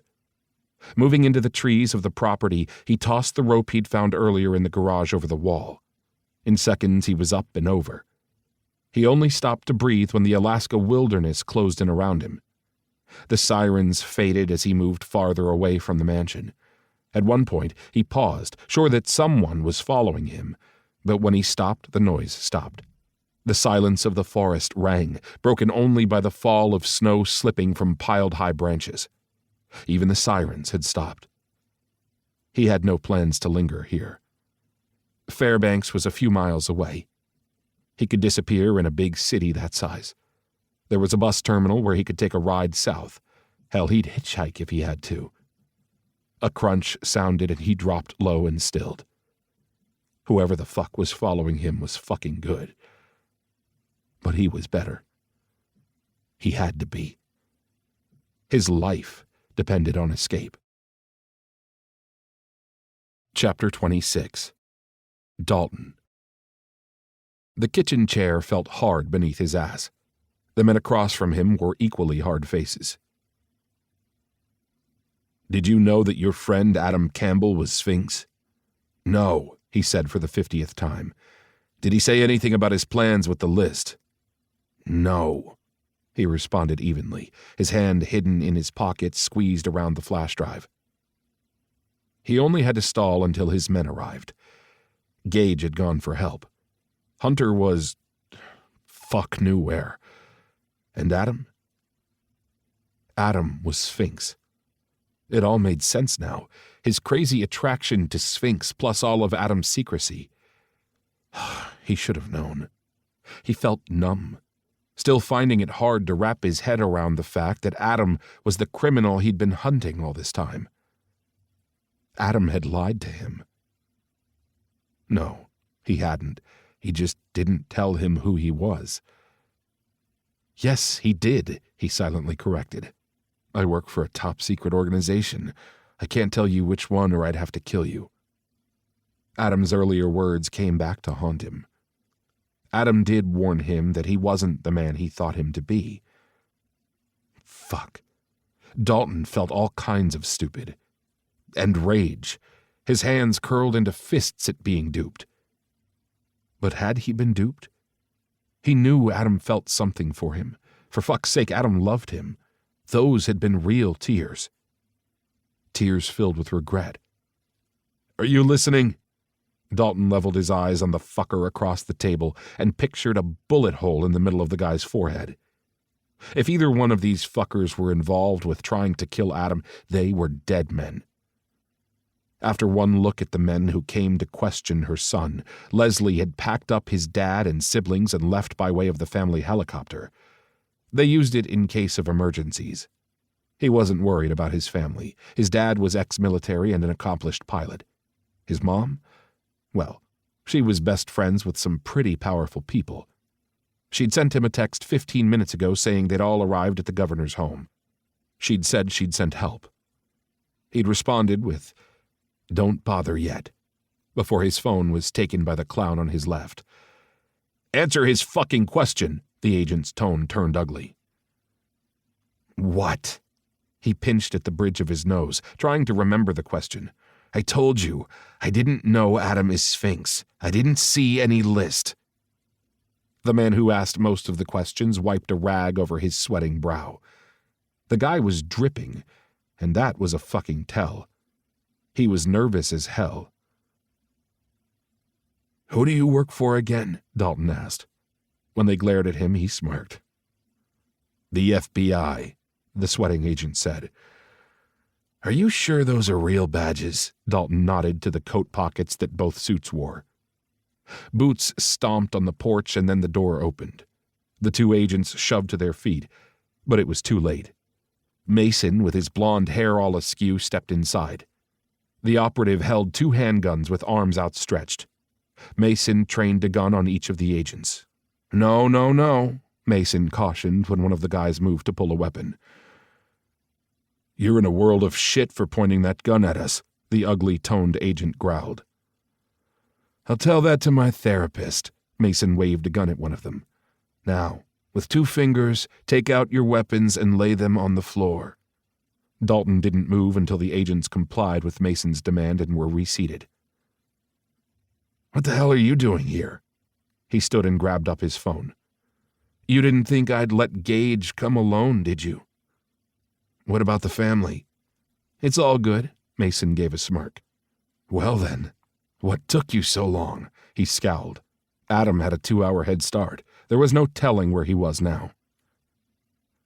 "I wasn't standing outside your house waiting," Mason said with a snort.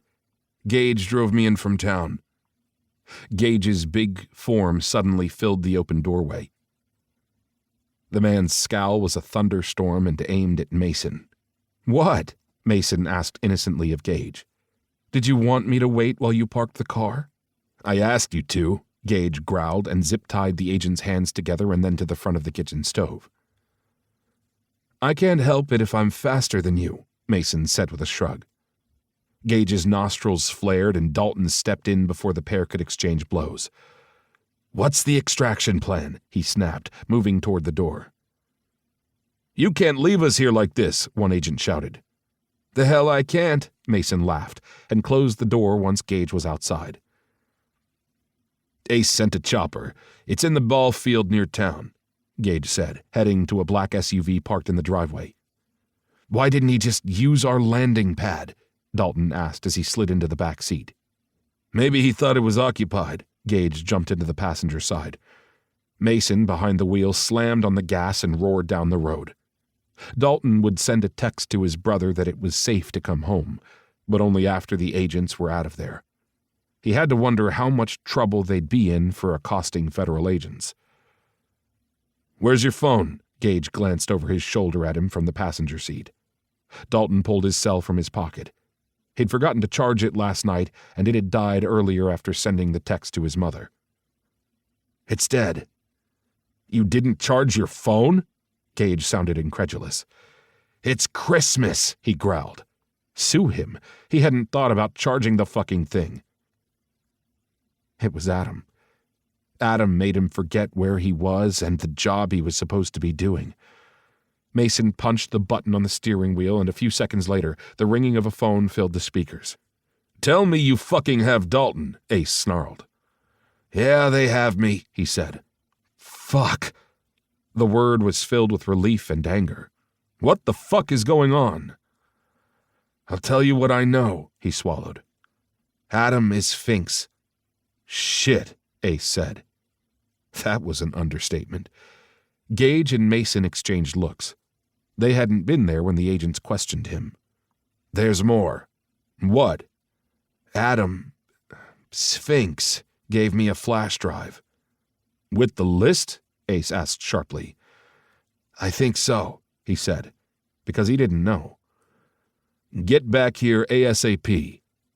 "On it." Gage grabbed the oh shit handle when Mason punched the gas, sending the tires spinning in the snow. "In one piece," Gage growled. Mason laughed, and it sounded a bit diabolical. Dalton gazed out the window at the dark landscape and wondered if Adam was safe. Of course he was safe. He was Sphinx. Sitting in Ace's office the next morning, Dalton was still trying to wrap his head around the fact that Adam was indeed the criminal he'd been hunting. "Dave, are you ready?" Ace glanced at the wall monitor and the SecDef sitting behind a desk at an undisclosed location. Ace used a virtual conference platform in order for the unit to view the meeting with the SecDef. "As ready as I'll ever be," Dave gave them a nod. "Okay, here we go." Ace inserted the flash drive into the laptop, and Dave's office disappeared from the wall monitor. Adam's face filled the screen. "If you're watching this, then I'm probably dead." His breath caught and his chest squeezed. No way in hell was Adam dead. He'd feel it. He'd know it. "He's not dead," he said, his voice harsh in the room. Nobody spoke. Adam continued. "If that is the case, then I want my story to get out. I want the truth of what happened to be told, and I hope whoever is watching this will do the right thing." "Fuck yeah, we'll do the right thing," Eagle growled from the chair at his right. His friend's hand clamped comfortably on Dalton's shoulder. "My name is Adam Campbell. My code name is Sphinx, and I worked for the CIA until I was recently burned." Every pair of eyes were riveted to the screen. Dalton gripped the chair's arms. "While my normal handler was on leave, I was contacted by an unknown CIA agent. He had all the codes and whatnots to gain my trust. So I think this was an inside job. I was tasked with gaining possession of a flash drive. I was told it was a list. It was not." "Not a list?" Mason echoed. "Hush!" Gage gave the guy a stern look. Mason gave Gage the finger. "What I'm about to show you is the contents of that flash drive." Adam's face faded from the screen, and Dalton missed him immediately. The scene that unfolded was of a man handing another man a folder. A third man approached and shot the two men and took the folder. "Fucking hell," Ace muttered, his face, tight and pale, focused on the screen. Adam's face came back on the screen. "I don't know what was in the folder, but the man you just saw murder two people is—" "Senator Metzler," the SecDef said, his voice overriding Adam's through the speakers. Ace stopped the video, and both Adam's paused face and Dave's filled the screen. "What the fuck?" Eagle scowled. It was just like Eagle to not give a flying fuck who he was talking to. "Keep going," Dave told Ace. Ace gave a short nod and again started the video. "I suspect that the person within the CIA who sent me to get the flash drive is being paid by the senator. Or works for him. I don't know. All I do know is that when I looked at the contents of the flash drive, my house was seized, my bank accounts were frozen, and I became a wanted fugitive. It didn't dawn on me until after looking at the contents of the incriminating video that I was being used as a pawn to retrieve the drive from a person blackmailing the senator." Adam went on to tell them the name of the blackmailer. "One more thing," Adam said after a moment.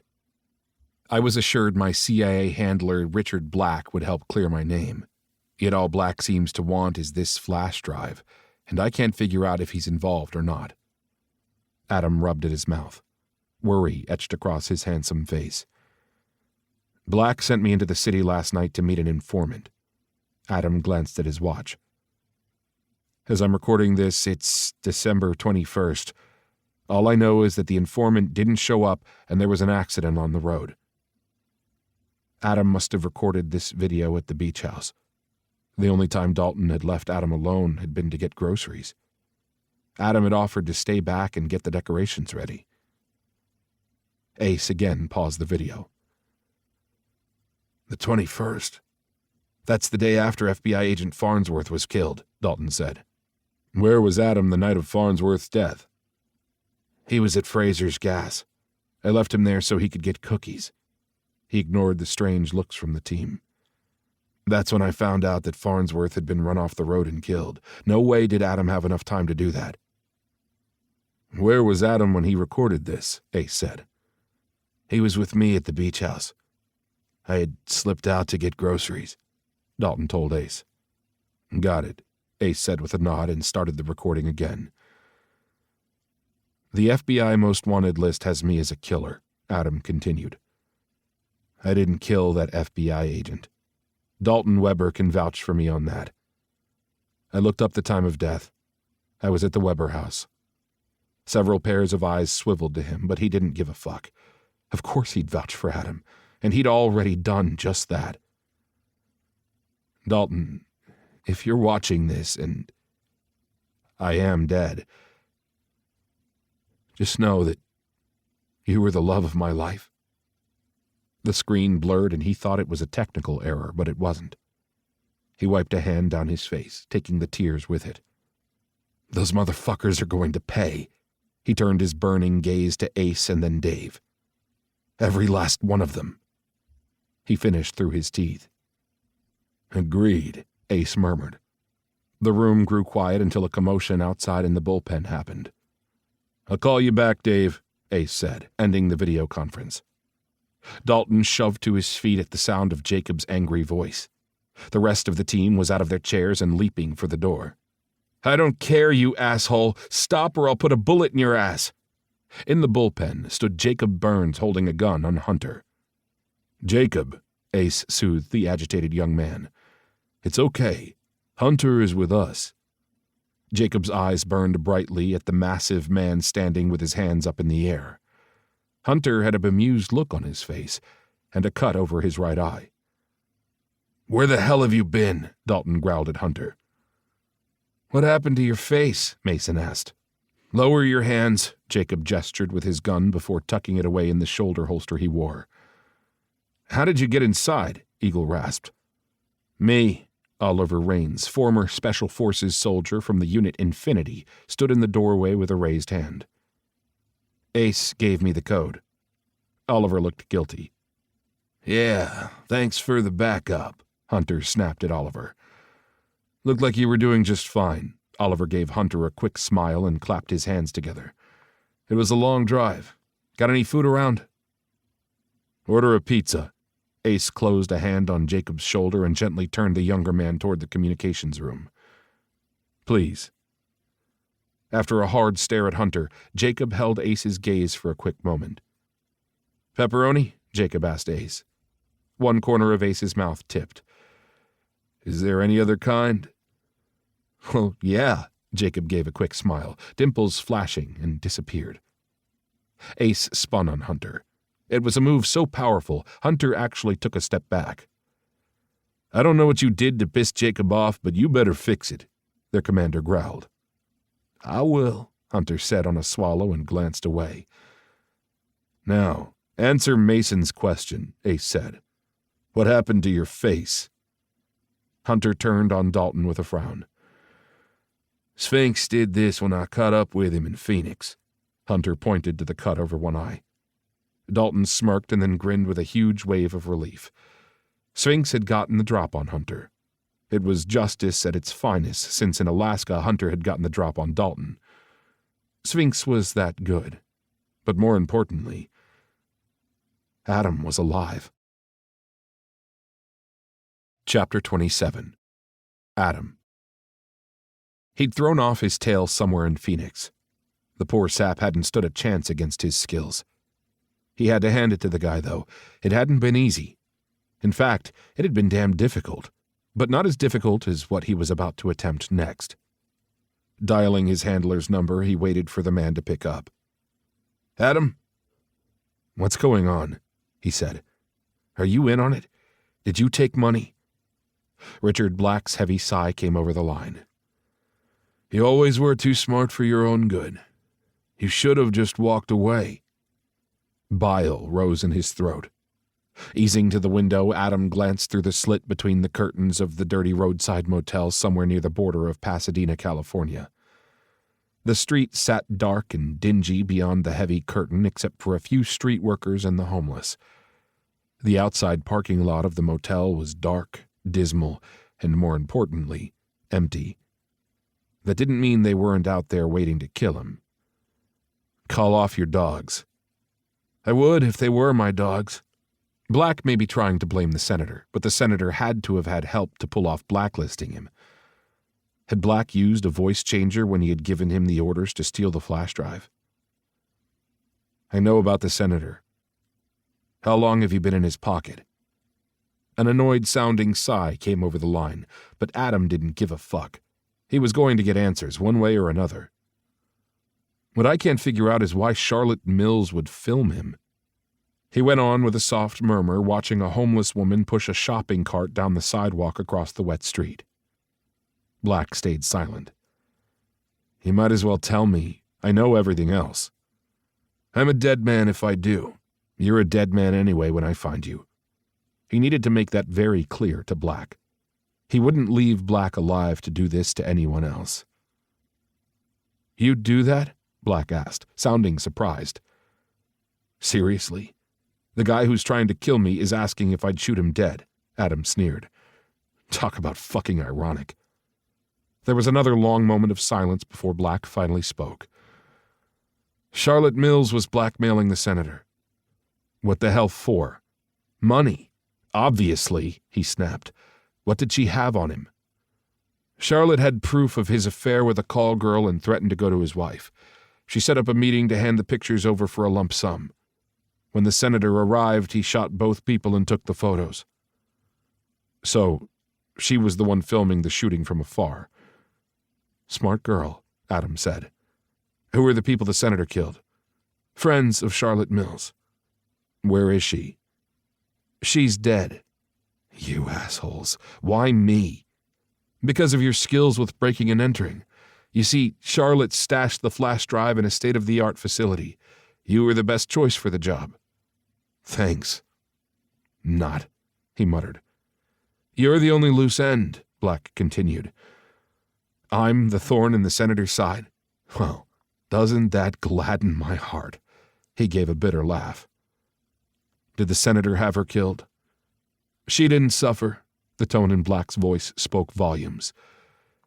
You fuckers will stop at nothing to keep a dirty politician hidden, he said with a sneer. Where are you? Black said. Adam glanced back through the slit between the curtains when a vehicle approached. A beat-up old pickup pulled into the hotel parking lot and a family of 4 jumped out. Other than that, the area remained empty.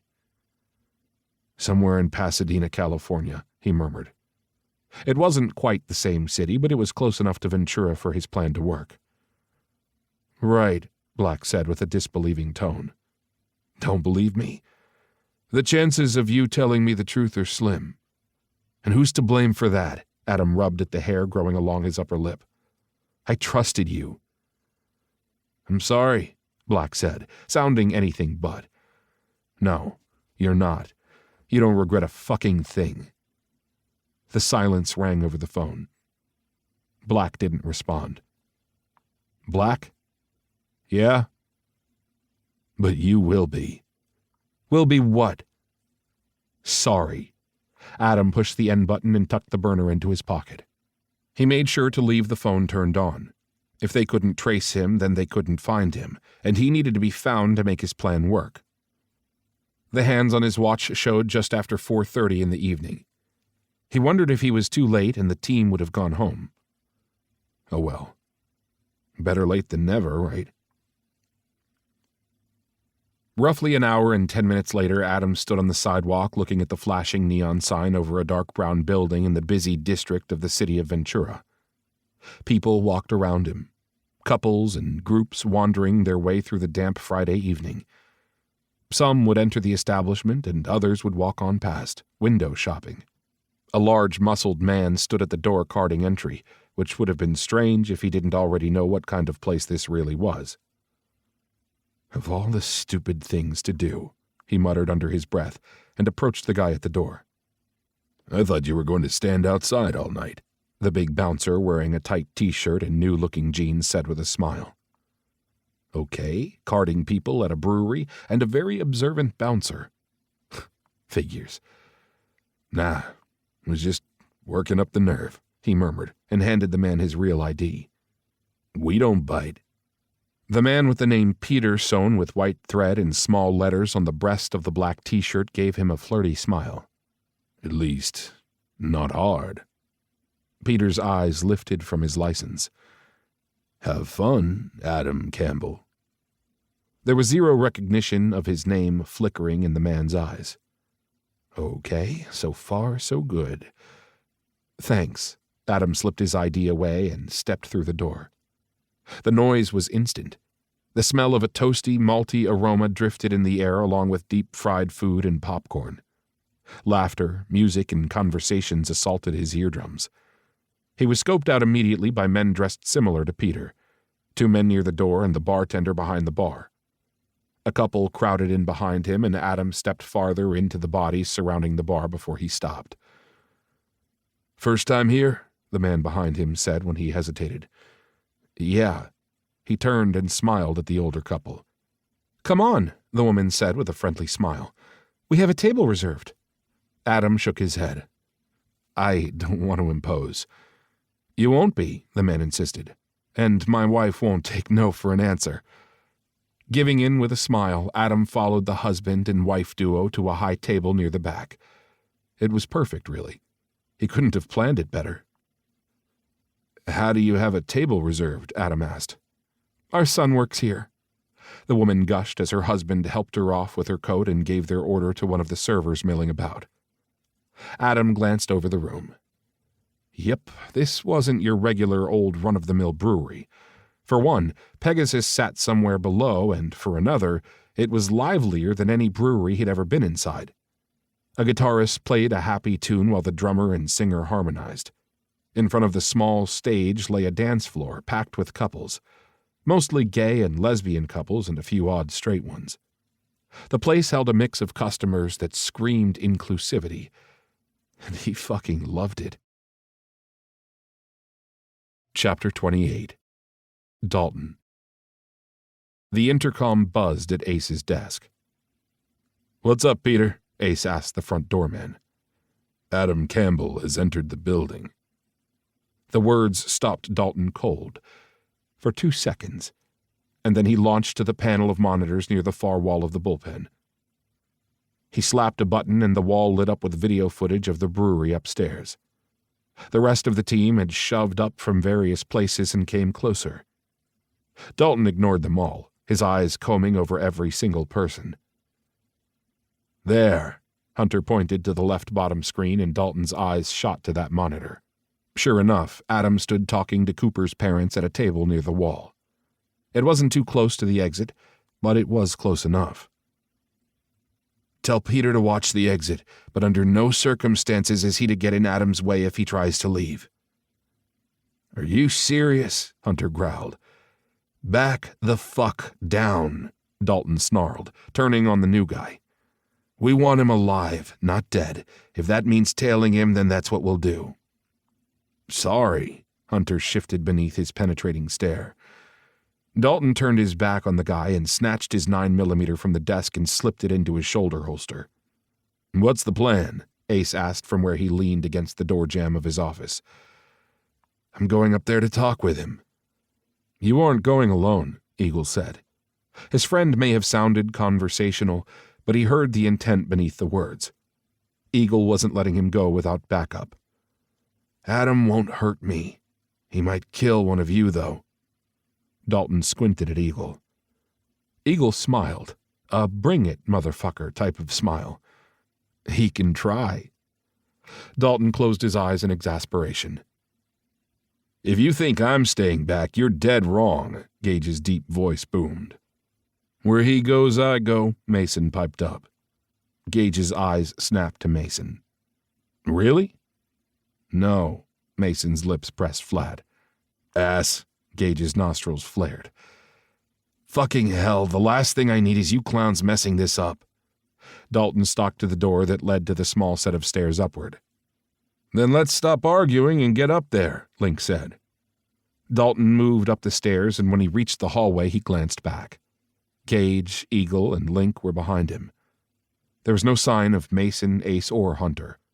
"Spread out when we get up there, but under no circumstances are you to approach him," he told the three. Dalton didn't move until all heads bobbed in acknowledgement.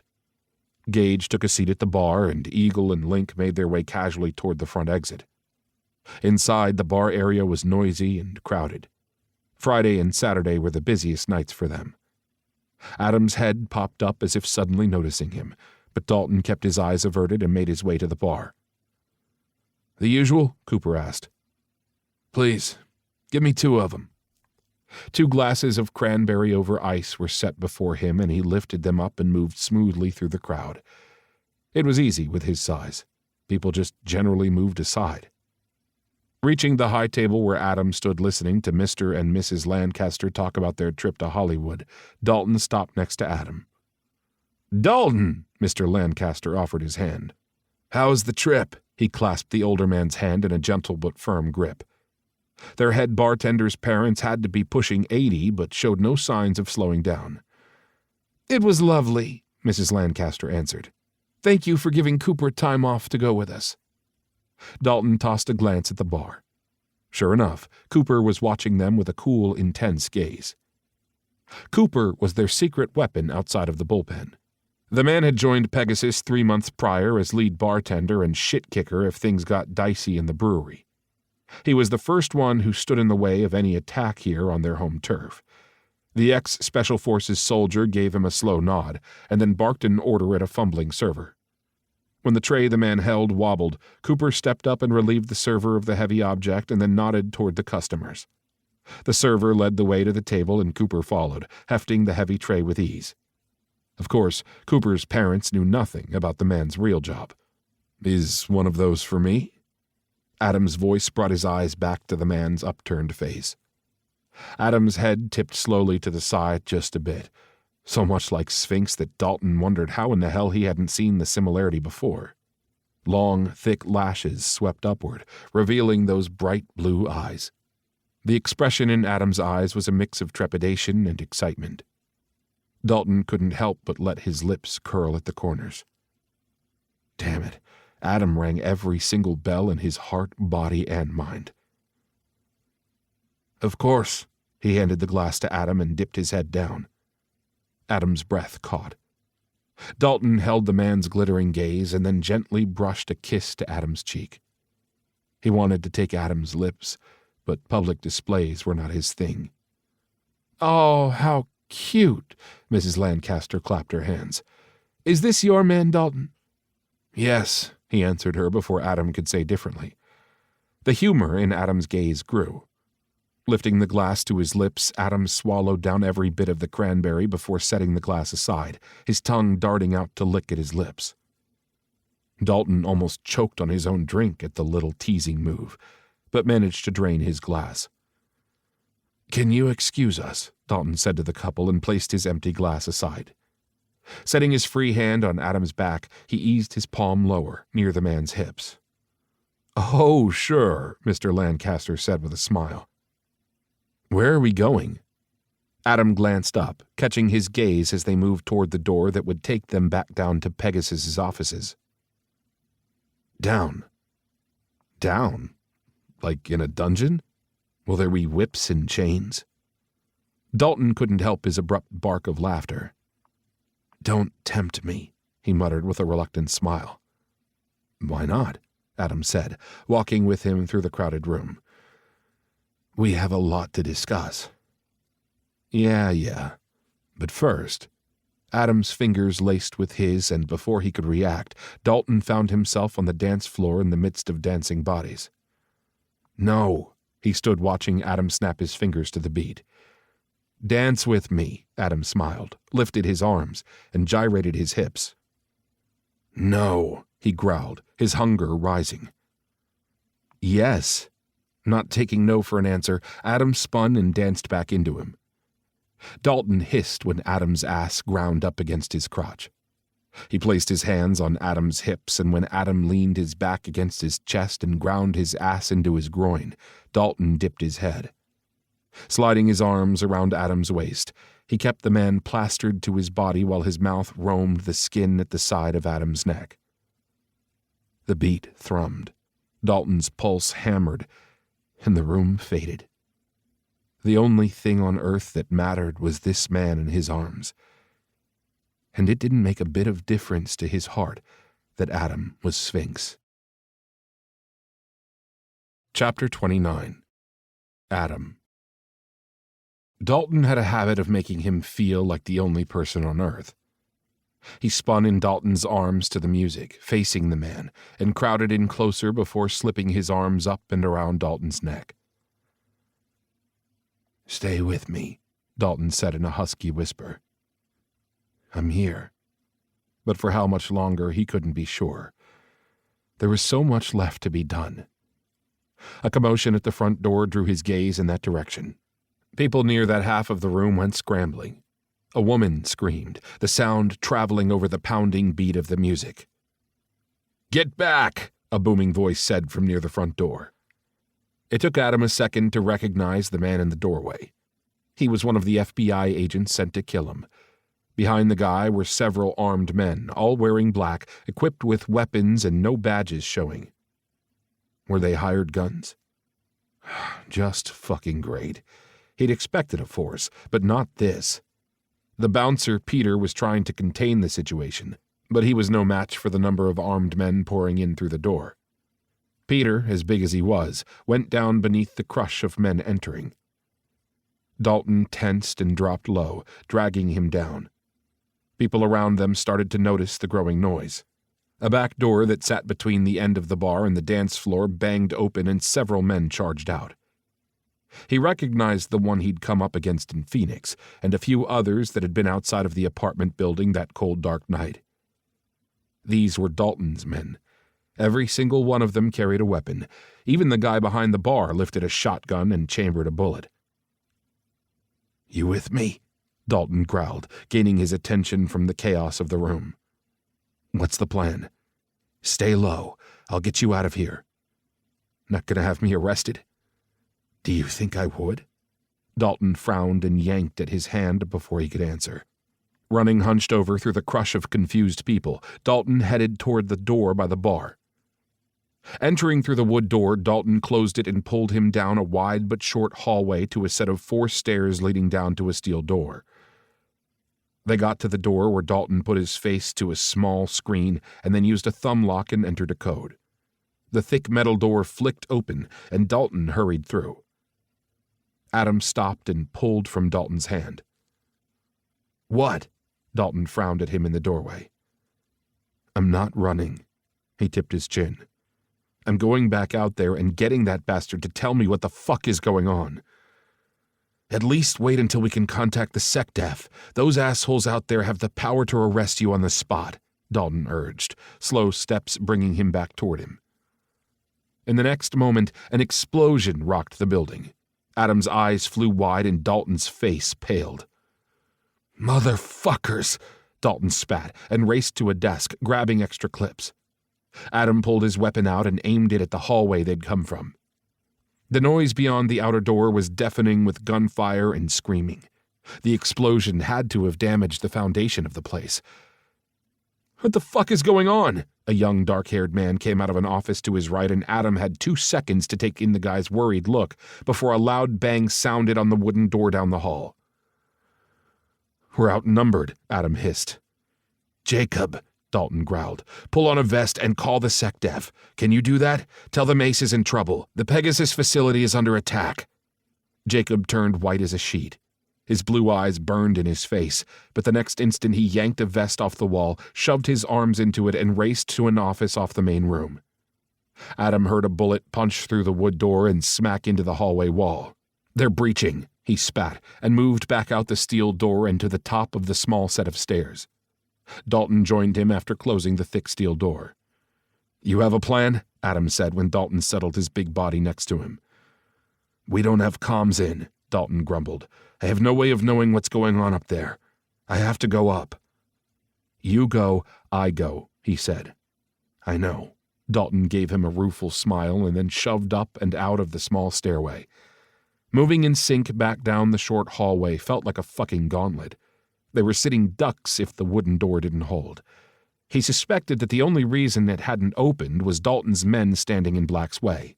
And even though he hadn't seen Black, he was pretty fucking sure his ex-handler was somewhere out there.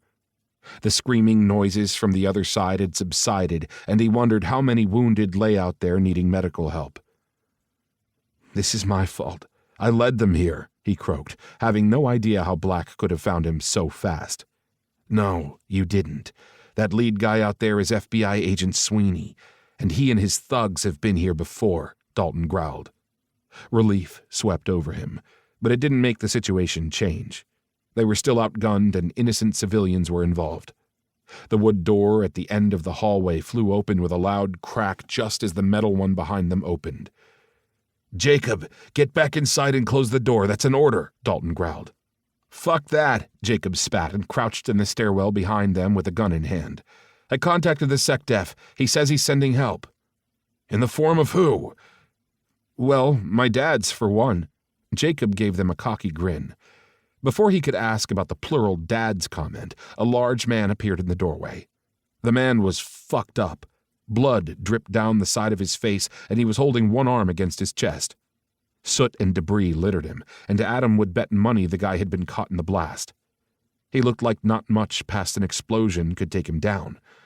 Not that he was huge or anything. It was his eyes. They were piercing and commanding, and suddenly filled with horror when they landed on Jacob. Another man, this one with a gunshot wound, was shoved through. An agent, and he used the term agent loosely, was holding a gun to the slider man's temple. "Back up or he's dead." Everyone froze. Dalton slowly and out of sight from the group pushed on Jacob's shoulder, urging him back. Jacob crouched, keeping out of sight. "I have nothing to lose," the agent spat, grinding the gun into the slider man's temple. Chapter 30. Dalton. Ace was being controlled by the gun pressed into Oliver Rain's temple, and Dalton had no doubt that Ace would do whatever it took to save one of their own. Poor Oliver. The man had driven down to scope out the facility with the possibility of joining them. Welcome to fucking Pegasus. Dalton waited. Ace returned to holding his eyes after that one shocked look at Jacob. Good thing the bad guys couldn't see Jacob on account of the younger man was hunkered down behind Dalton. Only Ace, at his height, had a good view of the small set of stairs. Dalton reached back and motioned slowly with his hand to Jacob. The younger man slipped back and disappeared into the office without a word. Dalton lowered his weapon to the floor, and Adam followed suit. He hadn't asked Adam, nor would he ask him to surrender, but Oliver's life was on the line. The Adam he knew would do everything in his power to save a life. "Now," Agent Sweeney said, using Oliver as a shield along with the gun to the guy's head. "Open the fucking door." Oliver was barely hanging on. It looked like he might have taken part of the blast to one leg, along with the bullet wound in his stomach. Blood soaked the front of his shirt and pants. Ace hesitated. "Open it now or he'll be dead like your fucking bartender." They killed Cooper. And Cooper's parents? Had they made it out alive? And where the fuck was the rest of his unit? "Open it," Ace ordered, and Dalton did as he was told. Backing up slowly, Dalton pulled Adam with him through the steel door and back into the bullpen. "Fan out," Sweeney ordered. 4 armed thugs shoved past them and through the bullpen, disappearing into the hallway and offices beyond. 2 more perps stayed flanking Sweeney. Fuck. He hoped Jacob had hidden somewhere and didn't try any cowboy shit. "You didn't think I could catch you, did you?" Agent Sweeney sneered at Adam as he moved Oliver closer by way of a fist to the back of the man's shirt. "Let's get one thing clear. I let you catch me, you fuckwad," Adam said, in a tone of voice that sounded almost conversational. Calm. "Sir?" one of Sweeney's men said and stepped up to whisper in the guy's ear. Wait, what? Dalton gazed down at Adam. Had Adam let himself be caught? It suddenly dawned on Dalton that Adam might have a backup plan. Thank fucking hell. "Did you have a plan?" he whispered while Sweeney was distracted. Yeah, you guys were my plan," Adam whispered back. "Well, just fucking great." "All right, time's up," Sweeney said after 2 of his men disappeared back out the steel door. "What's it gonna be, Sphinx?" "I'll go," Adam said. "No," Dalton growled, his stomach souring. "It's my choice," Adam reminded him, and turned back to Sweeney. "I'll go if you leave him alone," Adam gestured to Oliver. Sweeney jerked his head at the remaining man to his left. The guy stepped up and put his gun to Oliver's head. Oliver's eyes burned in his face, and Dalton knew the ex-Special Forces soldier would have gone ballistic if not for his injuries. Blood pooled at Oliver's feet, and he sagged in the new thug's grip. Sweeney removed his gun from Oliver's head and waved it at Adam. "And don't think of trying anything. I'm leaving some of my men here until we're clear." The criminal grabbed Adam with a fist to his shirt and shoved him toward the door. Adam and Sweeney disappeared, and the room dropped into silence save for Oliver's ragged breathing. Dalton's chest squeezed and his hands fisted when Adam left his sight. No fucking way was Sweeney a contest against Sphinx. The only way Sweeney could control Adam was to put him in chains along with armed guards. Guards like the guy holding the gun on Oliver. The thug didn't even fucking blink. He just gave them a flat, dead stare. Not only did the senator have crooks in the FBI, it appeared he had gone and hired professionals. The man staring back at him was a killer, through and through. He had no more care for Oliver's life than he did for a bug. Dalton could see it, and when a commotion outside of the steel door had the guy's eyes flickering that way, Dalton took advantage of it. Simultaneously, laughter and hooting came from the back office where Jacob was located. At the noise, Oliver dropped to the floor, causing the killer's grip to adjust, and that was all Dalton needed. He lunged in and snap-kicked the thug in the throat. Putting the full force of his weight into his other fist, Dalton punched the man in the heart. The fucker crumbled. Gunfire echoed from the outer room just before a familiar figure entered. "You called for help?" Ex-Special Forces Joshua Green stepped through the open door. Relief washed over Dalton at the sight of their former commander. It made sense that Dave would call Green since he lived the closest. Before he could answer Green, Ace sprang past him, racing for the back room. "Take care of Oliver," Dalton said, and while everything inside of him wanted to race after Adam, he charged after Ace. The fact of the matter was, Jacob was more vulnerable than Adam right now. Two men, twice Jacob's size, were beating and kicking the younger man. Jacob lay curled in a fetal position on the floor, protecting his head and stomach. Two other thugs stood laughing. Ace went a bit mad. Like a wrathful avenger bent on killing anything and anyone who stood in his way, Ace let out a howl upon entering the room. Dalton kept up as best he could, but his boss had killed one of the laughing men before he could blink. Dalton dropped low and punched the second laughing guy in the junk, sending the man doubled over and puking on the floor. His hand cracked down on the guy's neck and he dropped like a stone into his own puke. The two men who stood over Jacob didn't have time to even respond before Ace was on them. Ace picked up one and tossed him like a toy across the room. The guy had to be 200 pounds or more and indented the wall when he hit before sliding down out cold. Dalton dodged in, attempting to help with the last man standing, but Ace closed his hand around the guy's neck and crushed his throat. It was a move not many men could achieve, but Ace was beyond reason.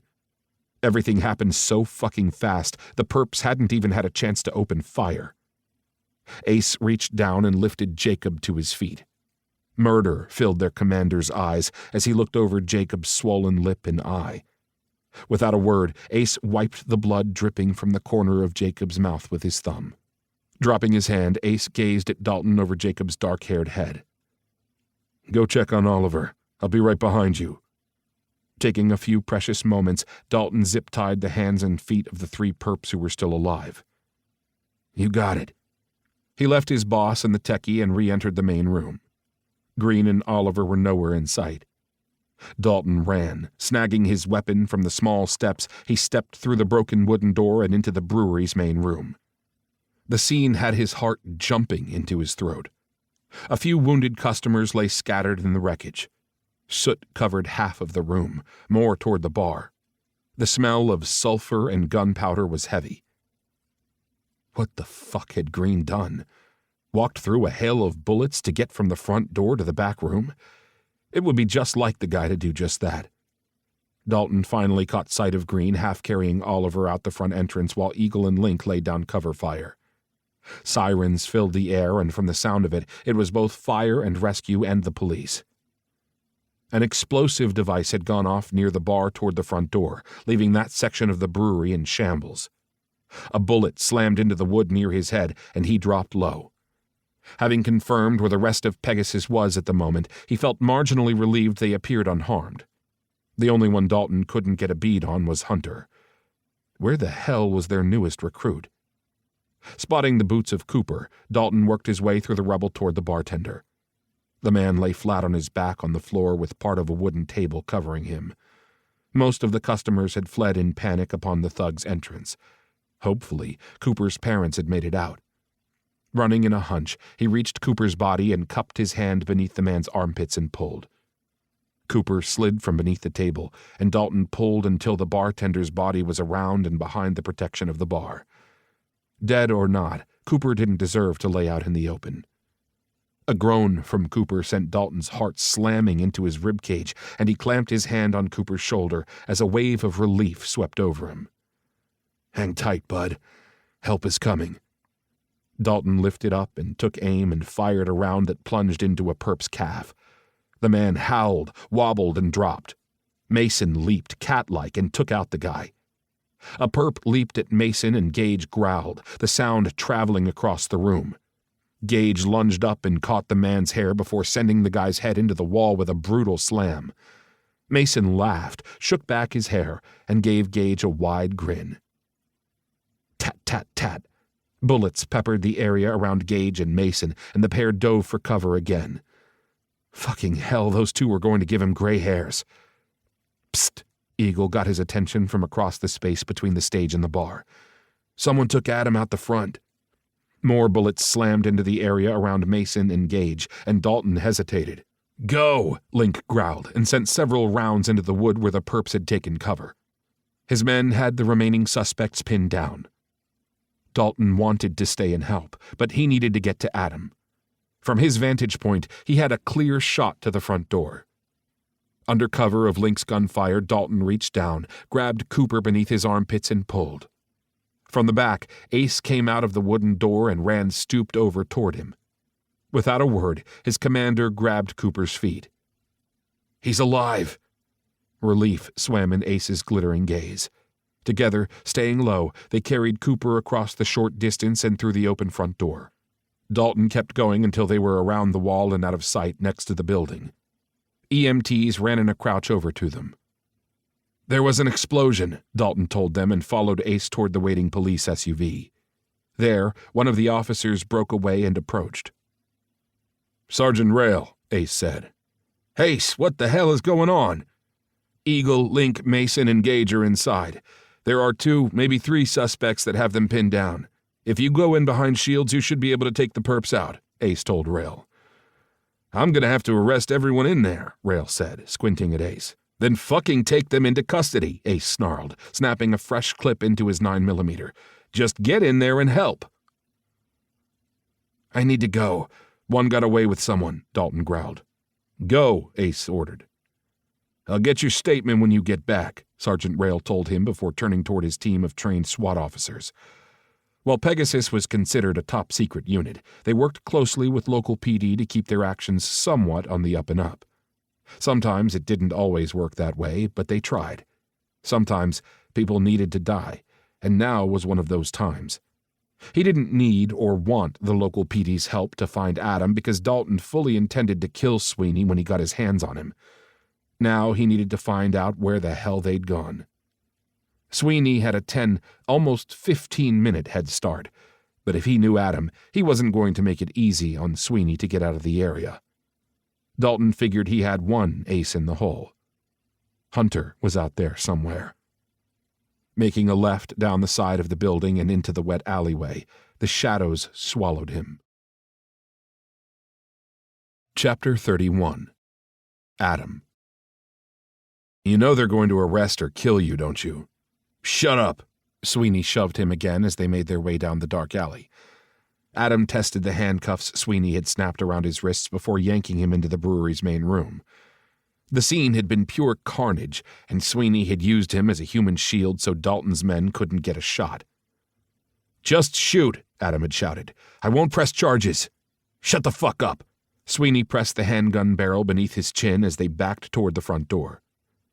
Sweeney's men fired at Dalton's to give the guy cover.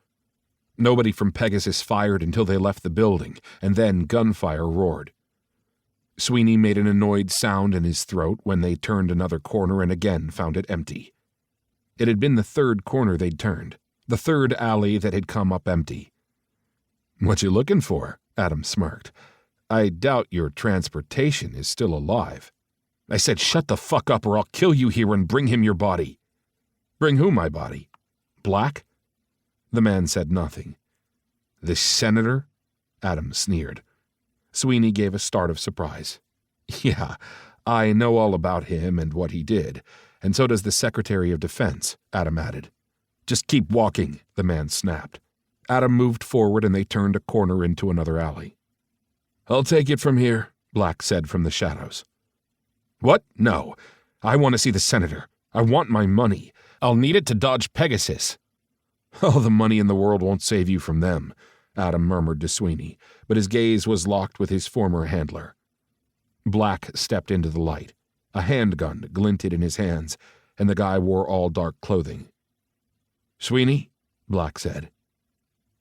Yes? It was the last word Sweeney spoke. Snick, snick. Black put two in Sweeney's heart, and he crumpled to the ground. Adam lifted his eyes from the dark lump and stared at Black. He expected to be next, but Black waved the gun at him. Get moving. Oh, that's right. The senator wants to see me. Adam didn't budge. That's right, Black growled. Now get moving. I don't have what he wants. He was of half a mind to tell Black what he'd told Sweeney. Pegasus knew everything. Instead, he held the last card close to his chest. It might just be the only thing keeping him alive, and he needed to stay alive to get out of this mess. Well, that and to see Dalton again. He wasn't sure if Dalton could ever forgive him for lying by omission, but Adam thought he'd like to give earning the man's trust a try. Making up with Dalton would be the highlight of his life. Move, Black hissed. Growing impatient, the man stepped forward and shoved him. Adam got moving toward the end of the alley and the street beyond. A dark town car sat idling, the smoke from the exhaust pipe billowing in the damp night air. A yellowed street light cast an eerie glow through the smoke, giving the car a sinister look. If he got in that car, he'd be a dead man, but at least he'd get a face-to-face with the man who'd caused all this shit.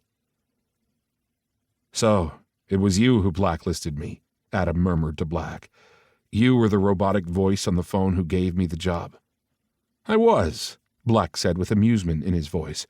You know, none of this would have happened if you would have just fucking handed over the flash drive and not looked at the contents. Well, call me fucking stupid then. I never do anything blindly. That was your first mistake, thinking I would follow along like a sheep. The door to the town car opened, the wide black hole gaping with only a small overhead light glowing inside. Yeah, I won't make that mistake again, Black snarled. Now get in. He slid into the car and fell into the cushiony seat. His senses were immediately assaulted with the smell of leather and expensive cologne. Across from him sat a massive bodyguard type with a handgun resting on his thigh, the barrel pointed right at him. Next to the bodyguard sat the senator, with his blonde hair, blue eyes, and a charming smile gracing his lips. Adam might have been fooled if it hadn't been for the cruel look in the man's eyes and the hands fisted on the top of his legs. Adam Campbell, the senator said. Before he could tell the man to go fuck himself, Black's head was slammed into the metal of the car and yanked away. Something hard hit Adam's foot, and he casually placed his foot over the small black object. Go, the senator shouted, and the car slammed forward with a squeal of the tires. Adam got a quick look out the door at muscled shoulders and an attractive masculine face before the door was slammed shut. In that second before the door closed, the guy winked at him. The man was the same one from Dalton's team that he'd run into in Arizona. He'd recognized that cut over the guy's eye anywhere. Adam could have laughed, but he whipped around instead and watched the sexy bastard plant a booted foot down on Black's face, pressing his former handler's cheek into the dirty concrete. Turning around, Adam leaned back against the leather and gave the senator a smug look. He shifted a bit as if getting comfortable, but it was the hard object beneath his foot that he edged beneath the seat and out of sight. The cat's out of the bag. You're caught. You're going to jail, Adam said. You have no idea of who I am nor what I'm capable of. The senator's lip curled, and the interior light flipped on inside. Black is caught. He'll be arrested for murder, and I'm betting he'll sing like a canary about you. Adam smirked at the scumbag. He can sing all he wants. I'll have him eliminated in jail. Adam squinted at the senator. Just how far did the man's corruption reach? Do you really think you're going to get away with this? You killed innocent people, and you think you're going to just walk away? The senator brushed at an imaginary piece of lint on his black jacket. Politicians have been doing it since the beginning of time. Why didn't you just confess that you cheated to your wife? It was the one thing he couldn't understand. People forgave others all the time for indiscretions. The senator sneered. I don't care about my wife. It's my reputation that's at stake. How would that look when I run for president someday? God forbid. Adam had to glance away. A glint in the senator's eyes looked a touch mad, and Adam knew better than to argue with a deranged person. Gazing down at his handcuffed wrists, he wondered how long it would take Dalton to find him, because he was pretty sure the attractive guy had thrown a tracker at his feet. Chapter 32. Dalton. He came up on Hunter fast and found the guy heading back toward the office on foot with an older man. Who's this? Dalton asked. This is the guy who set your Adam up. Hunter nudged the older man to keep walking. The handler, Dalton said, his tone flat. He chambered a bullet and walked right up to the man and put the end of the barrel to the handler's forehead. You have 2 seconds to tell me where Adam is. Black's eyes went wide with panic. I don't know, I swear. He doesn't know, Hunter said, but I have a way to find him. Dalton had to be satisfied with that, for now. But before he removed the gun from the man's head, he whispered, He better be alive, or you won't live. Black swallowed hard, his whole body shaking. A pager? You threw a goddamned pager into the car? Dalton gazed blankly at Hunter. Yep, Hunter drawled and stood leaning a hip on Jacob's desk.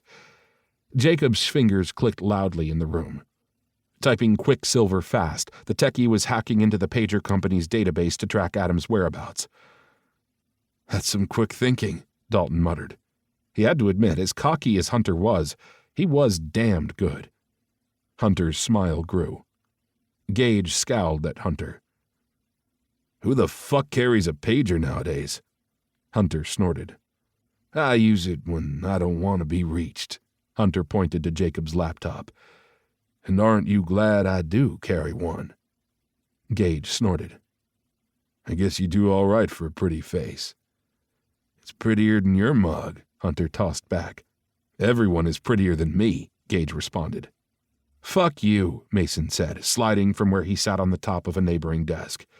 You both don't hold a candle to Dalton. He's the real pretty boy. Pipe down, Dalton scowled at Mason. Always mouthing off, Gage said and stifled a chuckle. The man earned a death glare from Mason. He'd recently gone back to his original hair color of blonde. It did match the guy's blue eyes better. Joshua Green poked his head into the communications office. Well, I'm out of here.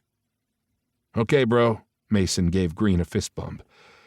Thank you so much for your help, Dalton said and shook Green's hand in a tight grip. Anytime. I'm just down the street. Green tossed a glance at Mason. Will we see you Sunday? Sure. Can I bring someone? Mason's smile grew. Gage shoved from his shoulder lean against the door and walked out. A short silence rang through the room. Dalton squinted at Mason and shook his head. Mason glared at him before turning back to Green. Of course you can bring someone. Green pulled his brother-in-law into a hard hug and ruffled the man's blonde hair. That Green wasn't on the ground for encroaching on Mason's personal space was a testament to how close the pair were. It made sense, though, since Green was married to Mason's twin brother. I got it.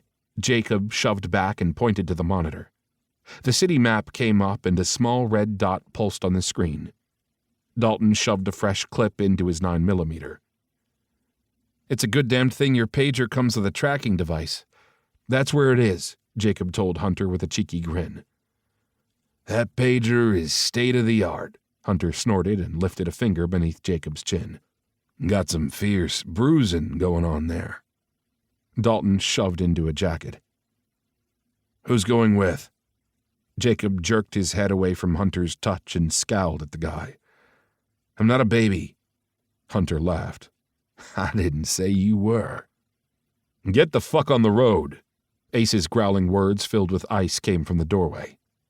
Hunter straightened up from Jacob's desk like a fire had just lit his ass. Dalton moved past Ace and out into the bullpen. At his appearance, Eagle and Link both shoved up from their desks, grabbing jackets and guns, and flanked him. Before Dalton, along with Eagle and Link, reached the steel door, Hunter, Gage, Mason, and Jacob were all heading their way. He stared at Jacob, and the young man tipped his chin up and squinted as if silently daring him to say a word. "I have the laptop." Jacob held up the small computer. The red dot glowed on the screen. "You have no weapons training." "Fuck you, Dalton," Jacob snapped right back. "You know my 3 dads are part of Phoenix. I've had training. I owe these guys some payback." Dalton clenched his teeth and gazed over Jacob's head to Ace. From the look on his boss's face, Ace had already tried to forbid Jacob from coming. It hadn't worked, and the stubborn look on Jacob's face told Dalton the young man wasn't budging on this. Dalton needed that damned laptop to find Adam. "You stay in the fucking car," Dalton growled at Jacob, out of patience and out of time. Adam needed him, and he had no more time for any bullshit. Jacob handed the computer to Hunter while he shrugged into a leather bomber jacket that was hanging on a peg by the door.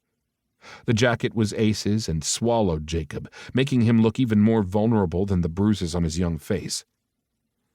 Reaching the brewery's main room, Dalton found a couple of detectives along with Sergeant Rail going over the shambles of the brewery bar area. Cooper was already at the hospital along with his parents. It was minute by minute if Cooper would live or not. "Well, hello there, handsome," Hunter said when they converged farther into the main room and started picking their way through the debris. Sergeant Rail gazed at Hunter. Rail looked like he'd swallowed a golf ball, and it wasn't the first time he'd seen that look on the sergeant's face. Rail had been about to arrest them all when Dalton and Hunter had shown up back at the scene with CIA Agent Black in cuffs. "This is the real culprit," Hunter told Rail, shoving Black forward. "I want you to call your captain before you arrest any of the men left in this room." The only people remaining were the men of Pegasus. "Why would I call my captain?" Rail snapped. "Because he's my big brother," Hunter said with a casual, flirty smile. Rail blinked, swallowed hard, and blinked again before scowling. Punching in a number, Rail lifted the cell phone to his ear and told his captain the situation. "Yes, sir. Of course, sir. He's right here." Looking white as a sheet, Rail held the cell phone out to Hunter. Hunter took the phone. "Bro?" Shouting came from the receiver so loud that Hunter pulled the phone away from his face. "Love you too, bro. Gotta go." Ending the call, Hunter had handed the phone back to Rail. "You 7 look like trouble," Rail returned flatly, giving them all a bitter look. "Don't be shooting up my city again." "We wouldn't dream of it," Mason said with a snicker. Dalton kept on walking until he was out the door and behind the wheel of the team's black SUV. It fit the unit comfortably, and without Ace in the passenger seat, Eagle took over that spot. Dalton punched the gas and burned rubber away from the Pegasus building. The tires slipped on the wet pavement before catching purchase. Fear soured his throat. The senator could have already killed Adam and dumped his body. "Take a left on 2nd Street, Jacob said from the back seat, jerking his thoughts away from the rabbit hole. Dalton squeezed the steering wheel. "Hang on, Adam. I'm coming." Chapter 33. Adam. It was the longest hour of his life. Thank fuck they hadn't ditched the car with the tracker Dalton's man had put inside. The vehicle sat off to the side near the loading dock inside of a large, cold warehouse. Adam tested the bonds that kept his hands behind his back. The bodyguard had shoved him into a hard-backed wooden chair and zip-tied each ankle to the chair's legs. The handcuffs were removed next. At that point, Adam made a move. He cracked his forehead into the bodyguard's head with a hard slam. The guy stumbled back with a grunt, but the size of the behemoth kept him from going down. All Adam had managed to do was topple sideways in the chair. The giant lifted him, chair and all, upright, and Adam braced when the backhand hit him hard and blood filled his mouth. Pain lanced through his face and he spat blood at the guy. The bodyguard stepped away, but it splattered his boots. Moving in again, the man roughly yanked his arms behind his back and zip-tied them to the wooden chair. The guy then stepped around in front of him, and Adam braced himself for another blow. Instead, the guy fisted his hair and yanked his head back, neck straining. The bodyguard looked down in his face with cold eyes. "Be good, pretty boy. I would hate to break this jaw and the senator not get his answers." "We wouldn't want that," he rasped, holding back the shiver of revulsion when the behemoth cupped a hand at his throat and nudged a large, thick thigh between his legs. "Knock it off, Lars," the senator said. The man's voice had come from somewhere to his right. Lars released the grip on his hair, and Adam straightened his neck gently before flicking his eyes around, taking in his surroundings, trying to get an idea of where he was and what he could use to get out of this situation. He noted 5 other thugs, all armed, but suspected there were probably more. The chair beneath him was wood, but it was thick and sturdy, although he had a feeling he could break it if push came to shove. "All right, Mr. Campbell." The senator came around into his line of sight, dragging a matching wooden chair.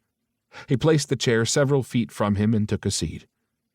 "Who did you give the flash drive to?" "I have it hidden.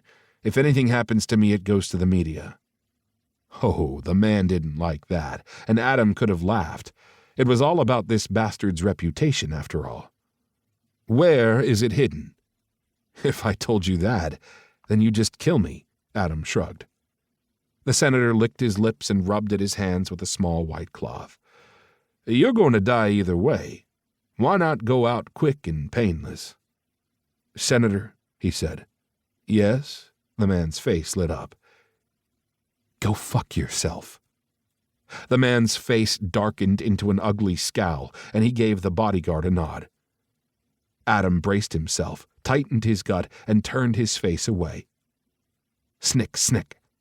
The guy's punch never landed. Instead, his body crumpled to the ground. Yes! The cavalry had arrived. The senator scrambled from his chair and ran with 2 of his men to take cover. Adam threw his body to the side, and the chair, along with him, went crashing painfully to the ground again, but at least he was out of the line of fire.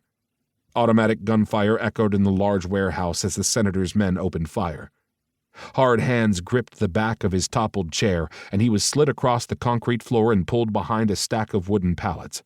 Something hard swiped at the thick zip ties at his hands, and then his arms were free. Dalton came around in a crouch and sliced free his legs. Adam rolled until he was away from the chair and came up into a hunch, keeping low and out of sight. "Did they hurt you?" "Nah."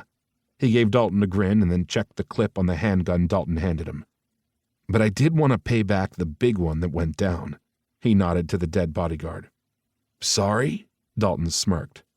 "You don't look sorry," he snickered and leaned in to kiss the man on the lips. "I'm not," Dalton grunted and pressed into the kiss hard before pulling back. "Let's get that bastard."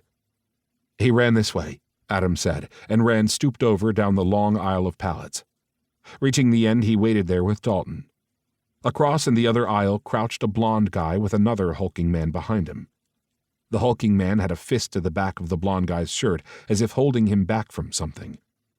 A quick glance ahead told Adam it was a group of 4 armed men sheltered behind a metal bench cabinet returning fire.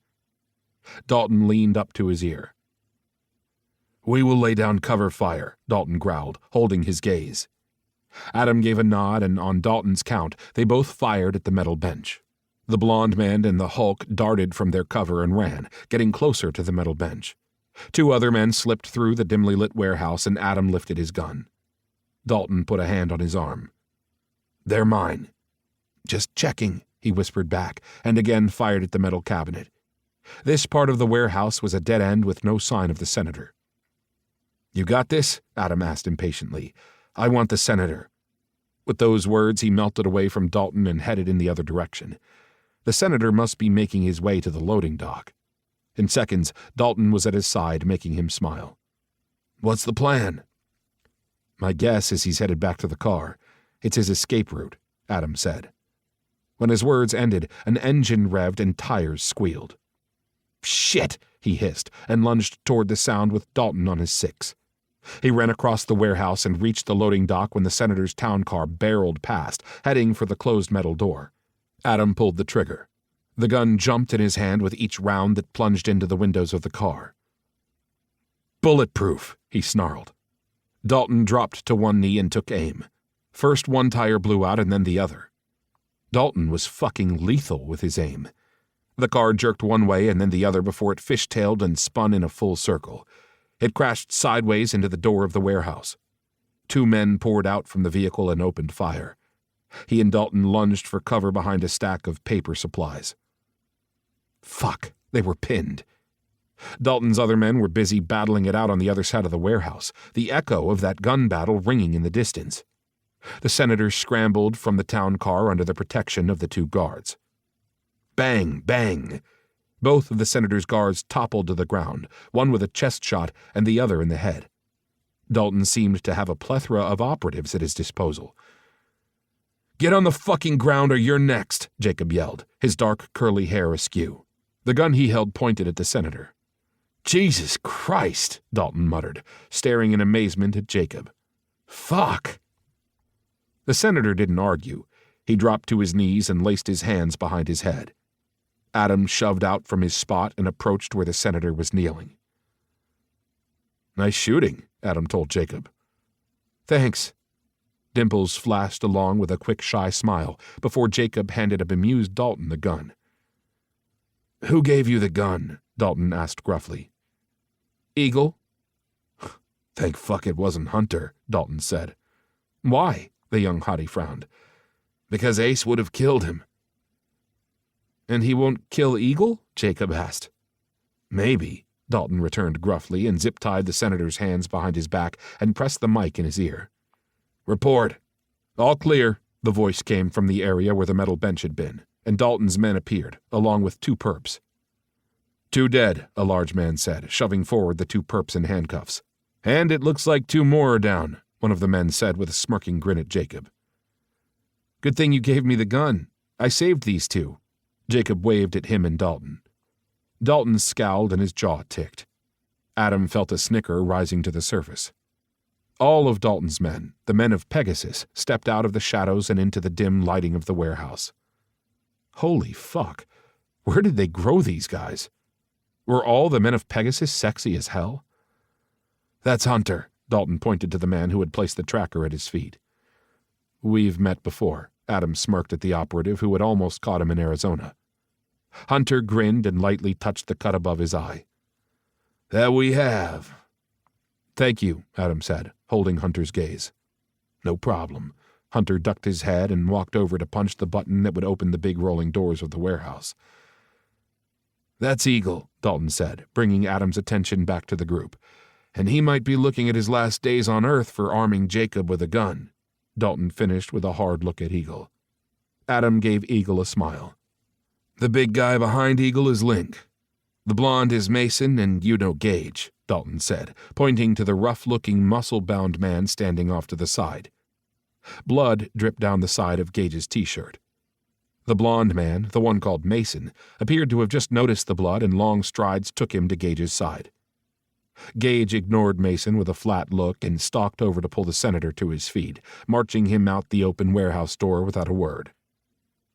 "Well, he's lovely," Mason said with a sigh. "This is Adam," Dalton said to the rest of the unit. The proud tone in Dalton's voice had him beaming a smile. "You're Adam?" Eagle said to Dalton in a teasing tone of voice. "Yep, mine." Dalton slipped an arm around his shoulders and pulled him close. "So the Sphinx has been well and truly caught," Mason said with a snicker, and offered his hand after dragging his eyes from Gage's disappearing form. Gazing up at Dalton for a moment, Adam laughed and shook Mason's hand. "Yeah, and I don't mind a damned bit." "Ah, here it is." Hunter's voice drew Adam's gaze, and the man emerged from the town car holding up... Was that a pager? "Who in the world carries a pager?" Adam asked. They all laughed at his bewildered tone. "Don't be hating on the pager," Hunter said with a smug look, tucking it away. "I wouldn't dream of it," Adam said, joining in with the laughter. Chapter 34. Dalton. He sat at the table in the bright kitchen of his small apartment. Sunlight glinted through the yellow curtains and sent flecks of onyx shining through Adam's hair. Adam stood at the stove, cooking them rolled oats and wearing only tight blue briefs and a white t-shirt. Dalton could have sat in that brightly lit kitchen all day. Watching Adam could quickly become his favorite pastime. "What did Ace say?" Adam asked again for the 10th time since the phone call 20 minutes ago. "He said he wants us in the office in an hour," he patiently answered again. Ace had ordered him to take the day off after they'd apprehended the senator, and Dalton had done just that. He'd coaxed Adam into coming to his apartment. They would eventually need to go into the FBI office and give statements, but Adam hadn't been arrested. That didn't mean Adam could leave the immediate area until the FBI wrapped up the case, but at least the FBI hadn't locked Adam up. Dalton suspected the SecDef had something to do with that. His phone buzzed and he glanced at it, giving a sigh of relief. "Who's that?" "It's Hunter. Cooper lost his hearing in one ear, but he's going to pull through." "I'm so glad." "Me too." "Any word on Oliver?" "No, not yet." Dalton rubbed a hand down his face. "I wonder what Ace wants us for." Adam stirred the oats, teeth cleaving into the side of his bottom lip. Dalton shoved away from the table and went to Adam. "It means Ace wants us in the office. Don't think too much into it." He wrapped Adam up tightly. "Let's go back to bed instead," Adam said with a groan and gyrated his ass back against him. "As tempting as that is, we shouldn't be late." He groaned and nuzzled the side of Adam's neck. They'd spent the past 24 hours talking and making love on every surface of his apartment, and he'd finally gotten Adam to commit to him. Sort of. Their relationship was contingent upon the outcome of the FBI's findings. He hated it, but he knew Adam wouldn't start another relationship with him if the guy thought he was going to jail. Adam had come up with some bullshit thing about leaving Dalton free to find love, which was utterly ludicrous. He'd never find another love like Adam, and he had told the man so. What if it's bad? "Whatever happens, we'll face it together," he murmured into the side of Adam's neck. My big bad wolf. Have I told you I love you today?" Adam said breathlessly and turned in his arms. Dalton's heart lurched and then slammed against his ribs. "No, but I know, Cupcake." Adam fisted his fingers in his hair and drew his mouth down. The kiss was hot and heated, and his head grew foggy. Breakfast was forgotten. Running his hands down Adam's back, he cupped his ass and lifted. Adam wrapped his legs around his waist. Dalton flipped off the burner beneath the pot of oats and strode back toward the bedroom. Fuck the meeting. He had much better things to do with his time. "You better fucking hurry," Adam hissed, his voice full of need, making Dalton smile as he nuzzled Adam's neck. Long strides took him down the hallway and into his bedroom, and once there, he tossed Adam down onto the bed. The man stretched, arms flung high over his head, the t-shirt riding up and showing the hard bulge straining the skimpy blue briefs. Dalton's smile grew and Adam's own lips curved. "Are you waiting for an invitation?" Adam teased. "Maybe," Dalton said huskily and leaned over, brushing a kiss to Adam's lips. Dalton wanted to take it slow, but the heat that exploded between them whenever they touched raced up, and he was a goner. He fought to get Adam out of his t-shirt. Adam rose up and started yanking at Dalton's shirt and pants. At one point, Dalton fell on his ass, and a laughing Adam tugged the legs of his sweats to pull them off. Dalton tossed Adam's t-shirt to the floor and then snatched more condoms and lube from the nightstand. Adam's sexy laugh filled the room. He reached for Adam, and sleek, muscled skin met his. Dalton stretched out over the man and took his mouth in another slow kiss, tasting Adam's lips over and over. He slid his thigh between Adam's legs and pressed into the man's balls before he reached down and gripped Adam's hard, thrusting cock. His tongue tangled with Adam's tongue while he slowly stroked the wet, engorged head of the man's cock with his thumb. Fuck, Adam groaned into his mouth. Dalton released Adam's cock and snatched up the lube. Rising up, he dumped some into his hand and traced his fingers down past Adam's balls and along the crease of his ass. Reaching Adam's entrance, he massaged it until Adam was writhing on the bed, fisting the sheets. "You sure you're not too sore?" "It's my turn," Adam hissed, and a fierce light filled his eyes. That was true. They'd taken turns through the night, and his ass was as sore as he imagined Adam's was. "Plus, I will throttle you if you don't hurry up," Adam growled. He chuckled and pressed into Adam's hole, easing his cock inside. Adam sighed, closed his eyes, and wrapped his long legs around him. When Adam urged him faster, Dalton didn't argue, nor did he wait. His man was just as hungry as he was. All the other shit could wait. This right here was worth shutting the world out. Chapter 35. Adam. He gripped Dalton by the shoulders when the man's cock pistoned deep and wrapped his legs tightly around Dalton's hips, forcing him deeper. Dalton groaned. Adam gave an answering groan when Dalton's hard length slid as far as possible into his ass. "Oh, fuck yeah," Adam gasped harshly, adjusting to the cock's length before placing his open mouth on the sweat-slicked skin of Dalton's neck. "Fuck," Dalton muttered when he tongued the man's salty jugular. Adam smiled and sucked up a mark. Sue him. The thought of Dalton wearing his mark sent his cock into overload, and he gyrated, grinding his dick up into Dalton's stomach. Dalton growled and slammed in, and Adam let his eyes fall closed when the thick, hot cock drove deep. Dalton lifted upward and pulled Adam's legs from around his waist, pushing his thighs wide and his knees outward. From that point, Dalton looked down at his cock thrusting in and out of him. Oh, fuck. Adam gripped the bedsheets, tossing his head back and forth with each thrust. When Dalton paused and pulled out, a growl welled up in Adam's throat and his eyes flew open to catch and hold Dalton's. The man grinned, meeting his eyes, and scooted back. Gentle hands brought his legs together, and then Adam was flipped onto his stomach. "Oh, yeah. Fuck, yeah," he moaned, pressing his face into the pillow when his legs and ass were spread wide. Dalton crowded up behind him and slipped his thick cock back inside. When Dalton slipped deep and knocked against his prostate, Adam knew he wouldn't last long in this position. Dalton gripped him at the waist and pulled him to his knees. A hand pressed his back down and his chest went to the bed, leaving his ass high.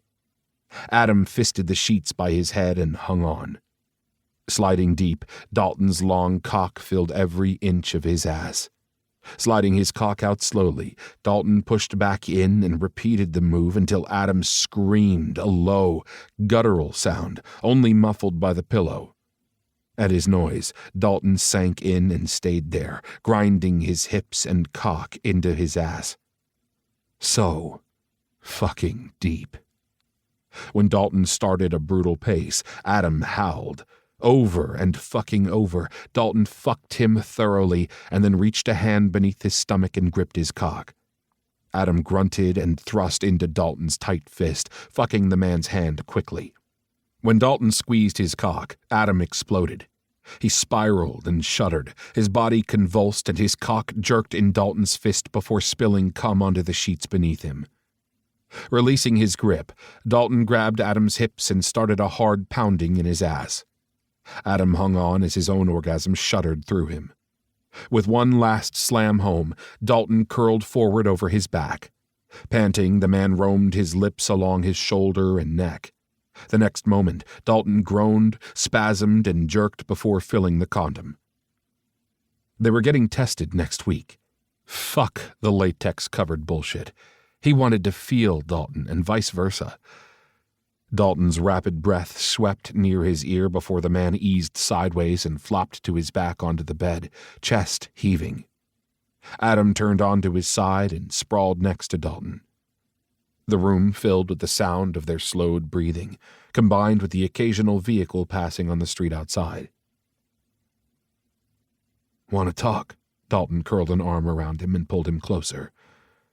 About what? Anything. The fact that your handler blacklisted you? Black? God, I never thought for a second that he'd turn on me. I mean, I've been to the man's house. I've eaten dinner with his family. He has 2 kids, for fuck's sake. What an idiot. I'm sorry, babe. Dalton kissed his head. It hurts, he admitted. He also tried to make me take the fall for Agent Farnsworth's death in Alaska.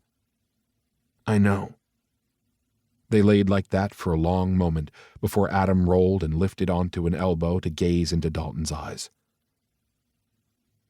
How is Gage? The bullet was a through and through.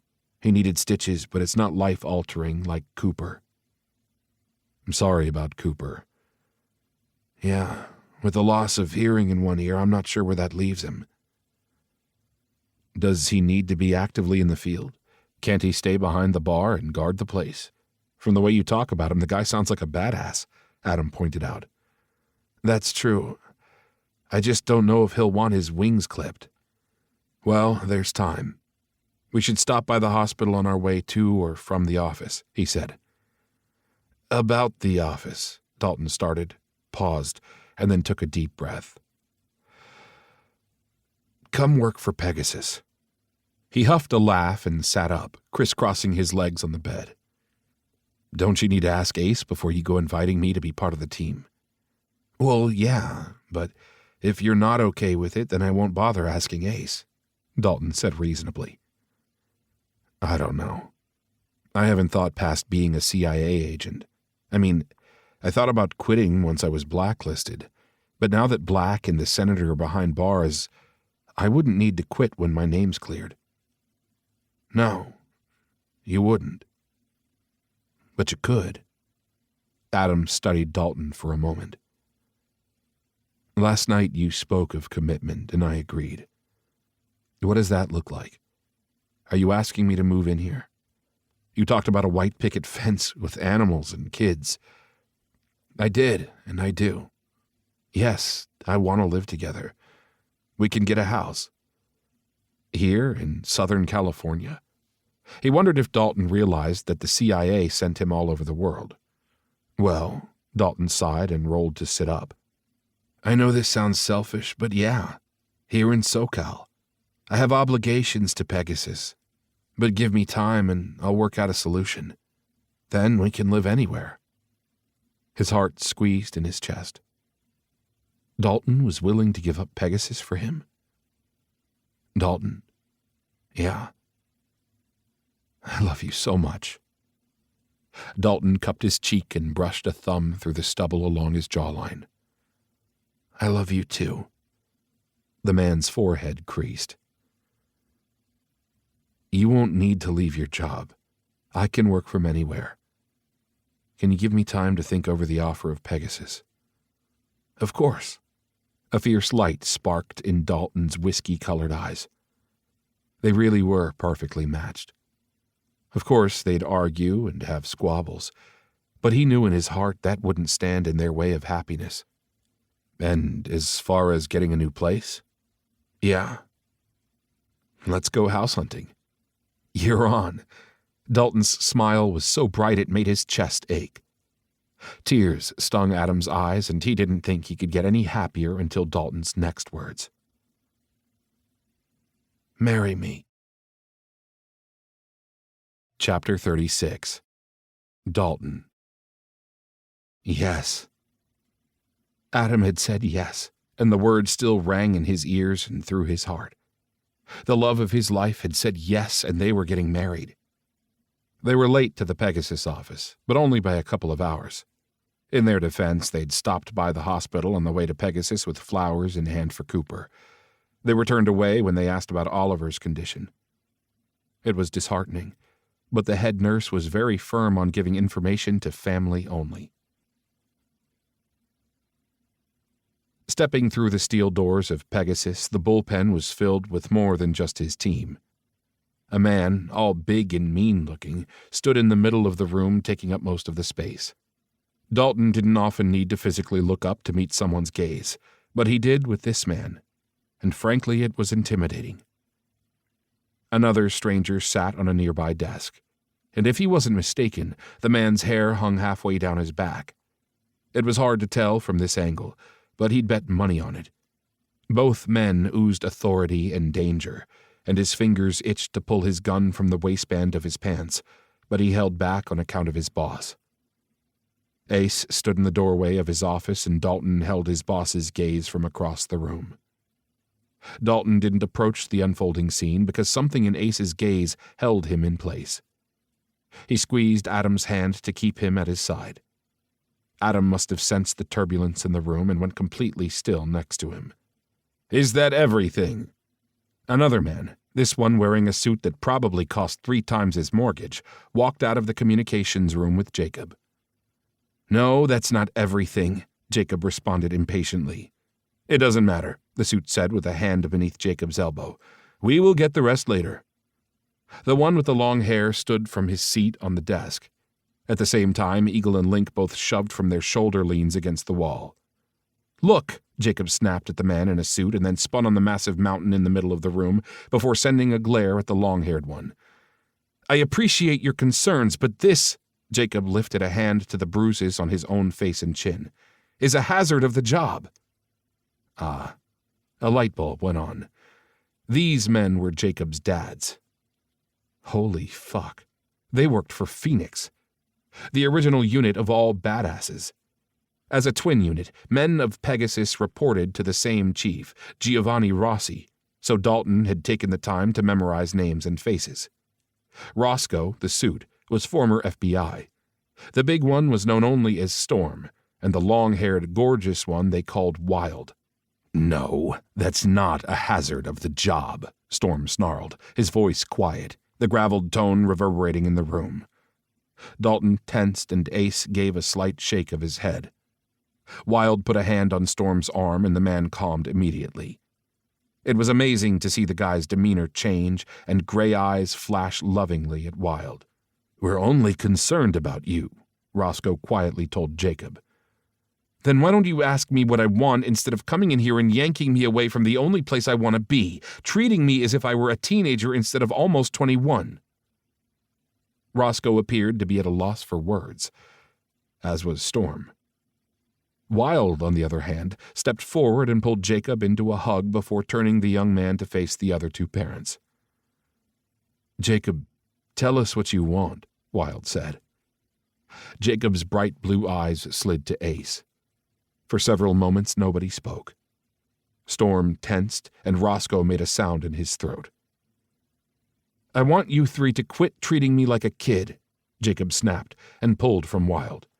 Marching over to stand in front of Ace, Jacob tipped his head back to gaze up into Ace's face. The tension between the 2 washed through the room.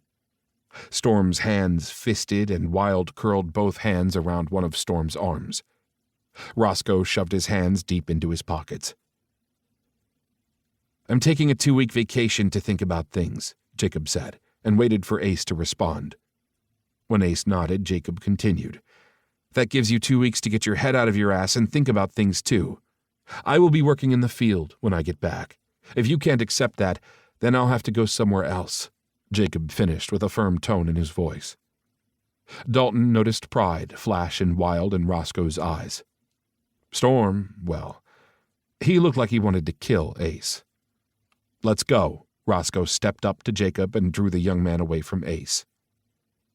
"I'll be calling you." Roscoe gave Ace a warning look before turning toward the door. At that point, Dalton figured it was safe to move and eased him and Adam away from the steel door. Silence rang through the room when Jacob and his dads left. "Well," Mason quipped, "that was lovely." "Fuck me," Eagle let out a breath. "I wouldn't want to meet those 3 fuckers in a dark alley." "Same," Hunter agreed. "So, is this normal?" Adam piped up from the spot at his side. Dalton slid his arm around Adam's shoulders. "No, we don't normally have this many visitors." Adam snickered and Dalton gave a rueful smile. "All right, have a seat," Ace said over the laughter in the room. Once everyone was situated, Ace leaned against a desk in front of them. Cooper will make a full recovery. With the loss of his hearing in one ear, he won't be returning to active duty per se. The doctors say it could be temporary hearing loss. Right now, it's a wait and see. Instead, he'll be taking over the running of the brewery as manager. Cooper, along with Peter and some new staff, will make sure no one but customers get through the front door again. They didn't have a brewery manager. Ace usually filled in. It made sense to Dalton to hire someone, and he couldn't think of a better person than Cooper. The bullet that pierced Gage was a through and through, Ace continued. Where is Gage? Dalton asked, not seeing the man in the room. He's currently at home. Gage asked for some leave time, and I've granted that.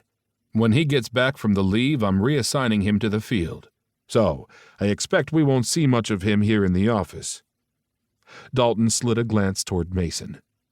At the news, the man's face had gone pale. Hands curled into fists on the top of his knees, but his eyes stayed locked on Ace. Dalton, I'll go over the specifics with you next week. Dalton nodded at Ace. As for Oliver Raines, he made it through the night. His gunshot wound is substantial, and he has a slight fracture in his leg. Although he is out of commission, he has agreed to join Pegasus. He wants to say a few words. Ace snapped up the remote and pushed the button, but the screen stayed dark. Ace punched several buttons, and finally the monitor flashed on. It took a few moments before Ace got the video call going of Oliver sitting up in a hospital bed. Hey, guys. Oliver gave them a cheeky grin, his unshaven face pale, his hair askew, but he looked really good for a man who'd been shot. Look for me to hobble in there in about 2 weeks. I wanted to take this opportunity to say, don't let Eagle eat all the snacks. Eagle snorted and then laughed. Always thinking about your stomach. Dalton laughed along with the rest of the group. Eagle, Link, and Oliver went way back. The three men had served under the same colonel during their time in the Army Special Forces. Link? Oliver called. Yeah. I'm putting you in charge. Of snack details. I want lots of sweets and chocolate. Preferably together. I'll see what I can do, Link said good-naturedly. Oh, and Ace, I want a box of multicolored markers. Oliver pointed to the pristine white of his leg cast. Because, yeah, I'll be wanting pictures colored of naked... Oliver barely got that out before the phone was taken from him. Okay, getting loopy, are we? Time for a rest, a deep voice said from off-screen, and then an attractive face came into view. Guys, meet Lieutenant Maddox Stone, Eagle introduced, and waited for the group to respond before asking. How's Oliver really doing? He's fine. General Ryan and Dillon are taking him home with them to recuperate, Maddox said. Good. Hey, we're having a poker night. You and Link down? Wouldn't miss it, Eagle responded for both of them. I'll send you the details, Maddox said, and ended the call. The screen went dark and Ace fumbled with the remote and finally turned it off. Working the monitor had been Jacob's job. Adam? Ace tossed the remote to the desk with a clatter. Yes? Adam jerked up straight in his chair. You've been cleared of all charges. The SecDef should be calling you in person to tell you just that. Also, you can rejoin the CIA at your own pace. Adam blinked at Ace and then tossed Dalton a glance. Dalton smiled. Thank you. Adam's response sounded so heartfelt, and Dalton rubbed at the ache in his chest. Of course, I'm hoping that you'll tell them to go fuck themselves and come work for me, Ace responded. Chuckles filled the room, and Dalton glanced around at the expectant faces gazing at Adam. He didn't want his man feeling pressured to join. Reaching over, he slid his fingers between Adam's own. You can take your time to answer. It doesn't need to be today, Dalton murmured. I don't need time, Adam said, and turned to Ace. I accept. Ace released what sounded like a sigh of relief and cracked the first smile Dalton had seen from the man in a long time. I have to admit, Adam, I'll need your computer skills until Jacob returns. Not a problem, Adam responded. Whatever you need. Dalton let his smile widen. His man was a computer expert. Not up to Jacob's caliber, maybe, but not many people in the world could hold a candle to Jacob when it came to modern technology. Ace rubbed at his chin. I'm sure you felt the tension between myself and Jacob. I'll be honest and tell you right now that I'm not comfortable with him in the field. I have my reasons. With that said, I'll need to take it one day at a time to figure out what I'm going to do when he gets back from his vacation, so bear with me." He was sure the tension was from other things, but he sure as hell wasn't going to say anything. "You got it, boss," Dalton drawled and swept his eyes around the room. Every other person in the room nodded in agreement. "Whatever you need," Mason said. "Right now?" Ace caught Mason's eyes. "I don't want to see you back in this place until after the new year." Dalton turned to Adam and smiled. "And that's our cue," he said, and made no attempt to keep his voice quiet. Chuckles swept around the room. "What's on the agenda?" Link asked them, grabbing his jacket. "House hunting." Adam held up a stack of brochures he'd snagged from the gas station on the way in. "Oh," Dalton called out, and the men in the room all paused. "I just want to let you know that I've proposed marriage to Adam, and he's accepted." "Well, shit," Eagle hooted and offered his fist up for a fist bump. Link gave him a slap on the back and Adam a hug once Mason was done hugging Adam. Ace smiled and came forward to shake his hand. "Congratulations," Ace said. "When's the day?" "We haven't decided," Adam said with a laugh. "Yeah, give us some time to enjoy the engagement part," Dalton grumbled. "Oh, we need to have an engagement party," Eagle said. "That's up to Dalton," Adam said with a smile, returning Eagle's hug. "I'll call my mom," Dalton said, lifting Adam's hand to his lips. "My family will be thrilled." "Another trip to Alaska?" Link said. "No, we'll keep it local," Dalton responded. "My family will fly in." "I'd like that," Adam said, and squeezed his hand tightly. Ace, who had disappeared into his office, reemerged with a bottle of unopened red wine. He popped the cork and produced several clear plastic cups. Mason took the bottle from Ace once it was open and poured around in the cups. All glasses were lifted high and faces gazed in his direction. Dalton turned to hold Adam's eyes. "I've been waiting for you a long time, ever since I screwed up as a kid. I promise I won't make that mistake again." He tapped his cup to Adam's cup. "I'm holding you to that," Adam said with a laugh, and did that silly thing where you link your arms around each other's before you drink. It was cute as hell, and Dalton didn't mind a fucking bit that they might appear corny. If corny kept Adam in his life, then bring it on. Epilogue. 1 month later. Dalton. "Yes, I know, Mom." Dalton pulled his mother into a tight hug and gave his dad a help-me look. "That's enough, Leslie," Brian said with a soft stroke to his wife's bright hair. Leslie sniffled, pulling from Dalton's arms. "I'm so darned happy. I thought this day would never come." She squeezed his cheeks. "Wait until their wedding day," Mary joked. "She'll be inconsolable then." "Oh, shush," Leslie sent her daughter a scolding look. "Here, Mom, hold the baby." Renee stepped up and handed his mother the newborn. Oh, come to Grandma." "Yes, you're such a good baby," Leslie cooed and scooped the tiny bundle into her arms. His niece had come 2 weeks earlier than planned, and Dalton could have kissed Renee at that moment. His sister was a lifesaver. She gave him a smile and wink. "I think she's hungry. Now, where is that baby bag?" Renee said, looking around. "You left it in the back office, dear," Leslie told her daughter, and the pair wandered off. "Thank God," Mary rolled her eyes. "Did you know she's already picked out a place for the wedding?" "What?" Dalton frowned. "No, that's something Adam and I will do." "Try telling her that," Mary scoffed and took a sip of wine. "I won't need to. Adam will." Mary laughed. "Way to pass the buck." Dalton grinned and swept his gaze around the room until he found Adam standing with most of Pegasus. Mary linked arms with their father, and the pair moved off in search of the buffet. The party was rocking and rolling. His family had arrived several days ago, and his mom had taken the city by storm. They used the brewery as the location for the engagement party, but that was only after his dad had insisted that the Webbers pay for renovations. While it had been mind-boggling to see the number of people showing up to help the Webbers get the brewery ready, Dalton was used to his parents shaking things up. Ace had graciously accepted their help and donations to the unit. After all, they were on a limited government budget since they didn't really exist. Holden Reck squeezed around a couple of people and made it to the bar. "I'll have another beer," Holden told Cooper and then turned to him. "Hey, boss." "How are you settling in?" He returned the fist bump from Holden. "It's taken a fair bit, but Beckett is determined that things at home run smoothly," Holden drawled, the Texas accent thick in the man's deep, growly voice. "You think he'll return to us full-time?"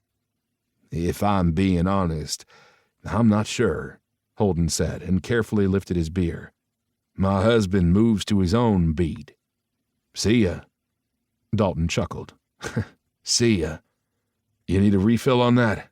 Cooper's gravelly voice came from across the bar behind him. "Yeah, thanks." Dalton handed Cooper his glass. "How are you holding up?" "I'm okay. I won't say I'm great because that would be a lie, but I'm better than some." Cooper gave a nod to Oliver, who was slowly thumping his way across the room toward where Adam and the rest of the crew stood. "Yeah, Oliver's itching to get that cast off," Dalton agreed with a chuckle. "So my mom was researching hearing loss due to an explosion, and she found some remarkable things. I'm giving you a heads up. She will approach you, and she won't take no for an answer until you've heard her out." Cooper smirked. "I've already spoken with your mom, and she's introduced herself to my mom. So, yeah." Dalton laughed, and Cooper gave a rueful smile. "All right, man. Thanks for the refill." He lifted his glass and made a beeline toward Adam. It was slow going through the crowd, and he stopped every so often to answer questions and accept congratulations, but his main focus was on Adam and the happiness in the eyes that continued to hold his. He could have kicked his youthful self in the ass for letting such a great guy go, but he figured he had to go through what he had in order to understand what he'd lost. He wouldn't be making that mistake ever again. Adam. He pulled his gaze from Dalton when his man was caught in conversation again. "Well," Hunter rubbed his hands together, "does anybody know if Jacob is single?"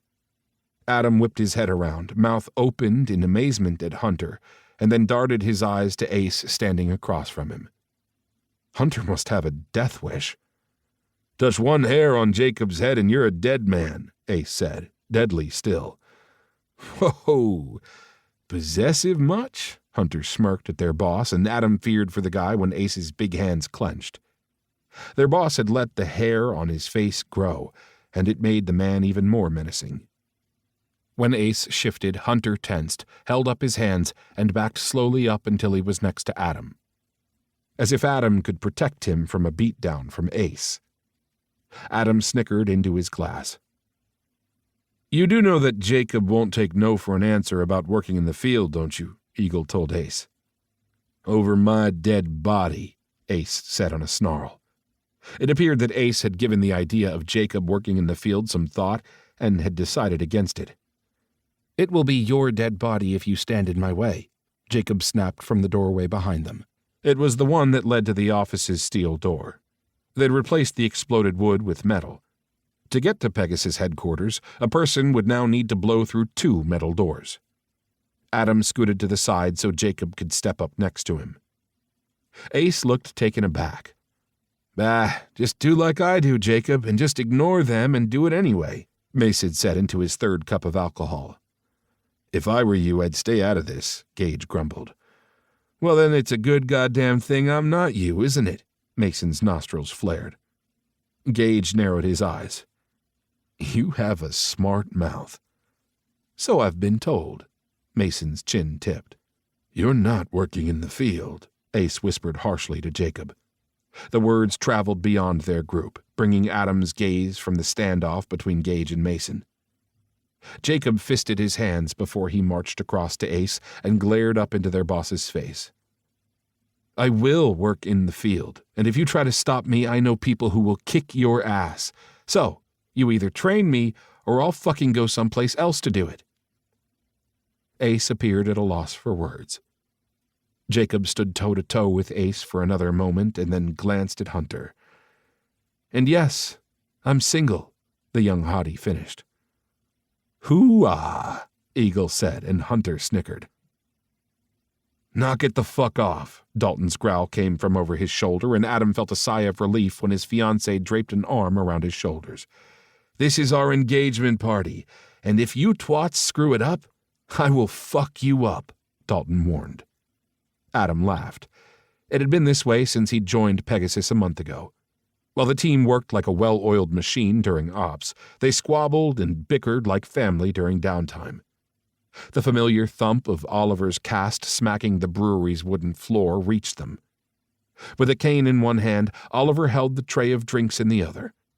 Adam was just about ready to jump to Oliver's aid when a large man plucked the tray from Oliver's hand and parked it on the bar. Oliver stopped in his tracks and gazed up into the man's face. Adam thought the stranger looked familiar but wasn't sure. "Who's that?" he whispered to Dalton. But it was Hunter who spoke. "That is my big brother. You might have seen him around here a bit. Police Chief Parker Johnson." Oliver lifted his cane from the floor and poked the end of the stick into Parker's chest, effectively moving the man out of his way before thumping past and toward them. Parker shifted around, the man's face a mixture of shock and anger.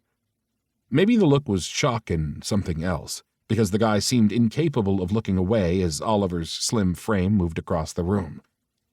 "Hey guys, I was going to bring drinks, but got waylaid by a Neanderthal," Oliver said with a growing smile. "I'll get it," Jacob said and hurried over to retrieve the tray of drinks. Jacob had to move around Parker, who remained standing and staring for several more seconds before turning abruptly away. "I don't remember inviting him," Dalton said with a frowning glance at Parker. "Hush," Adam elbowed Dalton in the side and tossed a glance at Hunter. "It's all good," Hunter said when Dalton turned an apologetic glance toward him. "He's here on official business."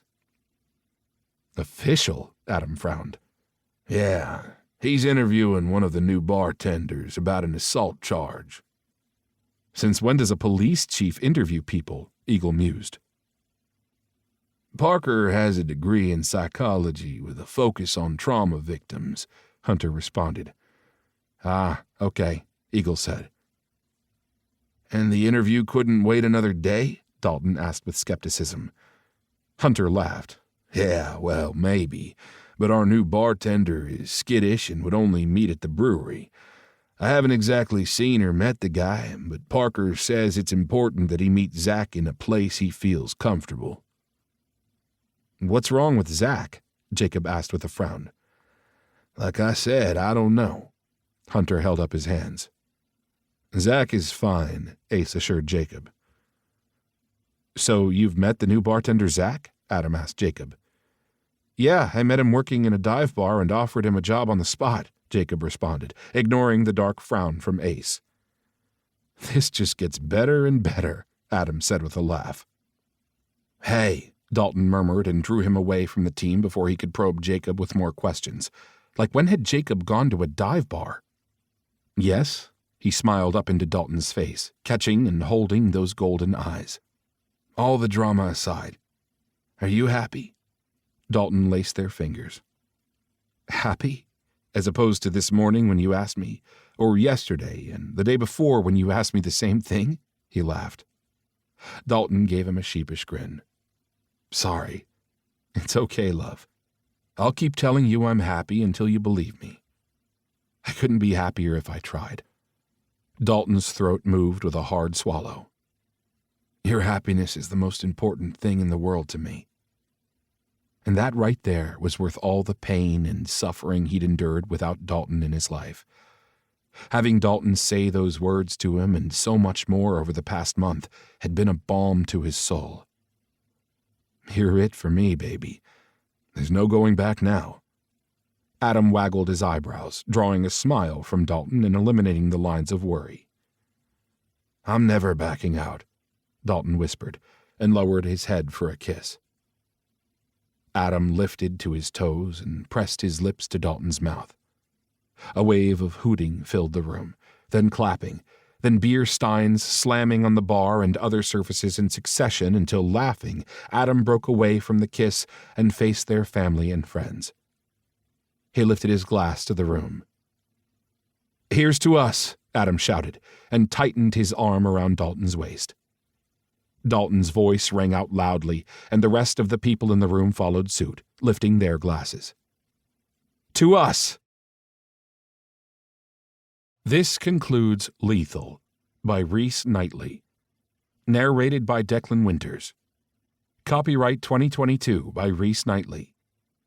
This unabridged audiobook is published by arrangement with Reese Knightley and was produced in the year 2023 by Tantor Media Incorporated, a division of Recorded Books, which holds the copyright thereto. Please visit tantor.com for more information on our growing library of unabridged audiobooks. Audible hopes you have enjoyed this program.